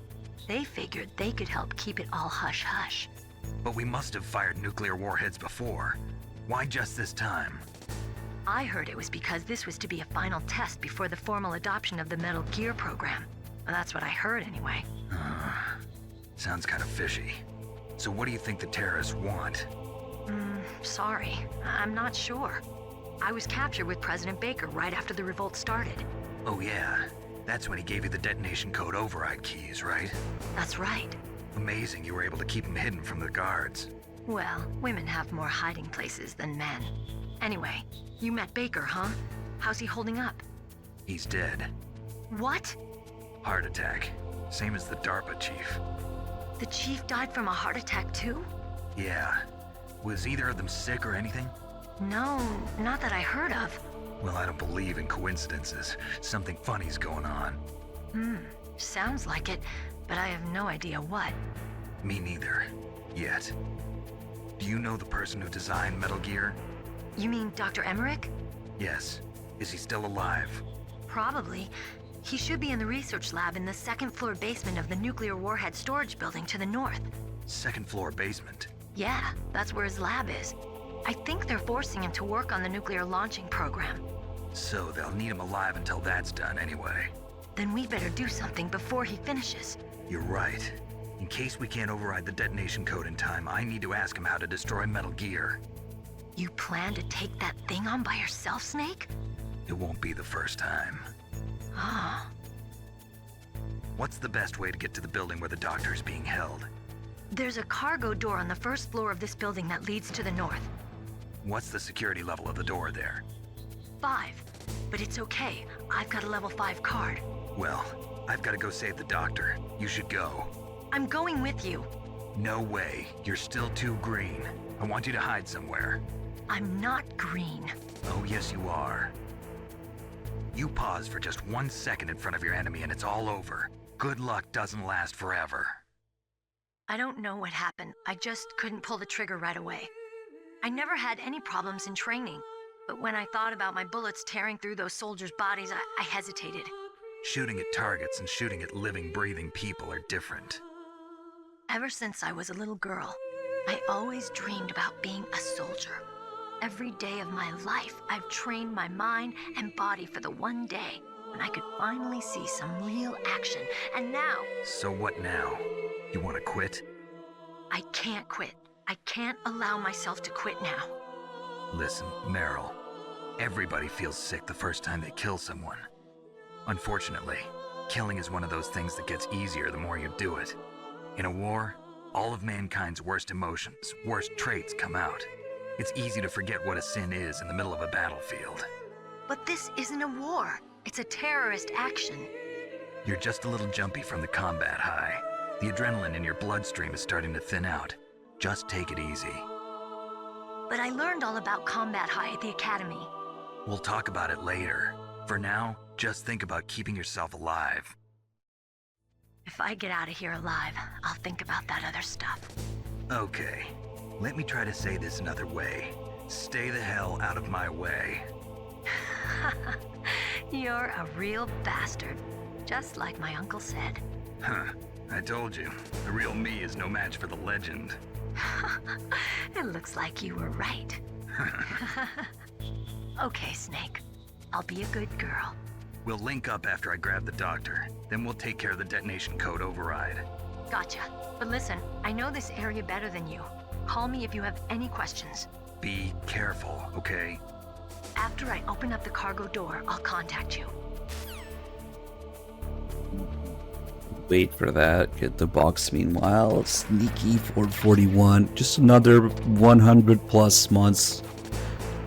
Casual resubs. 110 months. Thank you so much. Holy shit. And we got a new sub from A Combo Fail. Thank you for the prime sub. Glad you enjoyed the stream. I guess there's not much reason to go there right now. I guess we could get the mine detector. It's completely useless. Actually, it's kind of unique. It's one of the few items, if not the only item actually, where the description changes on harder difficulties. It's just junk. It's a wasted slot in your inventory. I think it might be the only item that does that. It's actually kind of curious. Mine detector cannot be used in hard or extreme mode. I should say, why did you even pick this up? You don't have a radar. It does nothing. But maybe we can still get the call about it. Let's see. Snake, I unlocked the cargo door for you. Thanks. Where are you? Where I can see ya. Don't move around too much. Don't worry, I'm disguised in this enemy uniform. You won't be for long with the way you walk. What does that mean? Nothing. Listen, Snake, the cargo door is like an airlock. It's equipped with infrared sensors. Be careful. If an intruder is sensed, gas is released. Gas? Okay, so we'll meet at the nuclear warhead storage building. Wait, you said you'd stay put and be a good girl. I changed my mind. Don't get careless. That's when things always turn sour. Sorry, but this is the only way I can figure out whether or not I'm cut out to be a soldier. I gotta get my hands dirty. These guys are professionals. You're gonna get yourself killed. See you there.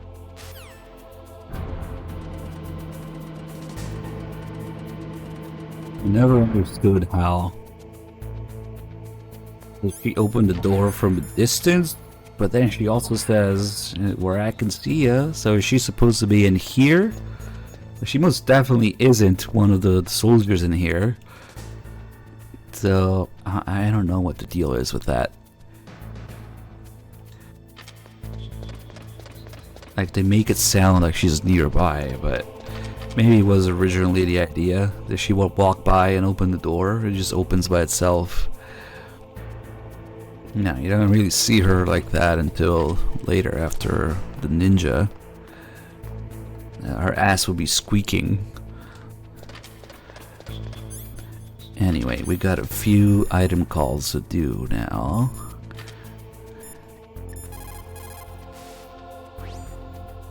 Thermal goggles work by thermal imaging instead of by amplifying light like the night vision goggles. They'll work just as well in complete darkness. Not only that, they can also penetrate optic stealth systems. You will be able to spot claymores too, but they will tire your eyes out, so do not use them too much. So we can at least get the call about the mine detector. It does nothing. After the Start Nope. 2 Accord was signed on January... That's crazy because it does nothing. We don't even have a call about it. I wonder if maybe it counts as a different item and it doesn't trigger the call. Or maybe there is no call about it. There's definitely a bunch of calls later with Master when you're looking for the PAL key, because that's an option. If you have the radar in a lower difficulty, you can use it. You can use the mine detector to find the PAL key in the water. A Rassel 128 months. Nice. Thank you so much. Doesn't the stash not have one? Shit, I don't know. Let's call everybody about the box.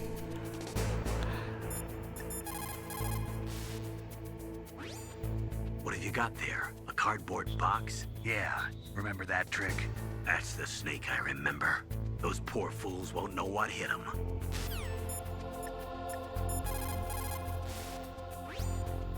A cardboard box, huh? Just like Zanzibar. It saved my skin more than a few times in outer heaven, too.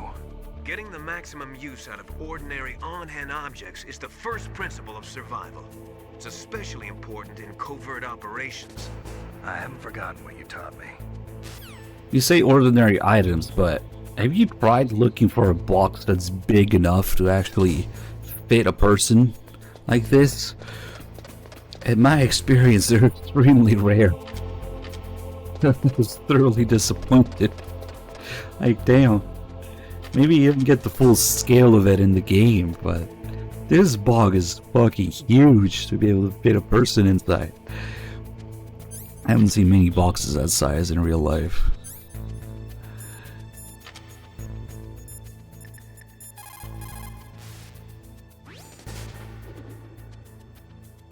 A cardboard box? I heard stories from my uncle, but I always thought he was pulling my leg. I've got no comment. Campbell telling little Meryl stories about the man hiding in the cardboard box.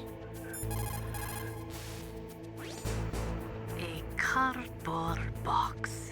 A cardboard box usually consists of a thin pasteboard with a corrugated paper center.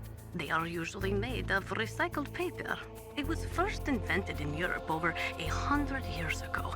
It was originally used to absorb one's sweat when wearing hats.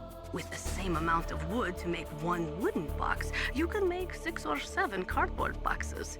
And since it's recyclable, it's highly economical. In addition, it's strong and easy to store. That's why it's widely used for packing.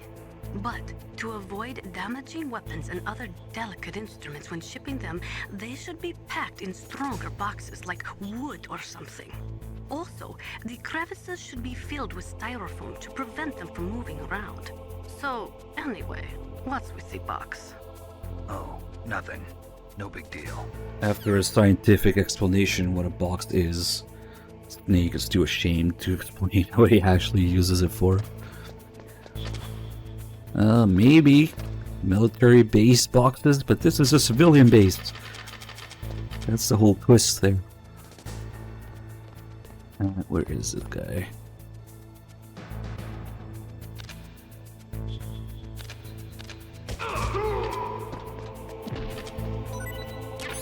Damn, I kind of wanted a ration. I guess this one will do. We still have, if we go to basically the wrong areas now, Meryl will have a couple calls about being lost.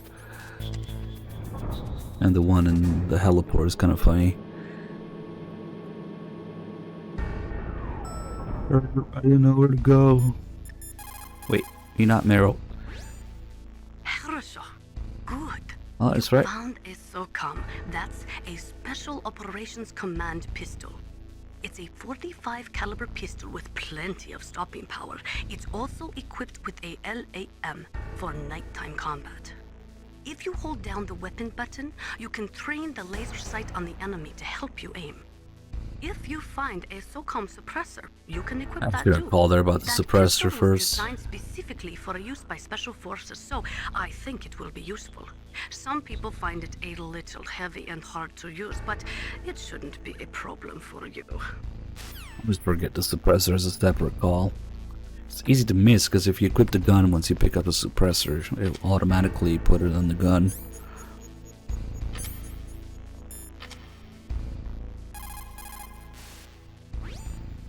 That is a FAMAS. It is a bullpup-style assault rifle. It is durable and easy to use. Very resistant to overheating. It is a reliable weapon with smooth action.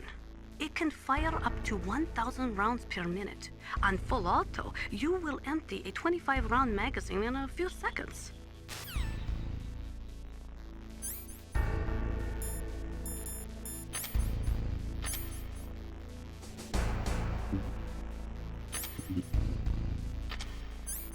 I should maybe see if the C4 came back here. Oh, I was gonna call Meryl. Hopefully it works on B2 as well. All of this one misclicked call to Nastasia. Snake, did you lose your way? The cargo door's on the first floor.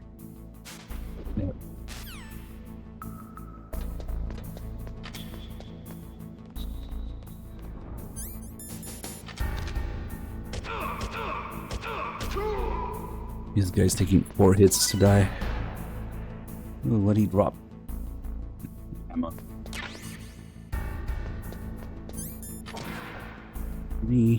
Damn, there's no C4 left.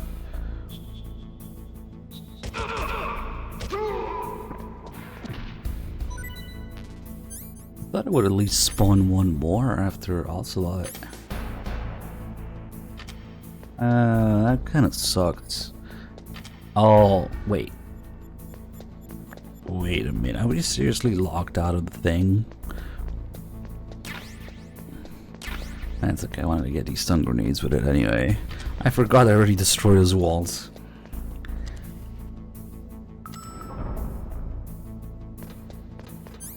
Well, what the hell did I do with the last C4? Maybe I just didn't pick up the other one. Alright, fuck it.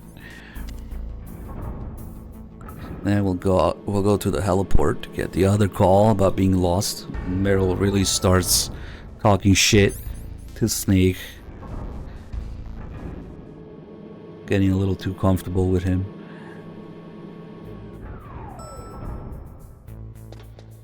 That one's a little bit more annoying to get because you gotta crawl all the way back to the heliport.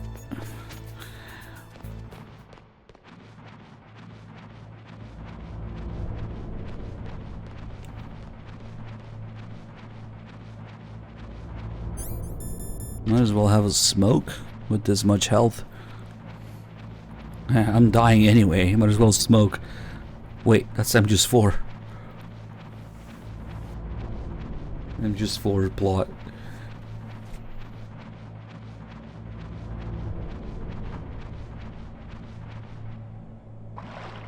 Smoking underwater, let's go.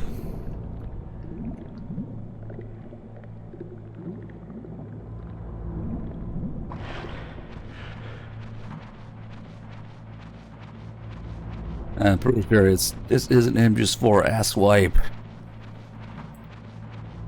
Hey, we load the heliport. We need to go all the way out. Just load here. Cigarette's still lit.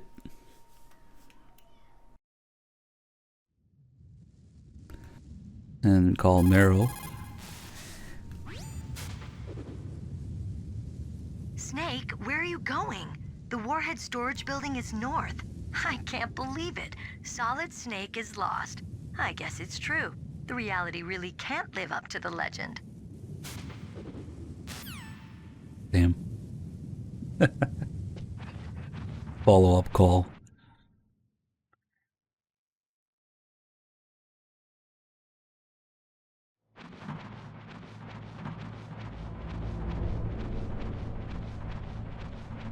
Next, we're gonna get hit by the tank a few times to get a little reaction from Raven. So, yeah, it's a good thing I have a ration. But then it's gonna suck a little bit to do the tank fight after getting... Well, I guess maybe we'll just restart. Just do it with a 1 ration.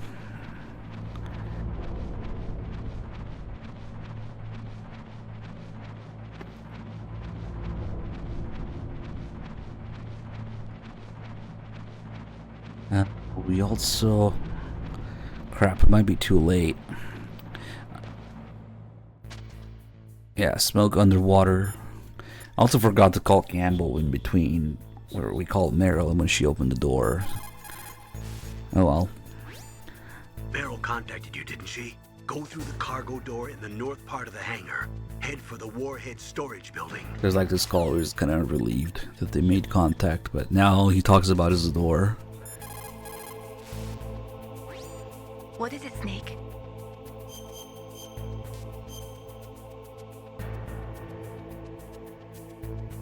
Snake, are you smoking a cigarette? Cigarettes are poison. They kill people. Didn't you hear what Dr. Naomi said? He that cuts off 20 years of life cuts off so many years of fearing death.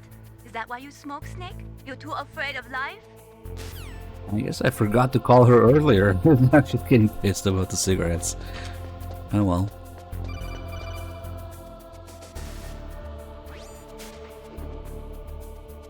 Be careful, Snake. That airlock is set with infrared sensors. You probably can't see them with your naked eyes, but there are infrared beams coming out of that wall. Touch any one of them, and the doors will seal off, and the place will be flooded with poison gas. Somehow, you've got to get through without setting off those sensors. Dude, maybe it's worth trying to get a ration from that guy.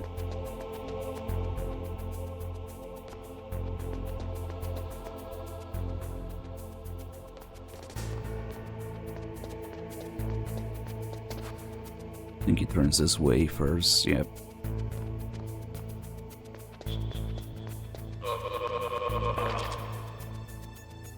Come on. Damn it. Oh well. We'll just deal with it.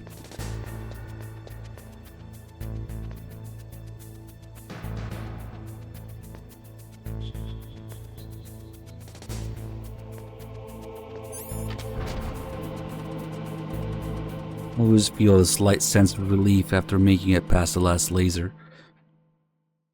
This is one of the most unique obstacles in MGS1, these lasers. Unlike pretty much anything else, save dying, it doesn't give you a chance to undo any mistakes. If you trigger a laser, that's it, you're dead. But you just have to watch it happen slowly. Like anywhere else, you accidentally kill someone, or you get an alert or whatever, or you accidentally use a ration, you can save and reload to undo those things, but here you can't do that. So yeah, now that we got that checkpoint, it doesn't matter. What actually happens when you trigger lasers, like Meryl was saying, to seal off thing, and then there's gas, and the interesting part is that if you call someone, that nobody's answering anymore. They just don't care. Nobody's answering. They just write them off as dead. So yeah, you just watch it happen.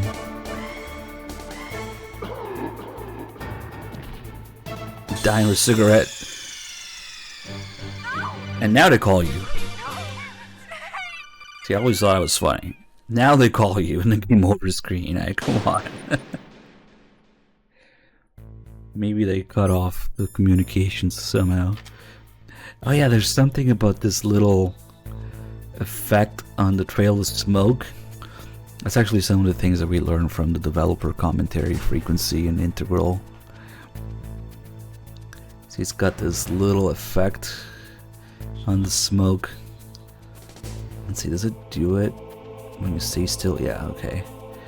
I think there's something to it when you move, it interrupts it or something. It just leaves the smoke there. How does it work? Yeah, it kind of gets split, fragmented a little bit when you move. Now the interesting tidbit about it is that they worked really hard on it. I forget how long it says it took just to do this effect on the cigarette, and it uses the same effect on Ocelot's gun when he fires. You know, the smoke coming out of Ocelot's gun uses the same exact effect. It was made for the cigarette also. It's just one of those little details that goes underappreciated. Let's see if we can get maybe a closer camera here. Damn, that laser's really fast. It's one of the other things that changes with the difficulty level. How fast the lasers are. You can't even do it pressed against the wall. Yeah.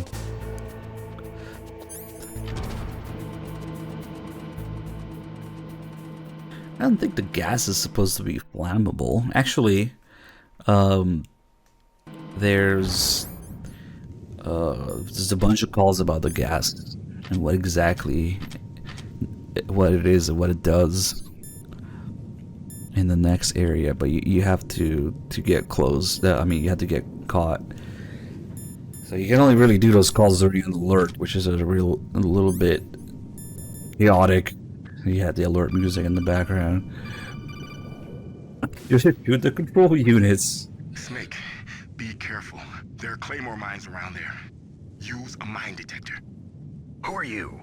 Just call me Deep Throat. Deep Throat? The informant from the Watergate I always scandal? forget to do this call first, and then get the You're not checkpoint. using burst transmission. Are you nearby? Listen, there's a tank in front of your position waiting to ambush you. Who are you, anyway? One of your fans. We get the checkpoint now because we'll be dying to the tank a couple times to get all the reactions. I don't want to do that call every time.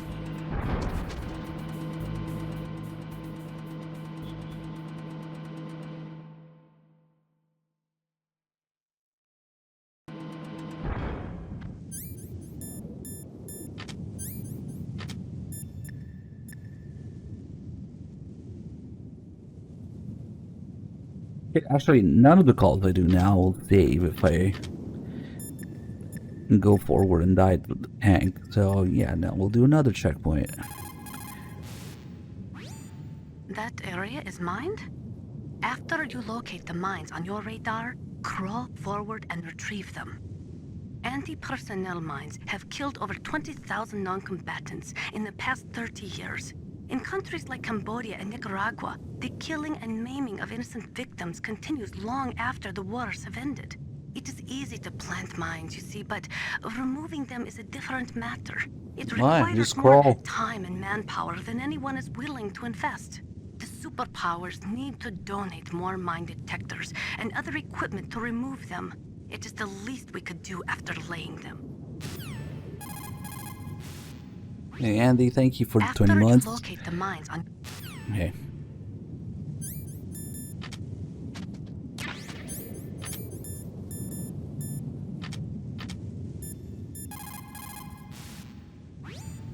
After you look...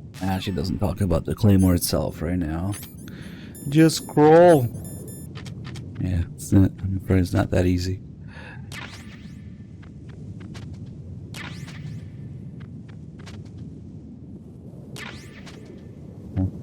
Clear all these.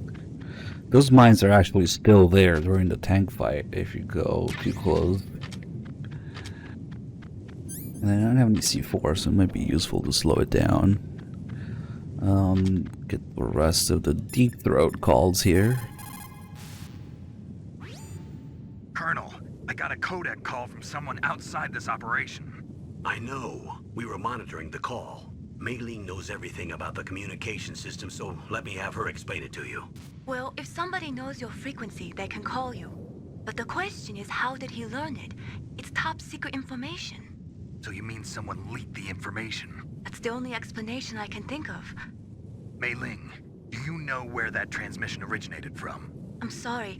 The radio waves were too weak to locate their source, but I'm sure he's near you, somewhere on the base. Snake, you'll have to go through the minefield to advance.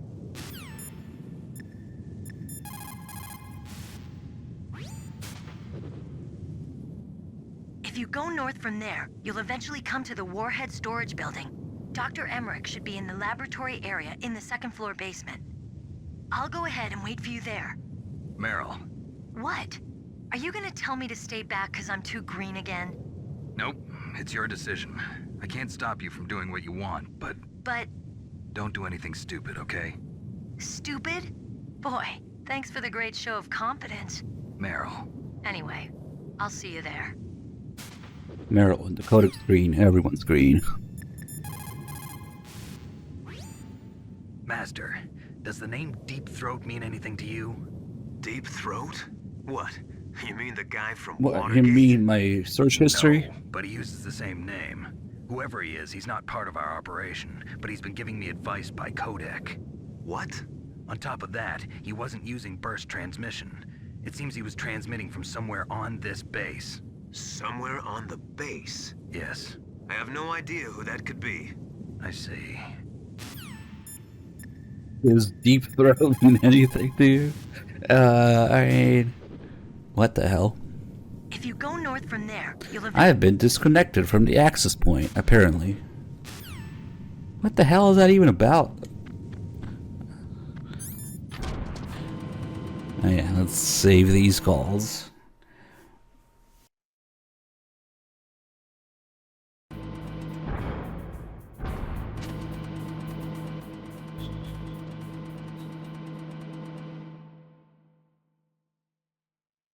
An edifying tale, Dim, for sure. Okay, now we're gonna get a bunch of different reactions from Raven, depending on when we get hit.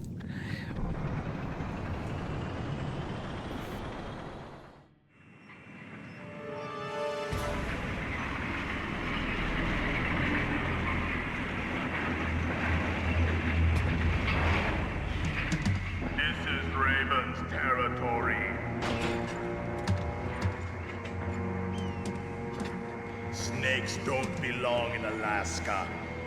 I will not let you pass. Sorry, thank you for the 31 months.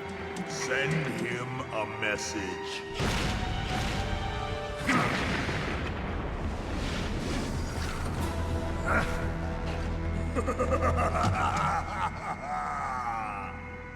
That's right, you belong on the ground. You should crawl on the ground like the snake you are. Come, let's fight. Alright, so here's how it works. Depending on which tank shell he hits you with, he will have different reactions, and it changes every 3. So 1 to 3, he will do a regular laugh. 4 to 6, he will do... Wait, I forget which one it is. He has 2 different laughs, and then he's got the flexing. So I think the flexing is 7 to 9, and then it resets. Yeah, I just forgot. Fuck, I wasn't counting. What was that? 2, 3. Well, I guess I'll find out. 4, 5, 6. We want to get hit by the 7th shell. 7. So now he's gonna flex. Wait, no. He's gonna do this second laugh where he loses his shit there. Okay. Maybe I miscounted. Maybe it was... Fuck. I wasn't counting. Not only I forgot the amount, but I also... but I also forgot to count. Anyway, he only really does it once, where the camera changes like that, so... We gotta die to do it again. Oh wow, this is actually far enough for him not to shoot. I didn't think he did that at all on extreme. It's very close though.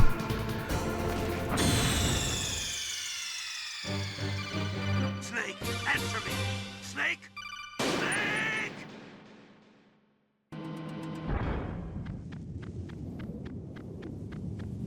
I think that might have been shell number 6, not 7, because I think it's 7 is when he flexes.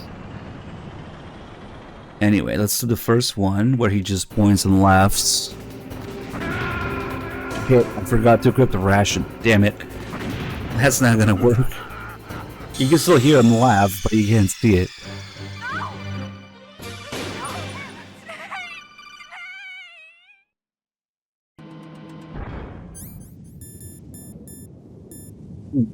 Sorry guys, I got something on my throat dick.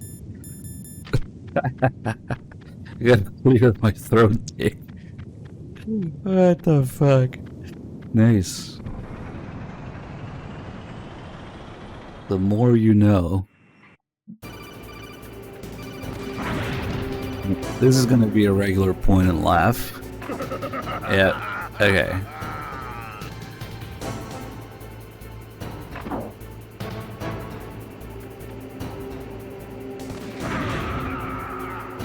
Holy frames.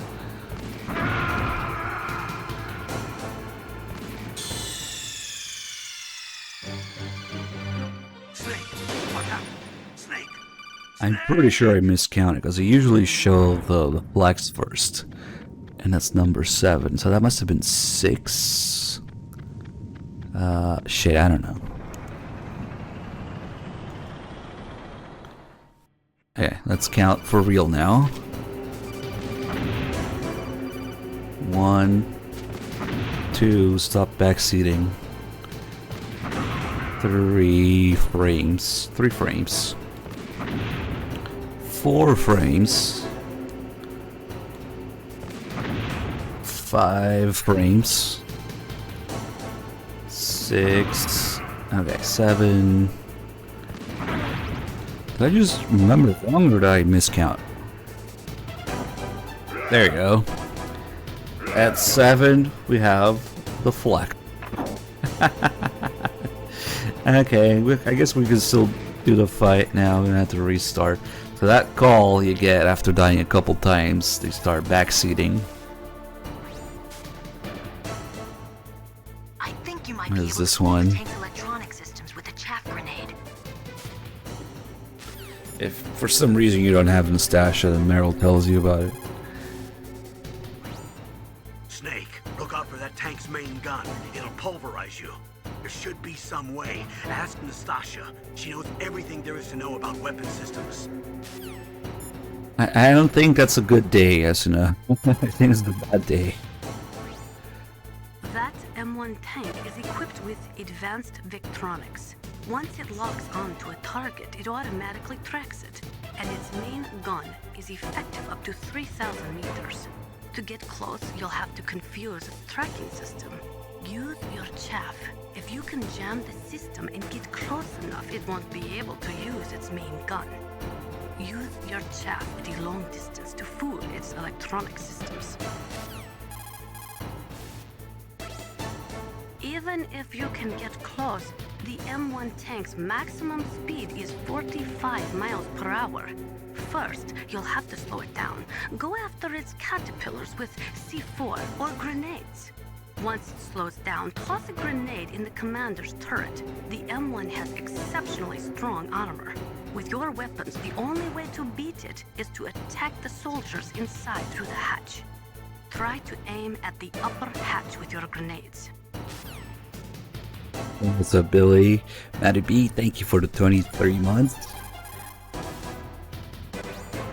A tank can't operate by itself. It's actually a fairly delicate weapon. Don't worry. You've got at least a fighting chance. Ask Nastasha what she thinks. But Master is on the toilet right now. He's not available. Oh, nice. We caught the explosion just as it starts.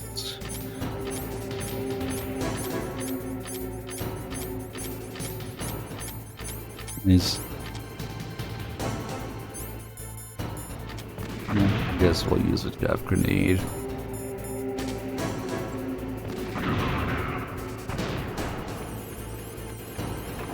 The tank is actually very unpredictable and goes all over the place.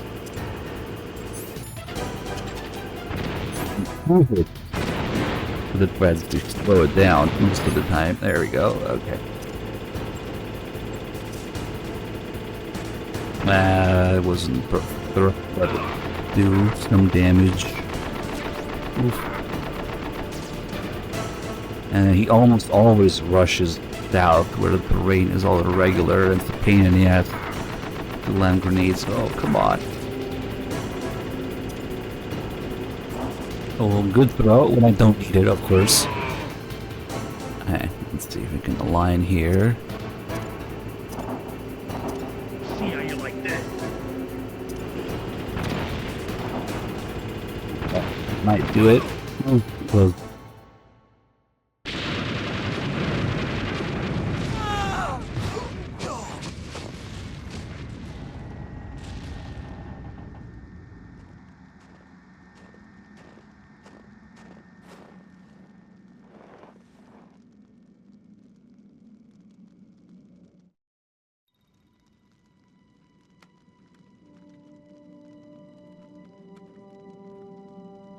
Well, boss, I hope you are happy.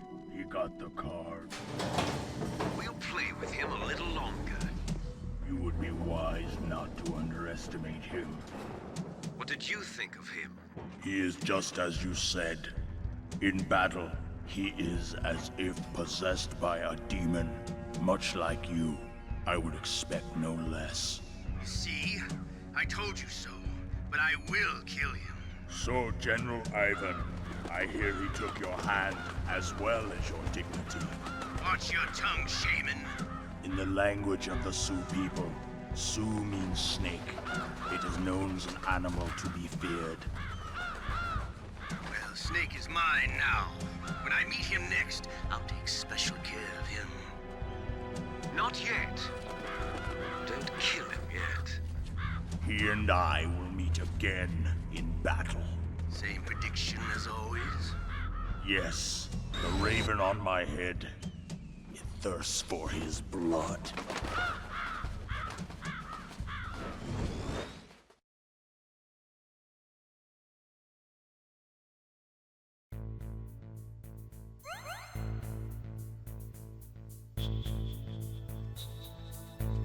No, please, no Twin Snakes lines.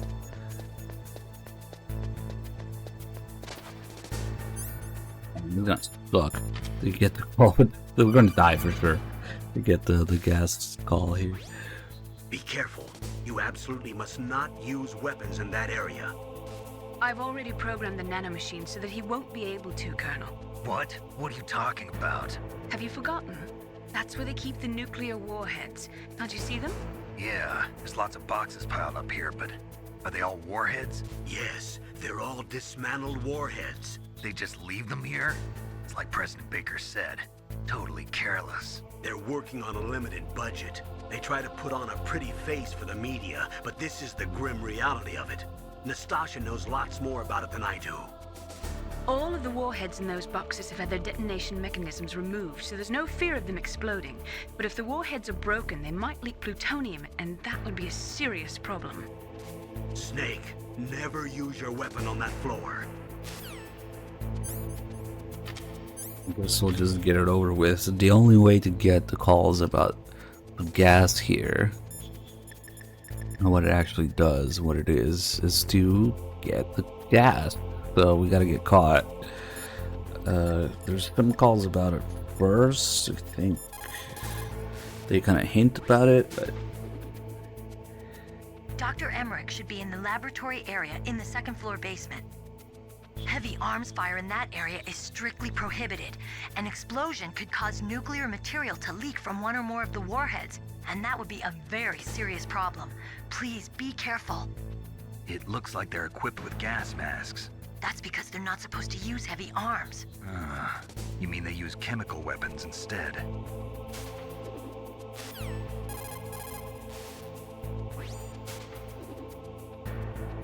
Dr. Emmerich.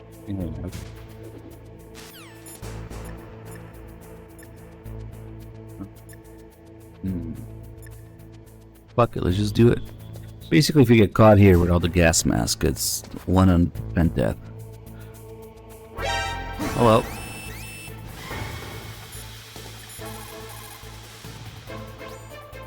The area is filled with gas, probably an organophosphate nerve agent like Soman or something similar. Well, your sneaking suit gives you some protection. Also, your nanomachines contain anti-BC neutralizing agents, so you should be okay for a short time. But what you really need is a gas mask. An organophosphate nerve agent is a gas which invades an animal's nerves. It was first used as a weapon in World War II, and the casualties resulting from it were tremendous. In its pure form, it is a colorless, odorless gas. That gas was probably colored yellow to make it easier to detect in case of a leak. It's fucking scary. Colorless, odorless, like, damn. And there's some lore in the sneaking suit. And the nanomachines protecting Snake. No, we're fucking dead. They're not protecting shit. Snake, that's probably some type of nerve gas. It's extremely lethal. Use a gas mask. Yeah, about that.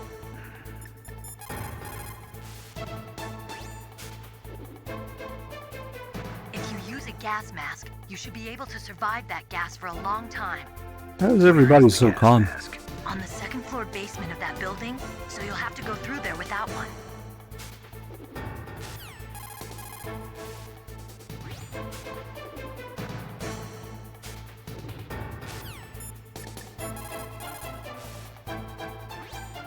Snake, it's gas. Hold your breath. Your O2 gauge should appear underneath your life gauge. If you don't breathe, the gauge will decrease. When it reaches 0, your life gauge will begin to decrease. Try to find a gas mask. The gas that's being dispersed is probably an organic phosphorus-based nerve gas. It destroys the nervous system by interfering with the breakdown of acetylcholine, an important neurotransmitter. And you don't have to breathe it in for it to kill you. It can enter your body through skin contact as well. Victims die within 15 minutes of the onset of symptoms such as nausea, perspiration, convulsions, headache, or difficulty with breathing. Your sneaking suit will give you some protection. It's made of a material similar to that which the NBC soldiers use. Also, I injected you with nanomachines that contain PAM, a nerve gas neutralizing agent.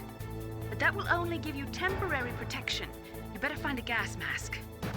I have bigger problems right now, Naomi, like the bullets.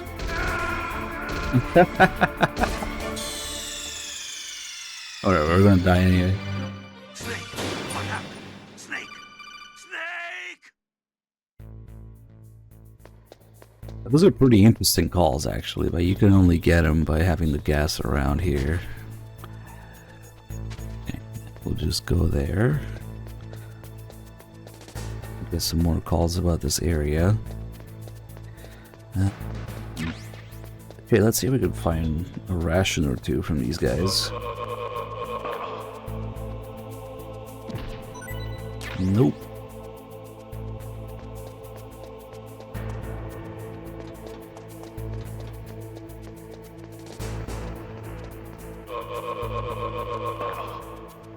Come on. Okay, nice.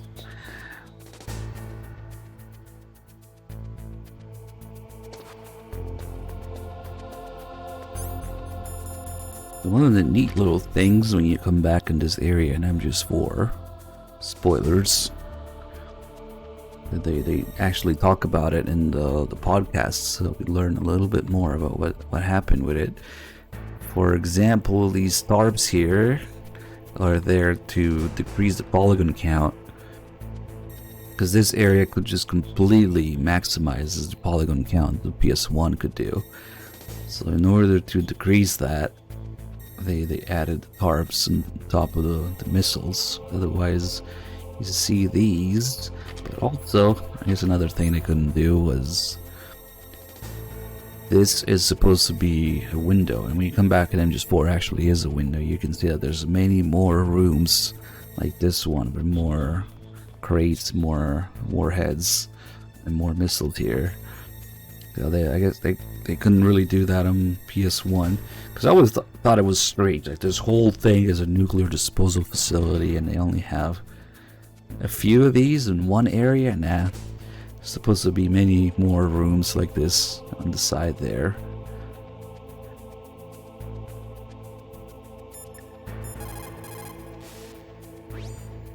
Snake, that is a nuclear warhead storage area.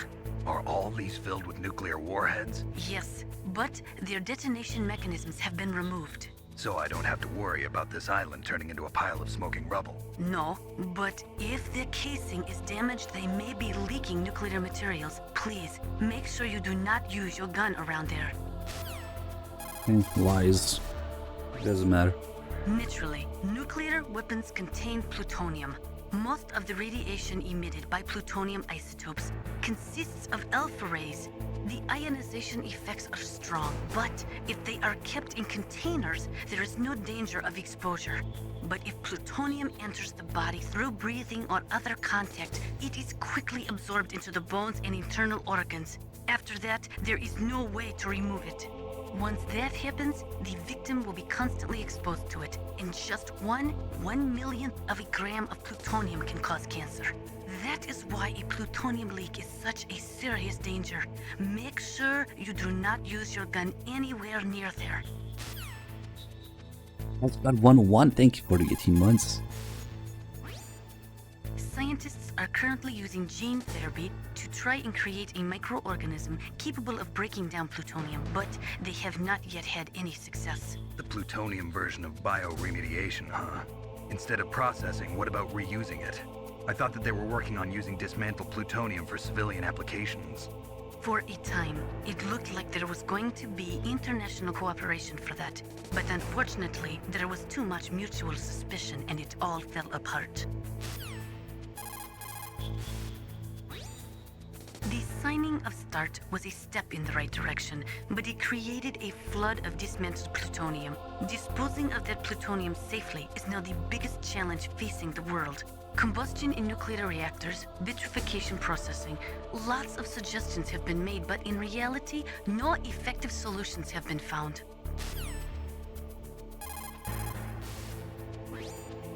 Naturally, nuclear weapons...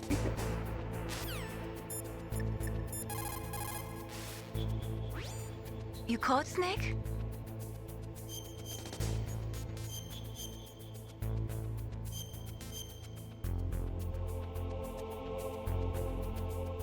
Snake, like Shakespeare said, knots had all spent were our desire. Why are you repeating stuff, Mei Ling? She's so annoying sometimes. She has a bunch of calls where she repeats them before going through all of them. Oh well. In war, a split second can mean the difference between victory and defeat. Don't ever hesitate. The slower you react, the greater the chance that you'll be beaten. That inner voice that warns you when danger is nearby, you can't learn that in training. You've got to have survived a few firefights, seen a few friends blown away, before you learn that trick. He just has a bunch of generic calls right now. When you're trying to hide, avoid places that look like the enemy might search. Think about how your enemy is going to move, and then sneak in there. It doesn't matter how smart you are, just use your head out there. Snake, divide and conquer. Try to take your enemies on one at a time. Snake, you've got to think. Your mind is your most dangerous weapon. If things are getting too complicated, try to simplify your thoughts. You can also try calling Campbell for advice. That inner voice that warns you when danger... Okay. Let's go get Nikita. Maybe mess with the piston guy.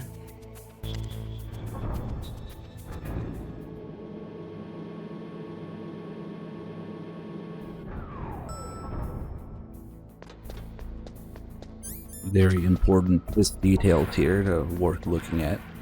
The sound, the steam, the pixels, and the sound design when he's about to finish. If you listen, you can hear the last few drops.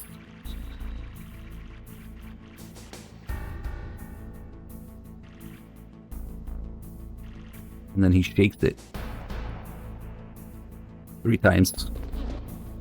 Any more than that, you're playing with it. He zips up.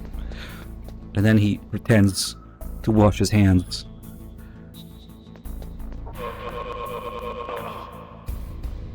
Better wash your hands for real, or Snake will snap your neck. Damn, he didn't drop the ration, okay. All these 2 guys in this area do is take turns patrolling the room and pissing. So that guy was heading back, which means the other guy is almost... should be coming here shortly. Yeah, there he is. And they use different urinals too. With proper spacing in between.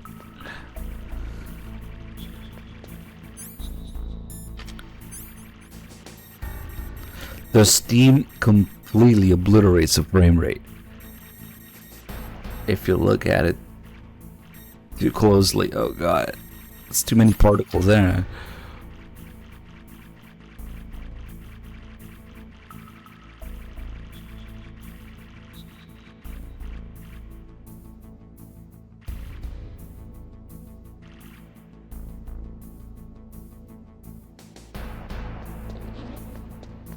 Shaked.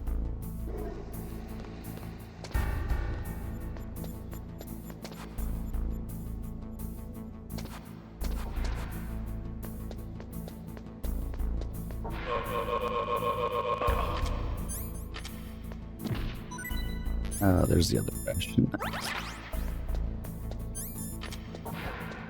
Get Nikita, get the stuns here. Tom Fain, thank you so much. Holy shit, dude, 132 months. That's crazy, thank you.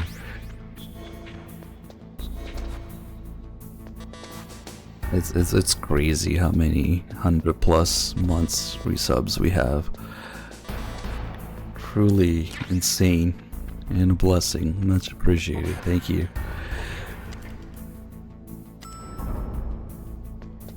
Click the elevator twice, so it comes instantly.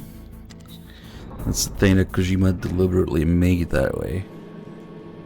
And you get impatient in real life, you click the button more than once. And that doesn't work in real life, so he wanted it to work in the game at least. I'm thinking about which anime to watch next.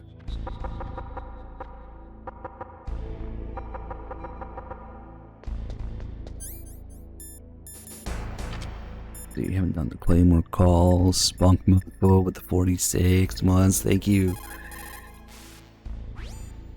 Those are claymore mines. Unlike other mines, which are planted underground, claymores are set up above ground and are designed to produce maximum damage in a wide fan-shaped area. When they go off, they spray 700 1.2 millimeter steel pellets in a 60-degree pattern, much like an oversized shotgun. Traditionally, claymores use a tripwire to set them off, but those claymores are a new type. They are camouflaged using the new stealth technology and are equipped with sophisticated motion detectors.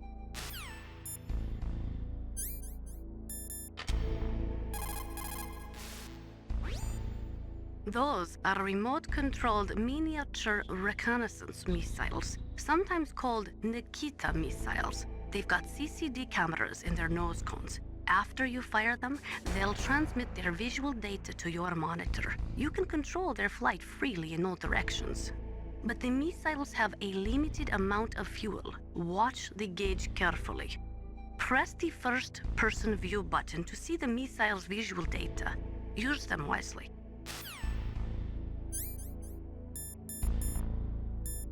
We got all these other calls.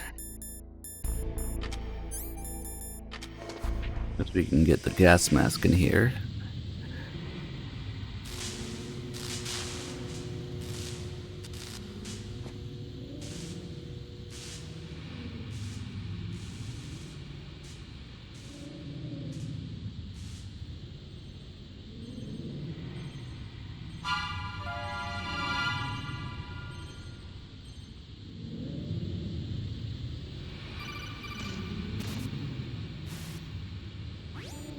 Snake, watch out. That place is filled with gas.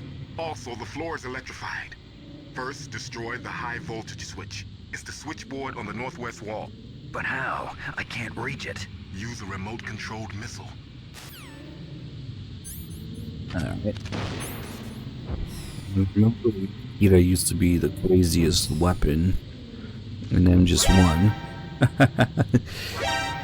My butt. Shit. That too. I think there was like some sort of, was it an interview or something that maybe Kojima talking about talking with a consultant or something for this, and they were just talking about how absurd the Nikita is because the missiles are just too slow to stay airborne. But now you could easily do this with a drone and achieve the same effect.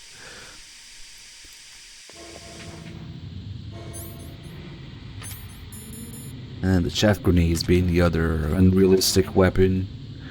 And I'm just one. Because chaff is real on like planes on a huge scale, but not like a man-portable little grenade version of it. And we got the gas mask.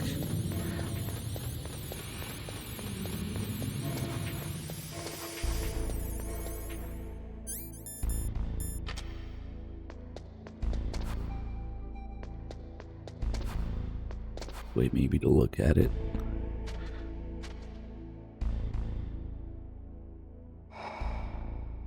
You got that breathing sound effect, and it blocks most of your vision here.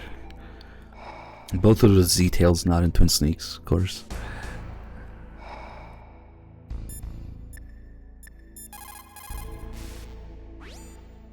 You got a gas mask. Good. That is a double eyepiece type. Be careful.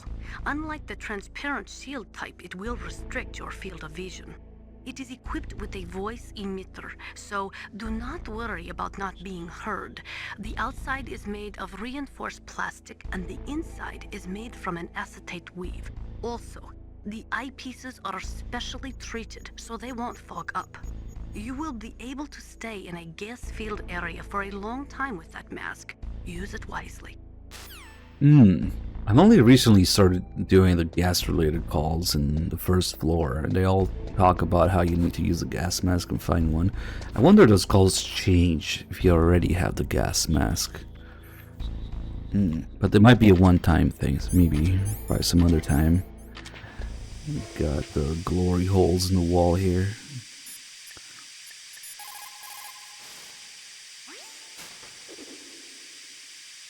Dr. Emmerich is probably being held in his lab in the northeast part of that floor. They flooded the area with gas to prevent him from escaping.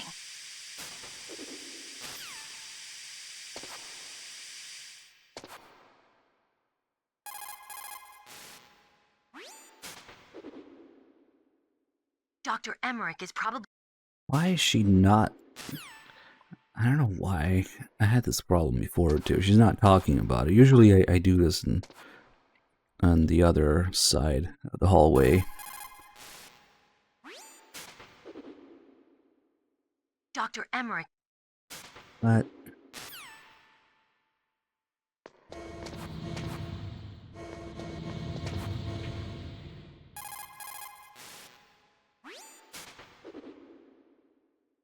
Dr. Emmerich.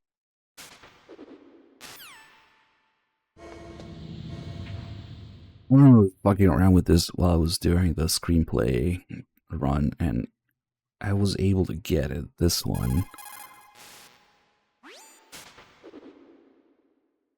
Dr. Emmerich. They do have guards watching him, a whole bunch of them, and they get sliced up. Yeah, they have both of those. Fuck it, let's just get it on the other side. We do have another thing to look at here, which apparently they thought it's so cool they had to put it in the back of the CD case. I think they had the FAMAS too. There we go. The writing on Ottocon's lab door. Hal's Labo. Very Japanese. Say Labo instead of lab. Keep out. Yet another detail is completely gone in Twin Snakes, but this was supposed to kind of give people the impression that Otacon is like this spoiled little kid, you know, like you would see on a kid's room door, like, keep out, danger, you know, leave me alone. Well, they got this writing in here, which was originally supposed to be... Otacon was originally supposed to be a little bit more like that, like irresponsible and just only caring about, you know, his work and not caring about the consequences and stuff.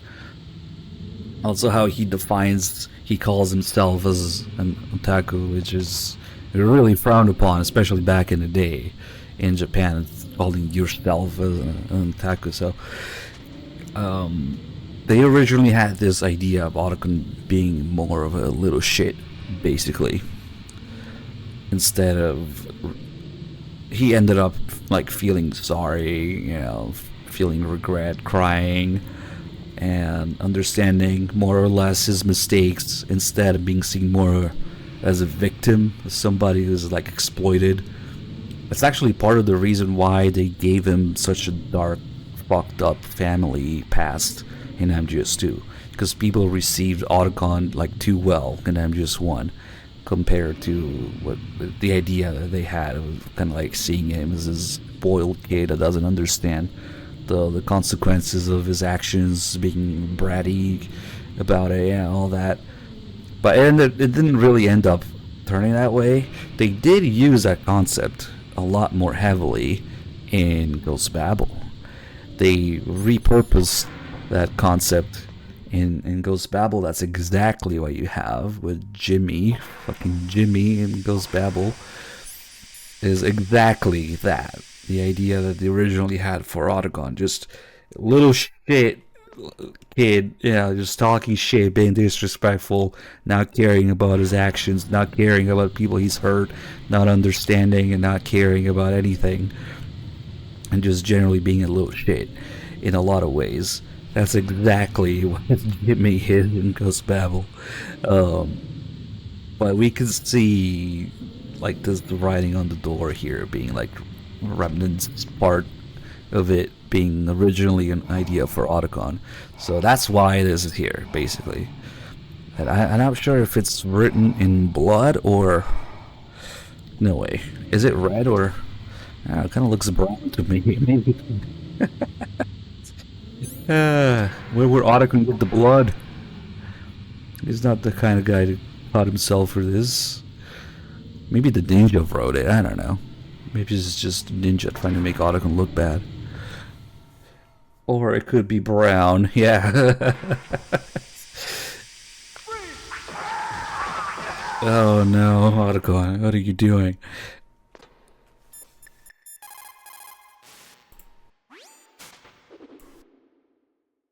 Meryl, what are these holes in the wall for?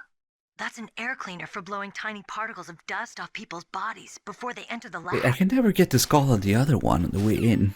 The other particle blower thing. But this one works just fine.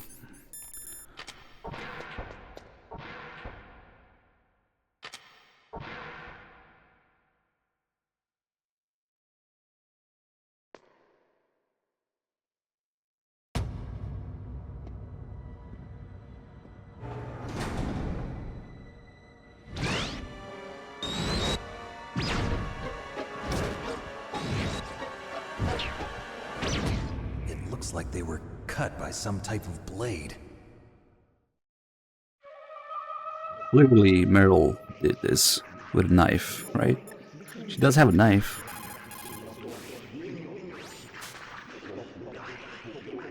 Meryl, this pile of corpses, is this your handiwork? No way. I didn't think so. Who could have done that? You got me, but he must be somewhere up ahead.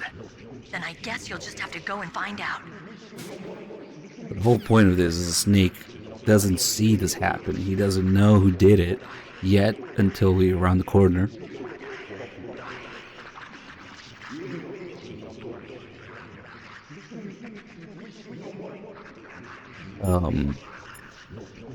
And Twin Snakes, you still have the skull, even though you see the ninja do this. Snake is looking straight at the ninja, doing it. He calls him there like, "Did you do this?" It's a ghost. That's funny as fuck. Hey, Tattoo Gamer, thank you for the 28 months. I saw the thing you made. That was fucking epic. That's crazy that you materialized that into reality.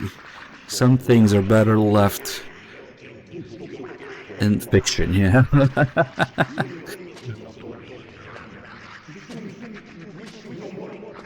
So each one of these guys has camera angles, and the freaking ammo's in the way. You want to ship it to me? No, please. I think you will appreciate it more than me. You want to make more? No. So if we listen carefully, it sounds like gibberish. With all the echo and overlapping voices. But what the ninja is actually chanting, you might be more familiar with this from the other games. You can hear, and I'm just 2, and I'm just 4, Sunny singing it. It's all the train station names. I forget what the line is called. Is it the line that Kojima used to take to go to work? Or something like that. So yeah, the Japanese metro stations with Japanese names, which kind of sound like gibberish when you overlap and echo everything like this. But You can hear it, especially if you already know the words from the other games. It's much easier to discern, and I'm just doing the crazy Colonel says it, and I'm just 4, Sunny sings her song with it. And I'm just 3, I think the Sorrow was gonna have them. There's audio files on the disc of the Sorrow repeating the same Japanese train station names, but I don't think it ended up being in the game. And then I guess you have freaking Troy Baker lot also repeating those in Phantom Pain too, when you try to tranquilize him. The one time that you can shoot him. he kind of starts repeating them too. Hey, Grey Fox 93, thank you for the 55 months. Also, when the ninja's around, you can not use the Nikita. We don't have the radar, so Meiling's probably not gonna talk about it. You caught Snake? Yeah. Talk to you later, Snake. If we had the radar, we would have a call from Mei-Ling here, because it would also be jammed. How she explains how something nearby is causing some sort of electronic interference. So the ninja with his suit causes electric interference when you're nearby, which is also convenient because you can't use a Nikita to look around the corner the other way. Anyway, let's wait. I think if we call here, Naomi kind of knows what's going on. What's this pile of corpses? It looks like they were all slashed by some kind of sword. Couldn't be. What? Nothing. Nothing, Snake, bitch. I'm worried about Emmerich. Hurry up and get to him. Come on, it couldn't be. Didn't she call him here? How else would Grey Fox make his way here? I don't know. Snake, I'm worried about Emmerich. Hurry up and get to him. Oh, we'll go here and we do the little ninja.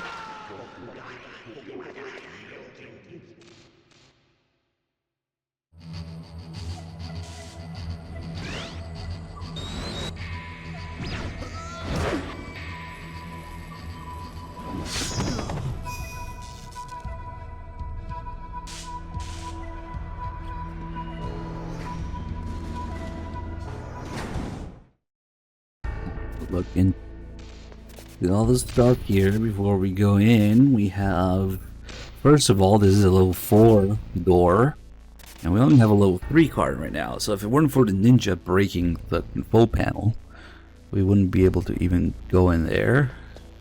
Next we have this guy who just got impaled. He's actually still alive.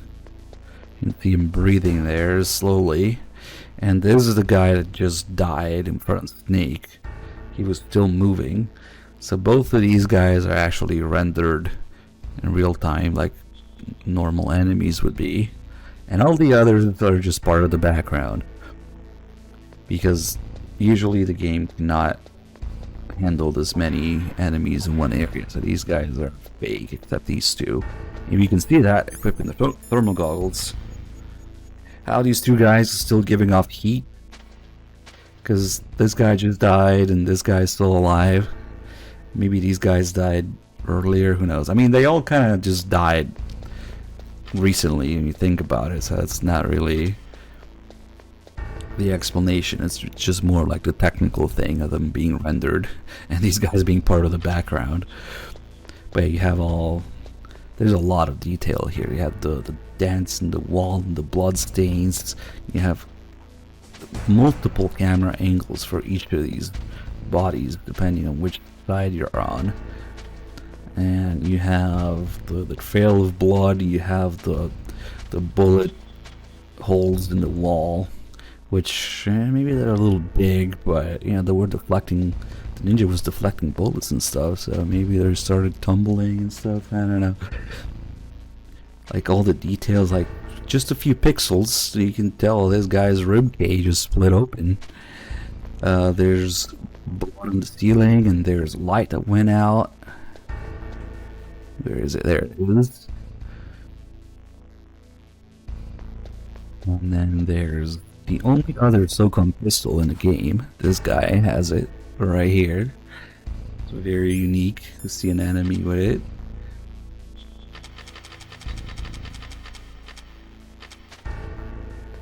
And then we also have, this is also a good opportunity to take a close look at the FAMAS model, though not exclusive to this area. You can actually see that even the pixelated FAMAS model in MGS1 has the safety on it. Yeah, the thing that Snake's looking at, when Meryl's aiming at him, you haven't taken the safety off. So that's the trigger, and in front of the trigger is the safety. It's actually there. It's a little wobbly, but it's modeled, which is crazy to me because a certain other game that claims to have better graphics doesn't have that. But whatever. The hazmat suits, well, these guys were around the gas area. That's why they're all in NBC here.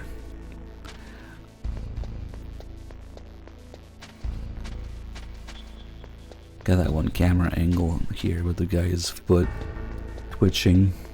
Is it here? Yeah, there we go.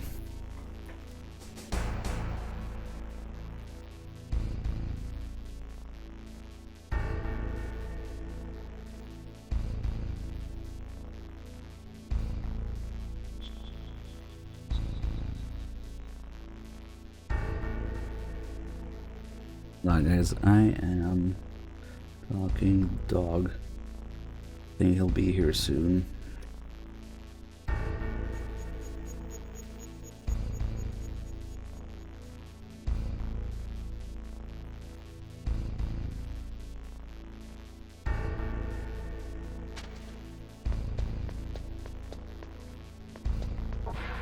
Alright.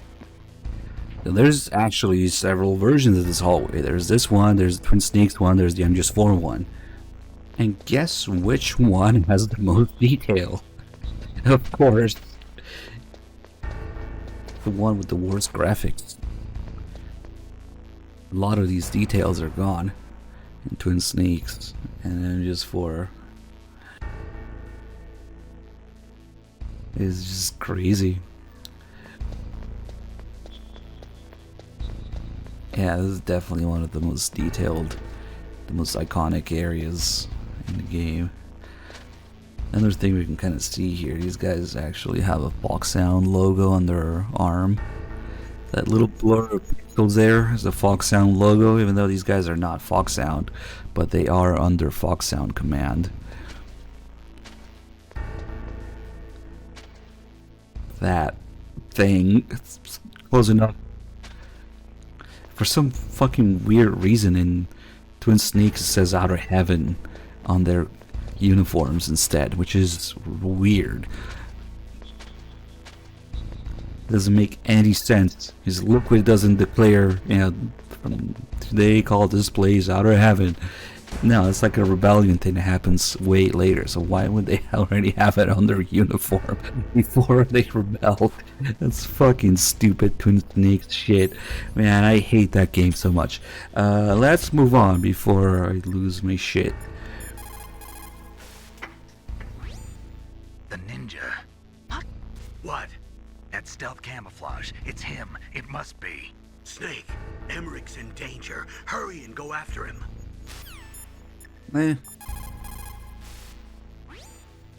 After the START II Accord was signed on January 3rd, 1993, Russia and the US reduced their strategic nuclear warheads to between 3,000 and 3,500 warheads each. They completely dismantled all of the ICBMs which contained MIRVs. As a result of that, there are over 15,000 dismantled nuclear warheads. I think you already said that, Anastasia. You just don't care about all the dead people here, okay. In war, a split second can mean the difference between victory and defeat. Don't ever hesitate. The slower you react, the greater the chance that you'll be beaten. What's that? Emmerich is in danger? Let's talk about the more history, I don't know.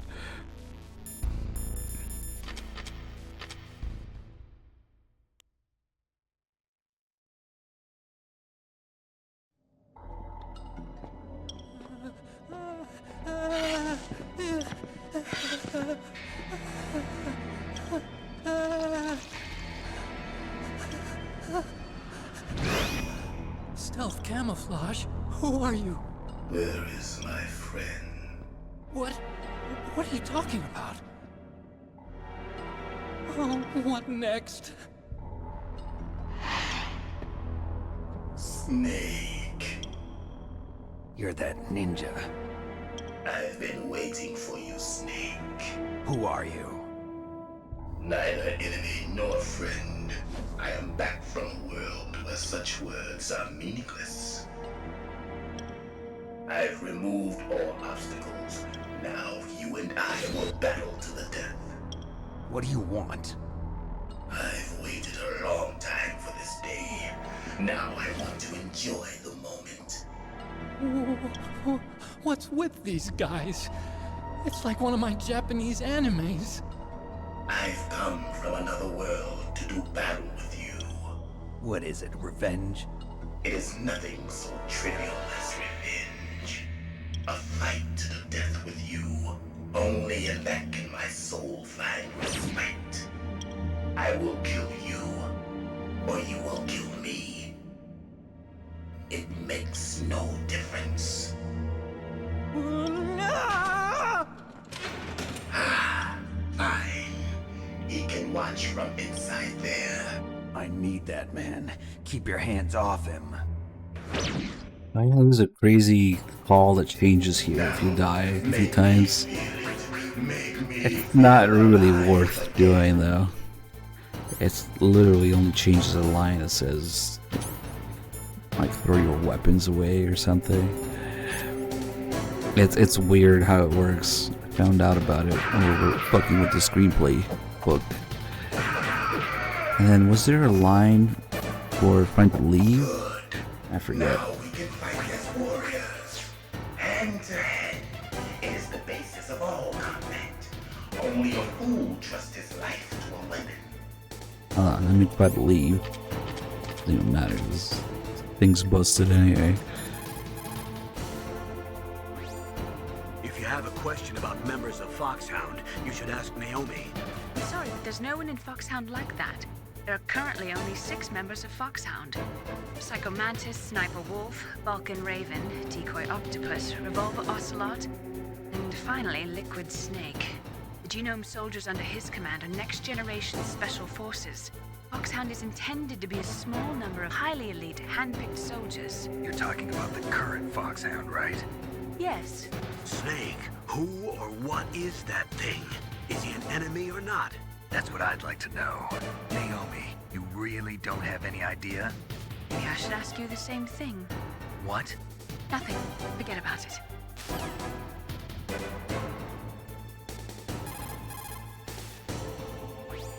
Snake, he's obviously trying to provoke you.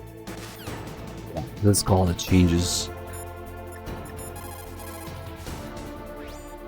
He's just playing with you. Why don't you try throwing away your weapons?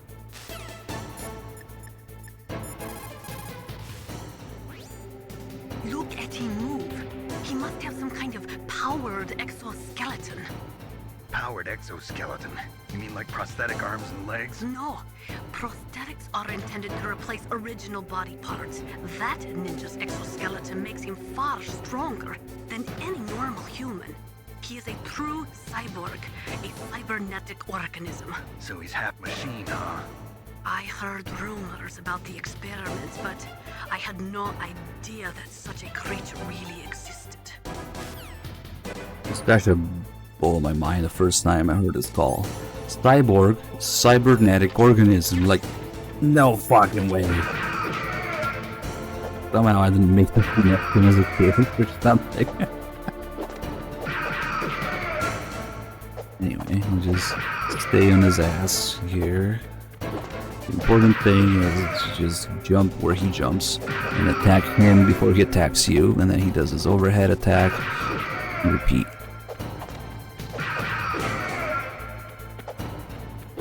And also keep the gun equipped as sort of safety measure, because the first time he notices that he will run away instead of attacking you. Snake, hurry up and catch me.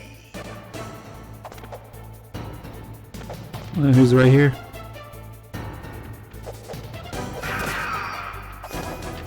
That would have been fun if I missed him. Here, Snake. On extreme, he doesn't wait very long before he starts charging you, so it's better to just wait sometimes, unless he's really close. Yeah, no, that's the other side of the room. And then you just crouch to force him to do this overhead jump attack again instead of his regular kick or slice attack.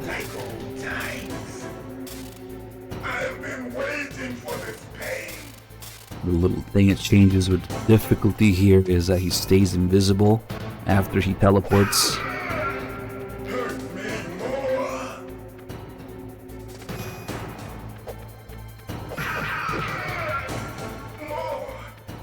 He doesn't do that on other difficulties.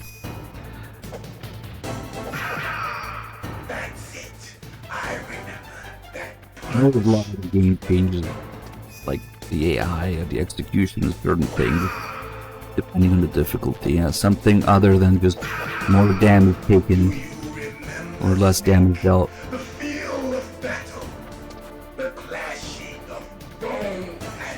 In just one's case, it's pretty relevant with a few bosses because, like, their reaction time, their attack time, their little unique things like the stealth camo,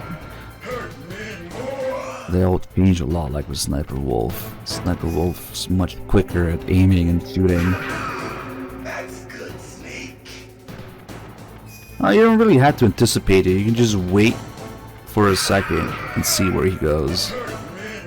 And chances are you can chase him around basically as soon as he picks the direction. Ooh, get away. They actually have quite a big window of time and also range on Snake's punches before he attacks you. You can also start attacking him when he's almost mid-attack, right before he attacks you. And he's got this last phase here. Sometimes catches people off guard. You can shoot him, but you can also still punch him when he discharges the electricity like that. If you do it in between, it gets faster every time though.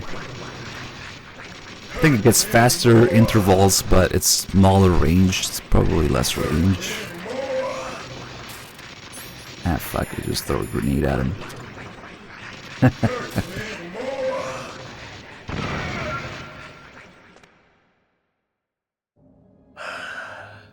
I felt that, Snake. Do you remember me now? Can't be. You were killed in Zanzibar. Yeah, I thought about that too. Just throw grenades at me. Oh.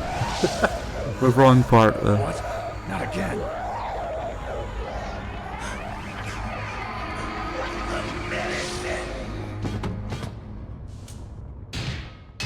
What's happening? When he says the medicine there, he's talking about whatever immunosuppressive nanomachine suppressing thing drug they drugged them with. Because if you listen to Naomi explain it, they kept him drugged for 4 years to experiment on him. So he can only function on probably some psycho meds or something. Or some suppressant of some sort because of all the experiments and implants that he's got. He can only function if he's got like some sort of psycho meds or anti-rejection meds, who knows. So that's why he says the medicine, he goes crazy and he's to keep drugged. No. He should have died, but he didn't. What? It happened before I joined Foxhound's medical staff. They were using a soldier for their gene therapy experiments. Listen, I don't... It happened right after you retired. My predecessor, Dr. Clark, was Yeah, in there's charge. mostly a body. He might be missing an arm or He something. started the gene therapy project. And where is he now? He was killed in an explosion in his lab 2 years ago. So what about this soldier? Apparently, for their test subject, they decided to use the body of a soldier who was recovered after the fall of Zanzibar. And that was Gray Fox. But he was already dead. Yes, but they revived him. They fitted him with the prototype exoskeleton and kept him drugged for 4 years while they experimented on him like a plaything. Today's genome soldiers were born from those experiments. That's the sickest thing I ever heard. They used him to test all sorts of gene therapy techniques. Naomi, why didn't you tell us about this sooner? Because it's confidential information. Is that the only reason? Naomi, what happened to Gray Fox after that? The record says he died in the explosion. I see. But even if that ninja is Gray Fox, the question is, why? From what I could tell, he didn't know who he was. Are you saying that he's just a mindless robot? I'm not sure, but he seems intent on fighting me to the death. We'll meet again. I know it. So you'll fight again? Until you kill him? I'd rather not. But maybe that's what he wants.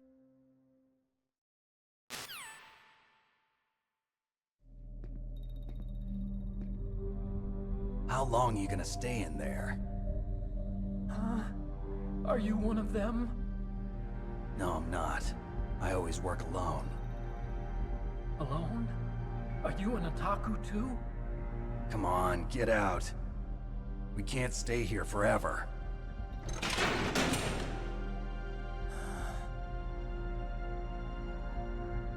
Your uniform is different than theirs. You're the Metal Gear chief engineer, Hal Emmerich, right? You know me? I heard about you from Meryl. Oh, so you're here to rescue me? Sorry, but no. There's something that I've got to do first. Oh, well, at least you're not one of them. Huh. Are you hurt? I'm okay. I just twisted my ankle a little bit trying to get away. Well, if that's all, it's nothing to worry about. I want to ask you something. I need information about Metal Gear. Huh? Metal Gear? Yeah. What's Metal Gear really designed for? It's a mobile TMD. It's designed to shoot down nuclear missiles. Only for defensive purposes, of course. Fire! I already know that Metal Gear is nothing but a nuclear-equipped walking deathmobile. Nuclear? What are you talking about? The terrorists are planning to use Metal Gear to launch a nuclear missile. You telling me you didn't know? They're gonna put a dismantled warhead into Metal Gear's TMD missile module? Wrong. From the beginning, the purpose of this exercise was to test Metal Gear's nuclear launch capability using a dummy nuclear warhead. The terrorists are just continuing the work you started. No, you're wrong. I heard it directly from your boss, Baker. No. A nuclear missile on Rex? So you really didn't know? No. All the armament was built by a separate department, and the President personally supervised the final assembly of the main unit. President Baker? Yeah. I was never told exactly what they armed Rex with. I only know it's equipped with a Vulcan cannon, a laser, and a railgun.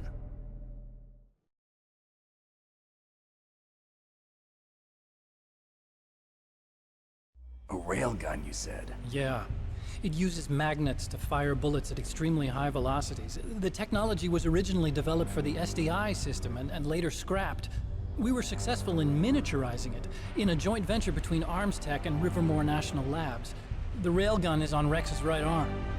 Metal Gear's main function is to launch nuclear missiles. You sure you're not forgetting something? It's true that Metal Gear has a missile module on his back that can carry up to 8 missiles, but are you saying it was originally meant to carry nuclear missiles?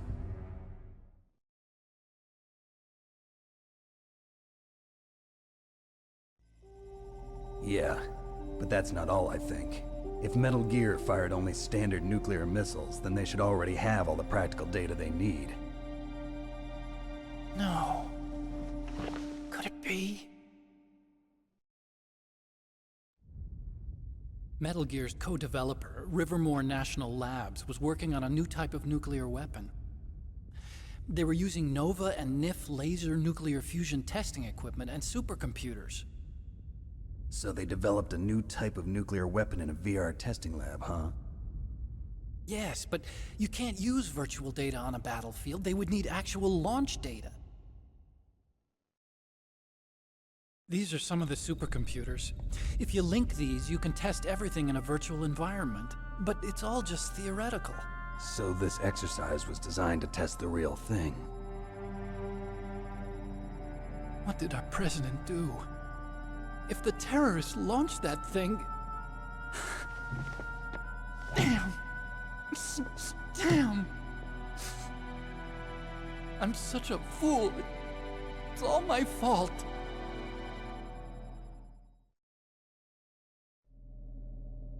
The truth is, my grandfather was part of the Manhattan Project. He suffered with the guilt for the rest of his life. And my father, he was born on August 6th, 1945.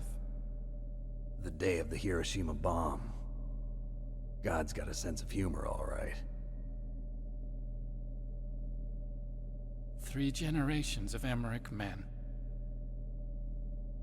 We must have the curse of nuclear weapons written into our DNA.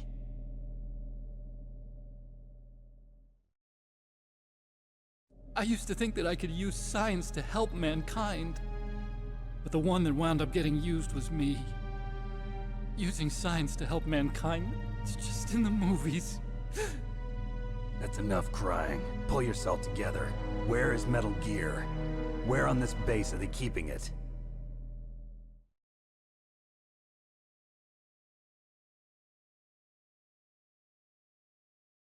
Rex is in the underground maintenance base. Where's that? North of the communications tower, but it's a long way there. The emergency override system for the detonation code is there too? Yeah, in the maintenance base control room. You'd better hurry. If they were planning a launch from the start, then their ballistic program is probably finished. And since they haven't called for me in a few hours, they must not need me. In other words, they must be ready to launch. Meryl's got the detonation code override keys. We'll link up with her. If we can't override the launch, we'll have to destroy Rex.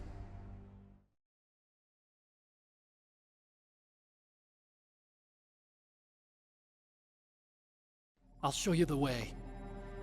On that leg of yours, you'll just slow me down. You'll need me if you're gonna destroy Rex. I don't need you. I just need your brain. I created Rex. It's my right, my duty to destroy him. If you get a chance, try to escape. When the coast is clear, I'll contact you by codec. How am I supposed to escape from an island? Okay. So what then? I want you to hide somewhere and keep me informed. You know this place well, don't you? Of course I do. And don't worry, I've got this.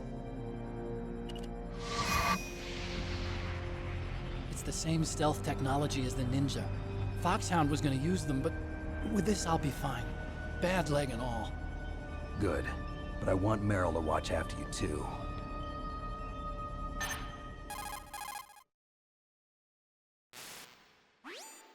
Meryl, the engineer's okay. That's a relief. I want you to look after him. Where are you now? Very close. There she is!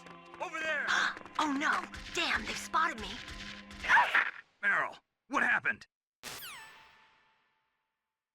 Something's wrong. Did you hear something? Wasn't that some kind of music? What did she look like?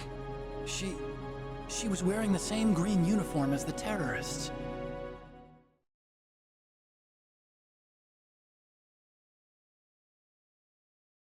A disguise? She had such a cute way of walking. She kind of wiggles her behind.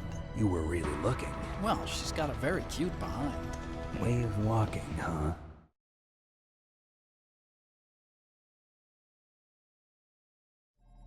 If she's disguised as the enemy, you'll have to contact her when she's alone, huh? There's only one place where we can be sure she's by herself. Where's that? Don't be so dense. Here, use this security card.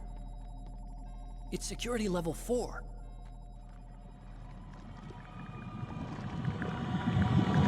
You're not in pain, are you? Huh? You feel okay? Nothing bothering you? What's wrong? Getting all friendly all of a sudden. No, nothing. I'm glad you're okay. You're strange. I'm a little nervous. Everyone else I've saved suddenly dies. You're bad luck. Forget it, Doctor. Call me Otacon. Otacon? It stands for Otaku Convention. And otaku's a guy like me who likes Japanimation. Japan was the first country to successfully make bipedal robots. They're still the best in the field of robotics. And Japanese cartoons played some part in that? They did. I didn't get into science to make nuclear weapons, you know. That's what all scientists say. I became a scientist because I wanted to make robots like the ones in the Japanese animes. Really, it's true. Just sounds like a childish excuse to me.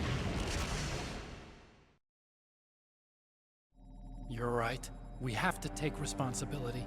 Science has always thrived on war. Greatest weapons of mass destruction were created by scientists who wanted to be famous. But that's all over now. I won't take part in murder anymore. Whatever. All I want from you is information. Sure. I know everything about this whole base. Ask me anything about Rex or about this place. Also, with this stealth camouflage, I can sneak in and out of the armory and mess hall. If you need ammo or rations, just tell me and I'll bring them to you.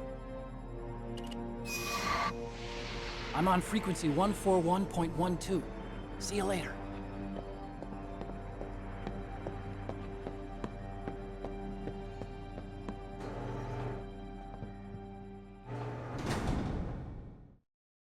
Alright, boys.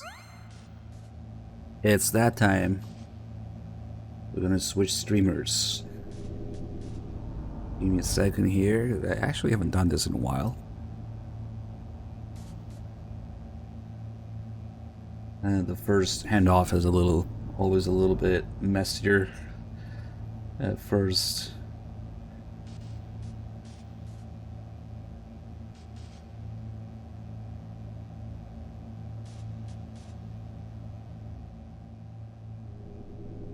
So first we're gonna save. Snake, there's an old Chinese saying, a scholar who cherishes the love of comfort is not fit to be deemed a scholar. Einstein said it another way. He said that only a life lived for others is worth living. That's why I entered MIT instead of Princeton or Vassar like my friends. I wanted to do applied physics, not just theoretical stuff. I wanted to make things for people. The Soliton radar system or the Codex system. I just wanted to make something that would be useful for people. I think that it was the same for Dr. Emmerich too. But he was used like a tool, used to make a horrible killing machine. Maybe it would be better if engineers like us just stopped making things. I don't know.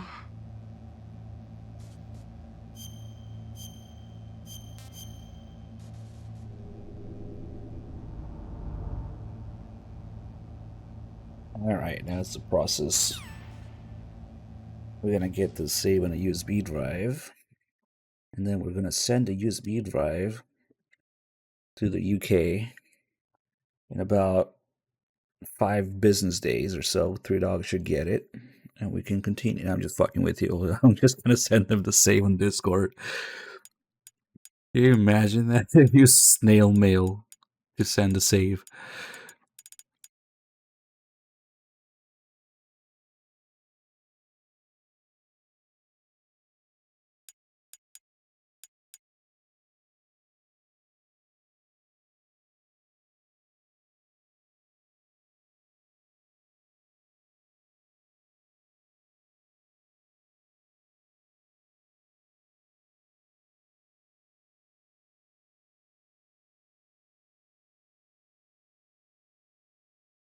Alright. Hopefully this USB drive works. Wait, no, PS1 actually. Memory card. Marathon. Blah, lab. This is the one, right? Yeah, it's gotta be. Copy to USB device. Okay.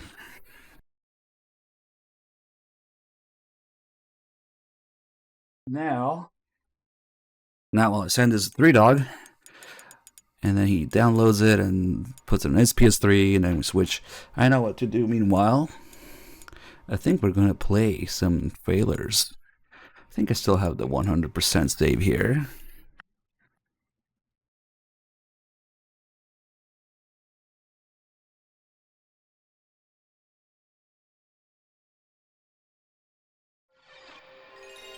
Yeah, I'm sending malware save, yes.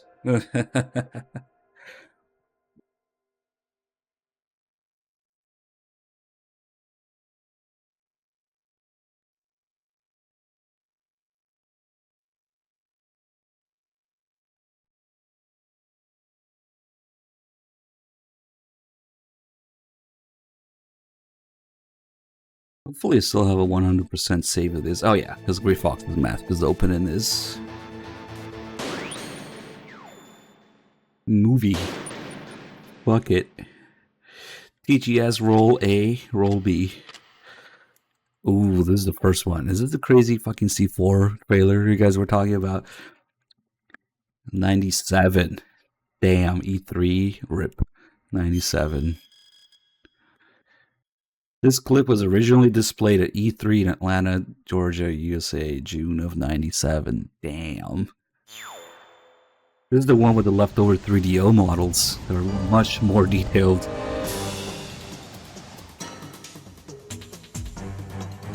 Yeah. It doesn't look like that. Come on. Scammed.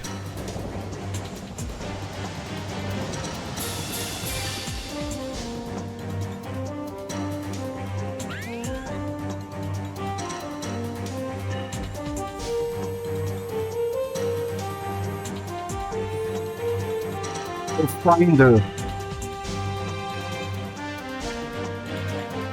Damn, look at those camera angles. That live crawlers on the radar.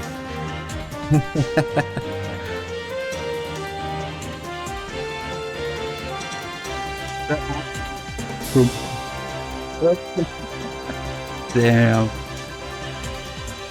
That's so good. What? How'd you get in there?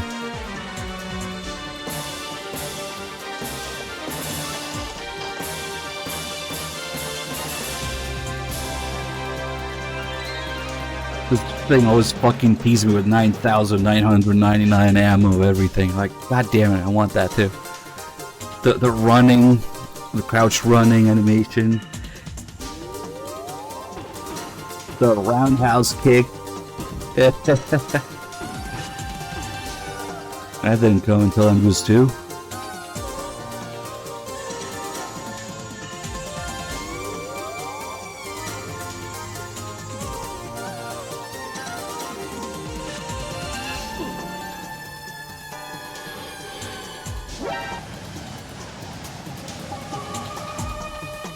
Damn, I wonder what this build of MGS1 is, if it's still somewhere, yeah. It'd be crazy to get your hands on it. Oh, this part we were talking about in the developer commentary. They did this part with 2 players. Somebody else was controlling the ninja to do these moves. So there's like 2-player code in there somewhere. I feel so scammed. I just played this fight. It doesn't look anything like this. Come on.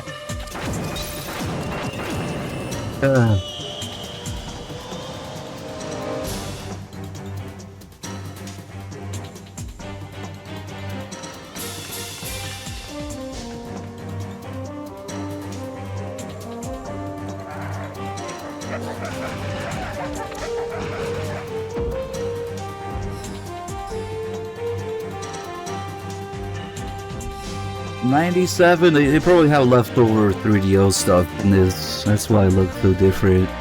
Especially the models at the beginning. And then gradually, I think the other 98 or some trailer is basically the game as we know it. It's completely different.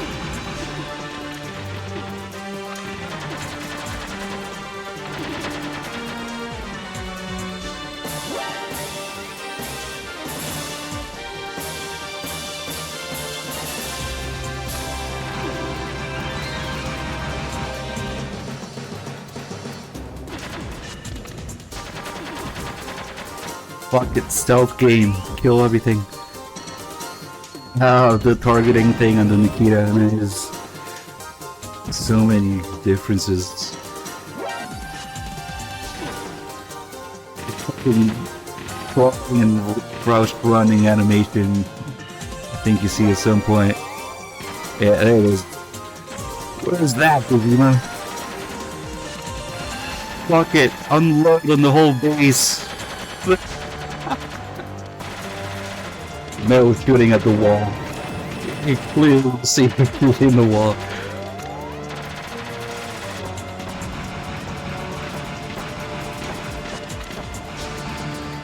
Where are they shooting at? Fuck it, let's blow up the whole base. Everybody tried to do this in the game and you couldn't do it. Nice.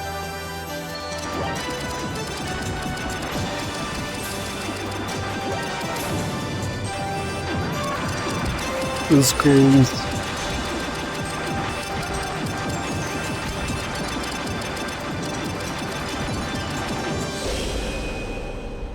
So you're saying the mission is to blow up the entire fucking base, right? That's what I got from this.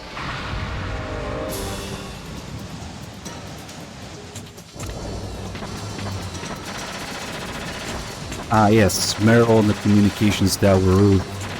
Walkway that gets destroyed.